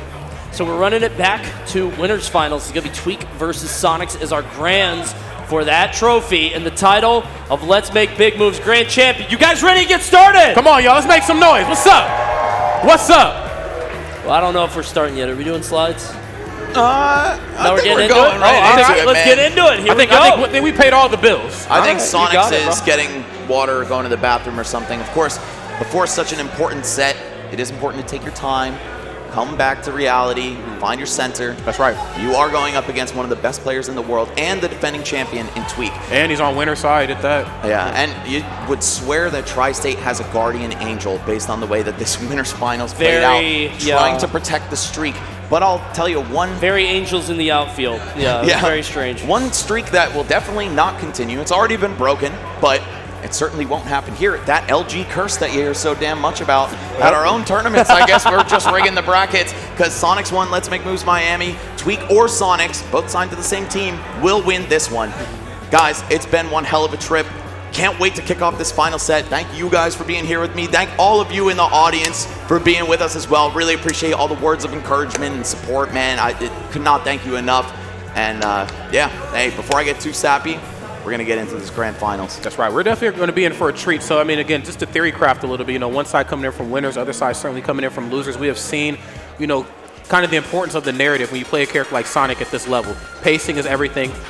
One thing I think Coney brought up beautifully was, again, taking the banana peel away from Tweek and how Tweek has to work in and around that. I think the elephant in the room that I can't ignore is the fact that Tweek is on the winner's side. So you do have a set to figure things out. The question is, in that set that you allowed yourself to figure things out, have you allowed your opponent to figure you out? And that's what I'm a little worried about here. I think the shadow looming over this set is the last set was weird. Yes, it was a very strange one. SD game 2, weird situation where they both died game 4 or 5, I forget. Yep. Very strange happenings here at the New Yorker. I don't know if this hotel is haunted or what, but I think the bracket's just rigged. I think on even ground, Sonic was generally winning. Or Sonix, I should say, was generally winning, and then Tweek would swing large and get these big hits, and weird things would happen. Will that happen again now? Who knows? But I do think Sonix having to win 2 sets puts him at quite a disadvantage. Yeah, it's hard to kind of prophesize a little bit too, because there was moments where both sides decided to swing big after a long game of chicken. They were standing in the corner, swinging aerials, especially for somebody like Sonix, after I've taken the banana peel away from you, I'm going to disengage, because there's a chance that if I have this banana peel, this also means I have the lead. If you want it, come and get it. But I guess also the turnaround too is the game of reactionary chicken that we've seen. I think the last game that Tweek won, we've seen the double dash up into down tilt, wait out the directional air dodge back, and then boom, rinse and repeat. The forward air after that didn't KO, but I believe there was something afterwards in the air that got the stock taken. So again, both sides really going to try to test each other's young man prowess. That's true, man. And these guys now veterans of the game, right? Yeah, that's true. That's true. That similar age bracket, 24, 25. So, they still got some of that youthful pep to them, but they're also hardened veterans in the same respect. So, got to give it up to these guys fighting basically 8 hours straight in this bracket. All comes down to this, though. Tweek, lucky break or not, did win in winners finals. Can he do it again is the question. And then there were 2. Audience, are you still with us? Come on, let's make some noise. Come on, this is grand finals. Come on. Come on, y'all. That's right. If you got your Tweek chants on the ready, you better start them up. I'm saying I can feel the spirit of DR right now in my WhatsApp, sending Sonix that love too. So let's go ahead and lock in. Game number 1 is here. Pokemon Stadium 2. Let's go. Yup, nothing different from the first set. I believe we saw all 4 games played here. So sticking to the formula, I think they're both comfortable here, and that's what matters the most sometimes. That's right. I'm sure it'll be the same all the way through. Okay. Banana peel. I mean, Tweek could always go. He was cooking up that banjo, man. Maybe FD banjo? I don't know. Oh, I like the way you think. You know what I'm saying? I could be down. I'm always down to clown with some banjo. They were playing online, and Tweek was winning some games of Banjo-Kazooie. Just, I'm just... Yeah, you got a set to play with, man. Oh, Why not, right? You better stop playing with Sonix in his corner, though, man. That set might be coming sooner than we think. Safe jump there. Very smart. So good from Tweek. Making sure that even if he gets knocked off the barrels by a light hit, he'll be able to make it back. That's right. It's really the best way to deal with Diddy off the stage. Oh, Sonix, of course, is counting his punches a little differently this time, too. Understand he's going to roll in from the ledge. Quick frame 3 jab right there, just checking his temperature. Let him know the damage ain't done yet. Tweek said it. You're spitting right now. It ain't done yet on my regard either. I like the choice to go high. Just go high, go back to center. Don't hit him because then you're giving up stage control. Very wise. That's very right. smart. That's right. Exactly, Coney. Couldn't have said it better myself. Oh, hold on. A grab on the platform. Damn near a kill. Close. Okay, almost took me somewhere else right there, and it wasn't to a better place. I'll put it like that. Okay, banana peel back on lock. Oh, nothing tricky. I like that. Again, trying to play one step ahead right here on Sonix. You know, I think one area that he kind of faltered in the first time they played was trying to, you know, go toe-to-toe, heads up with Sonix. This time kind of guessing where he's going to be. But did you guess where S-Mash is going to be? That's right, Coney. Say it with your chest. Gets the banana as well. And now what's Diddy going to do, bro? At least Give me that back. This character's got some buttons, right? It's not all just a one trick with the banana peel, but it does feel so hard when Sonic has all the room to work with, a lead to work with. If you're not engaging with him, Diddy's normals aren't that threatening. No, they're not. You know, once they break that zone, they're up in your face, you know, down to, you know, being frame 4. I mean, of course, you have a great option up close faster than some characters' jabs, but Sonic ain't one of them, though. I'm not afraid of these options, and of course, when you start to play that mid-range game, things will go well for you if you're on stage. Off stage, a different story. Kind of shocked. I was like, why is he going for Dare here? He's at 147 and he traded with Bear. It's like, oh, okay, that makes sense, yeah. I thought he was going for Angel Drop. I was like, dude, you don't need that. I love that Tweek threw the tech into the mix as well, right? A bit of an option select. If he hits me, or if he doesn't, pressing R here costs me nothing. Banana peel. This time a bit of a delay on the follow-up. You know, one thing I kind of neglected to notice is that Tweek is starting to kind of inch his way back into this. You know, Sonix, of course, kind of opened this matchup in a way that we don't really get to see very often, but of course he knows it's not about how you open, it's about how you finish, trying to put a finish to that stock. I love that footstool. Just re-jumping, keeping himself in the air. Whoa. Oh, bye. Oh, what? Barely alive. That's right. First hit, frame 5, man. Gonna be very hard to react to that. Try to keep Sonix out of your face. Back throw, you know it. Not quite enough, but again, just the mental stamina you have to constant keep getting rinsed and repeated in the corner. I like the reverse there. That monkey flip kind of wild on that. Wonder what the play was there, but maybe just looking to go for the jump and send him low, but also very far out from the stage. I think the Beer versus Peanut, maybe. Yeah. Could be. You know, I'd like to think there was like a big brain option behind that. We did see a couple monkey flips the first time they played in game 1 or 2 where, you know, once you do it in the corner at those high percents, my opponent's not expecting this, but that time falling a little short. Let's see what the answer back is going to be right here for Tweek. Has to make a play here and quick. Spring right there through the banana peel. Easy. That's right, man. 3,000 trick points, man. I was going to say, that's 3,000 in street, bro. I like that one. Playing stretch today. All right. I'm more of a bona fide guy myself. Sonix has been so tricky with the footstools, though. Let's not take that away from him. He's finding all these ways, either back to the stage or out of disadvantage, just by jumping off Tweek's head. Saw it in the last set a little bit, too. C-drop Nair, C-drop Bear to recatch as well. But you're going to need something a little more powerful than that. No, really? Just not enough. I guess just rage kind of surprising me on that lack of rage. I mean, bro, you talked about Cody, you talked about NBA Street. There it was, man, off the backboard. Down tilt. Very end one of Tweek there. Oh, yeah. He's a big basketball guy. See him dribbling on that one. 159, though. He's the professor. Yeah. How are we going to get rid of this Sonic, though? There we go. Monkey kick will do it. And 57 is nothing. I mean, we see Tweek go 40, 50 on combos. Now swapping stage positions. Sonic's able to break out of the combo, though, not taking any damage. I'm not afraid of that move anymore. I got something for that. Homing attack.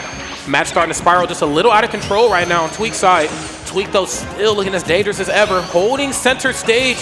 Sonic's letting them know, you want to get any footing back into this match, you're going to have to come and take this damage. And again, the discipline from Sonix. I mean, it sounds like the guy is just ice cold, dude. He's not giving up any ground, just suffocating Tweek slowly with these hits, taking more and more of an advantage with, 100 seconds left? That's right. And 100% lead as well. This is quite a daunting task for Tweek. Diddy doesn't really have the best damage output. Really, the ticket to victory here might be something like a spike. I don't even know. I mean, how are you going to get that much on the board? Angel, where are you? That's right. I know, Angel drop now. It's at my house. He's here somehow. He went back Dude, home. I saw he was here. I was Yeah. I did not know. He still came this stuff. That's right. That's a piece of Smash meta history right there. These kids don't know. We'll see if Tweek can expose Sonic I was Gotta get getting exposed, ready, man. I was bro. queuing it up. Let's see. 143. We're going to need a miracle tonight. And I think it might be on the horizon here. Coney, of course, trying to force him into the corner. I don't know. We're on 34th Street, guys. It's known to happen. It's known to happen. No hitbox in that recovery. Oh, no. Bad it's January, bro. Santa Claus isn't here anymore. Come on, man. There's no way. Today is Russian Orthodox Christmas, and my family is of that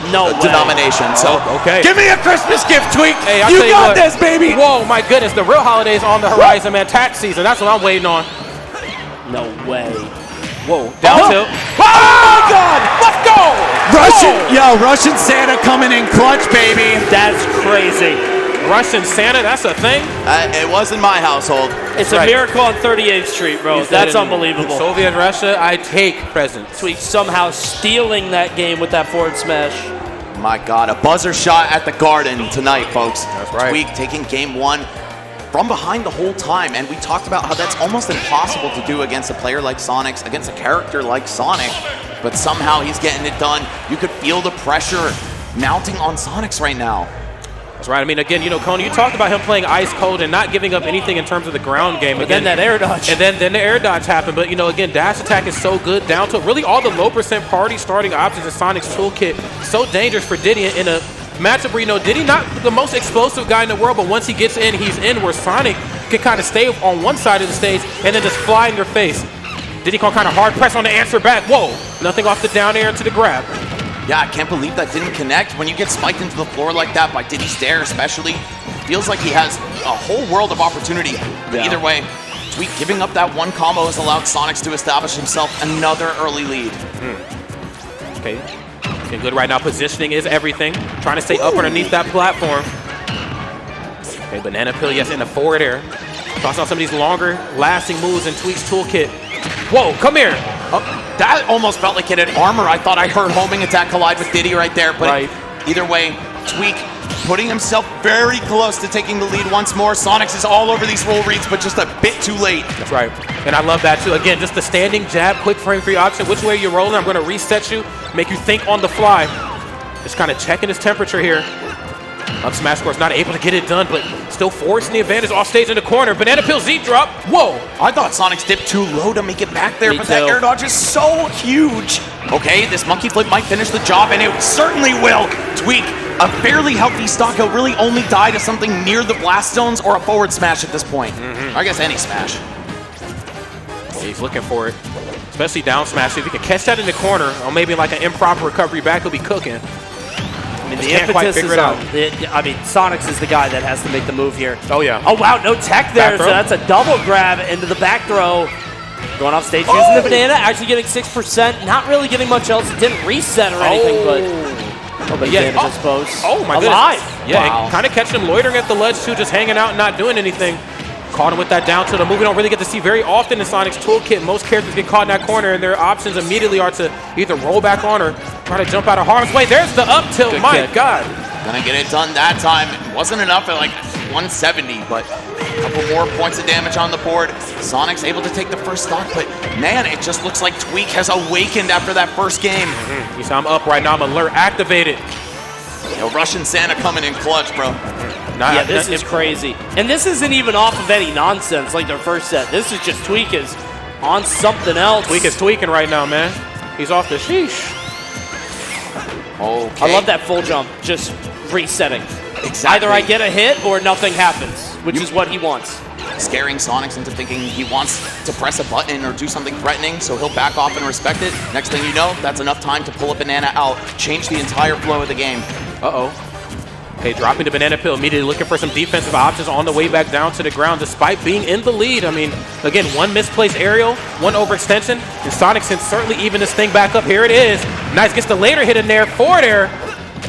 Gotta watch a big swing at the ledge. Don't even have to worry about it. Tweek sneaking in there with that up smash, 4 stocks away from winning LMBM once again. That's right. Tweek is looking so good. I gotta give it to Sonix. I mean, not very many players have the confidence to play up close and personal on his Diddy the way he does, forcing him to roll and try to check his temperature with jab. But Tweek said, if you want to play that game, we can definitely play it.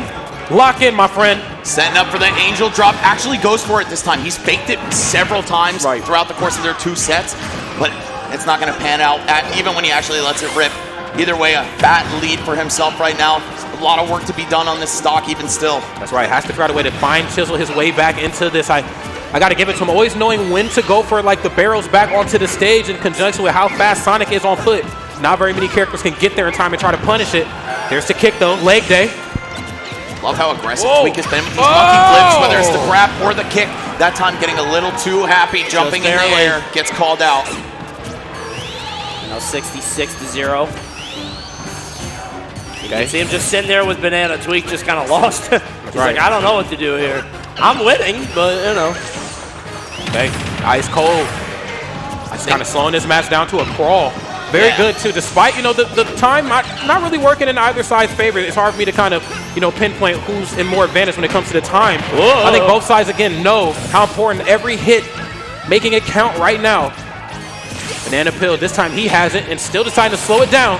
I like the idea of doing that down air on the platform, just kind of mixing up how you're approaching. You see him do down air on the normal, you know, on the base platform quite a bit, but kind of mixing up his options. Trying to get Tweek to swing.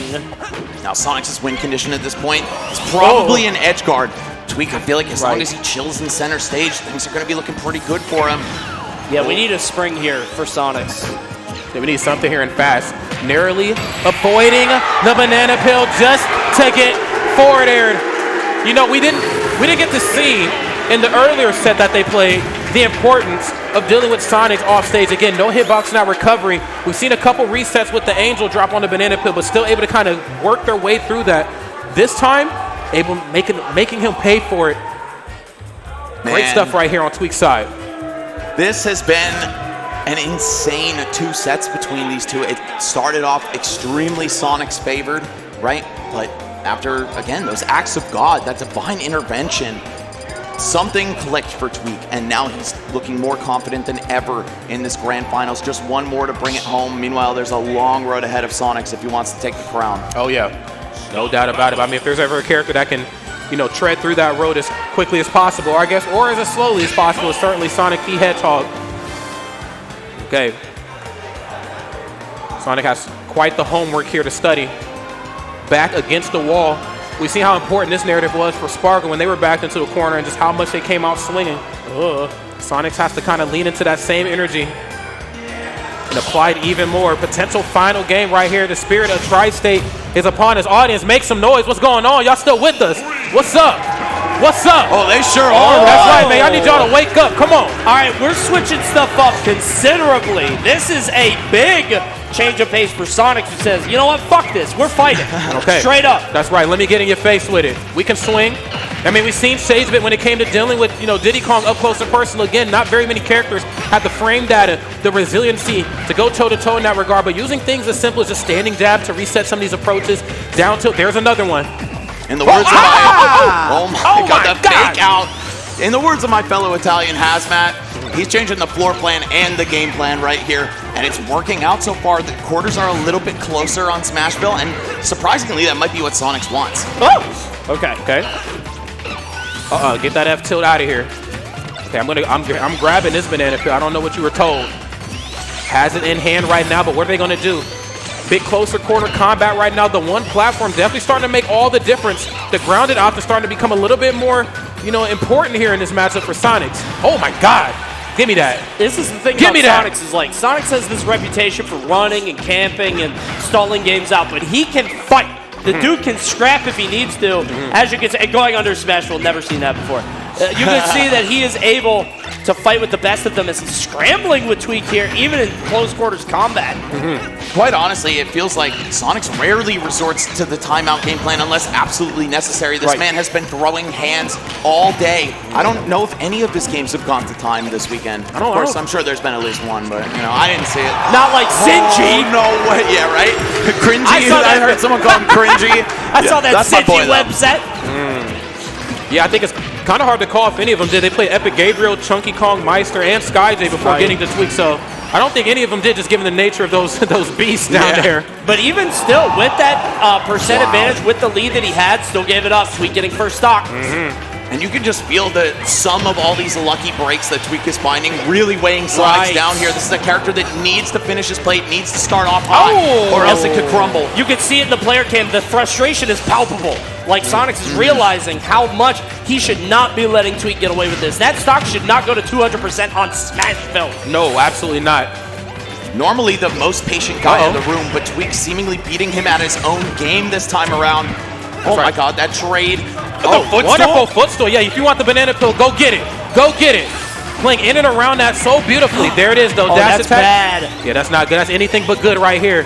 Got hit by that banana peel, and Tweek just got on stage, not only getting stage back, but a full combo as well. 102. Insane value out of that banana. He's going to throw the next one away, though. He's like, nah, you're not as good as the last one. I missed that. That was nice right there, Sonix. I have to go far for this one. Beautiful tracking there to follow Tweek in the air. Okay. But this is the counter pick working against him. You got the lead. Oh, you got to scrap, though. That's right, you got to make it happen. This is definitely the game Tweek wants to play. Nice, gets the rest up. Sonix, of course, with the face full of frustration, has to rise to the occasion right now. Making sure that lead does not get out of hand at all. Just one good hit from Tweek and he's right back in it. But again, I don't think we're even close to going to time in this match. No, almost not 4 even. whole minutes on the clock. This is going to be a bloodbath. This is potentially Sonix's final stock of the tournament unless he can piece something together. Has the banana in his hand. Okay, catching the neutral air. Oh, and see, this is what I'm talking about. Having the footwork to get there as the monkey flip is on his way back towards center stage. Not a lot of characters can do that. You have to be a little bit more mindful against Sonic. I love the way he's sharking under the platform. Didn't quite get as much as I think he wanted, but got a couple resets, a couple more hits in the air, 92%. But the problem is he continually gets Tweek high, but can't quite finish the stock. And Tweek responds with that huge rage bear, maybe an up smash, and the percent is climbing. That's right, cutting that lead in half, not able to take the banana peel from it, and this is good. Tweek, of course, up underneath the platform. That's kind of like his bubble, his hub, if you will. A forward smash in about 30% might go foolish. I'm telling you, man. Just got to create that opportunity for yourself. So far, Sonic's showing no signs of letting it slip. Oh, the back air. Love that back air placement. Not quite enough to kill. No way. That's it. That's how it ends. That's how it ends. Bro, how many times do we have to see tragedy strike in that exact same fashion? But hey, Merry Russian Christmas, everybody. Tweek, repeat victories back to back at Let's Make Big Moves. Dog, did I just see what I think I saw, Coney? What the hell was that? An anticlimactic finals, to be sure. One of the gunfighters just falling over dead before any blood is drawn, before any bullets are shot. Sonix falling on the battlefield, but that means Tweek is your Luminosity Makes Big Moves champion. Let's hear it for the champ now. Damn, that was some Looney Tunes. That's all, folks. What an ending. What a happy guy that is. Hugging his girlfriend, B. Shout out to her as well, one of the vendors here at this event. Man, if that doesn't put a smile on your face, I don't know what will. Guys, I'm going to get off the desk. I'm going to run this award ceremony. Thank you so much. Say your final words and throw it back to me when you're ready. Absolutely, you got it. Next, go run down for the top 8 ceremony, but as you can see, the champion standing tall, New Jersey's Tweek, saving it for New York, for New Jersey, for Pennsylvania, for Tri-State, doing it big for LMBM and for Luminosity. Oh, no doubt about that. I mean, again, a storybook ending like Maximilian Kretschmar just mentioned before. The Tri-State blessing lives on. You know, there was a time historically at Smash Coney, you were there when the Magic was created. You know, there was a time when we couldn't even get a major in Tri-State, let alone in New York of all places. Right. And it's so beautiful that we have one finally in the heart of New York, won by a Tri-State legend. Tweek, my goodness. Truly unbelievable. Bit of an unfortunate ending, of course, but couldn't have asked for a more storybook ending. Tweek actually winning 3-0 there at the very end. Congratulations to Tweek, and congratulations to the rest of top 8. We're going to do our ceremony in just a bit as soon as we get the okay to throw it to it. But everybody, thank you so much for joining us here on the desk. For Rod and myself, everybody here at Let's Make Luminosity Makes Big Moves. Maybe we'll cut back to us, I don't know. Let's kick it down to the top 8 ceremony with Max. Max, take it away. All right, guys. Thank you all so much for coming. Thank you for watching. This was such a blast to be at, to operate, and to watch. I'm not going to take too much of your time. So let's real quick honor the top 8 finishers of this tournament and give them their flowers and their medals, of course.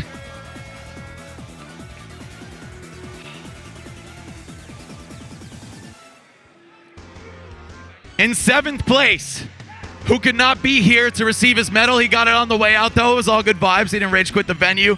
Give it up for New York City's own Tilde. And joining him is Star Fox brethren, Moist Light.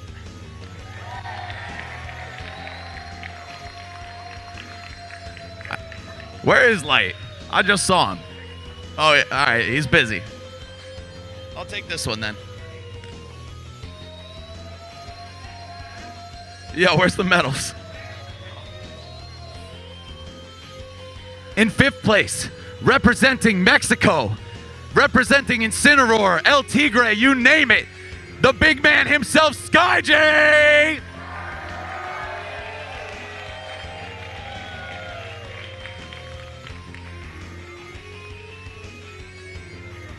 Great job, man. Next up, also representing Mexico and tying for 5th place, the Paper Man himself. One of the most lovable faces in Smash. Even if you hate the guy's character, you can't hate the guy himself. Maister, get up here, baby.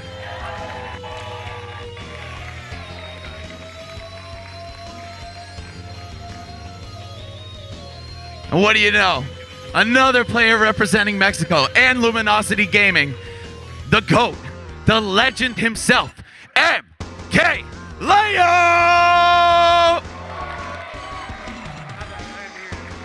you're all good.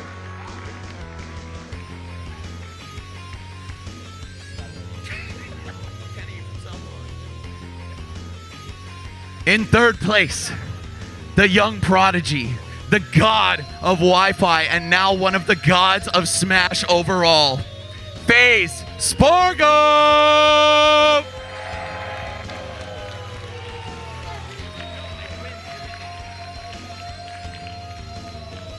I'm running out of room, so I'm gonna step off here. You wanna see them, not me. Our runner-up, another Luminosity player, one of the best in the world, the sole Dominican representative in this top 8.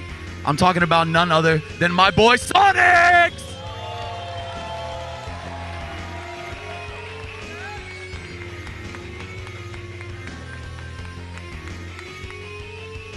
And hey, man, you can sit right there in the throne. You don't got to go anywhere.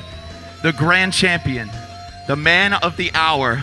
You already saw him with the trophy. Here's the medal, baby. Your grand champion, Tweek!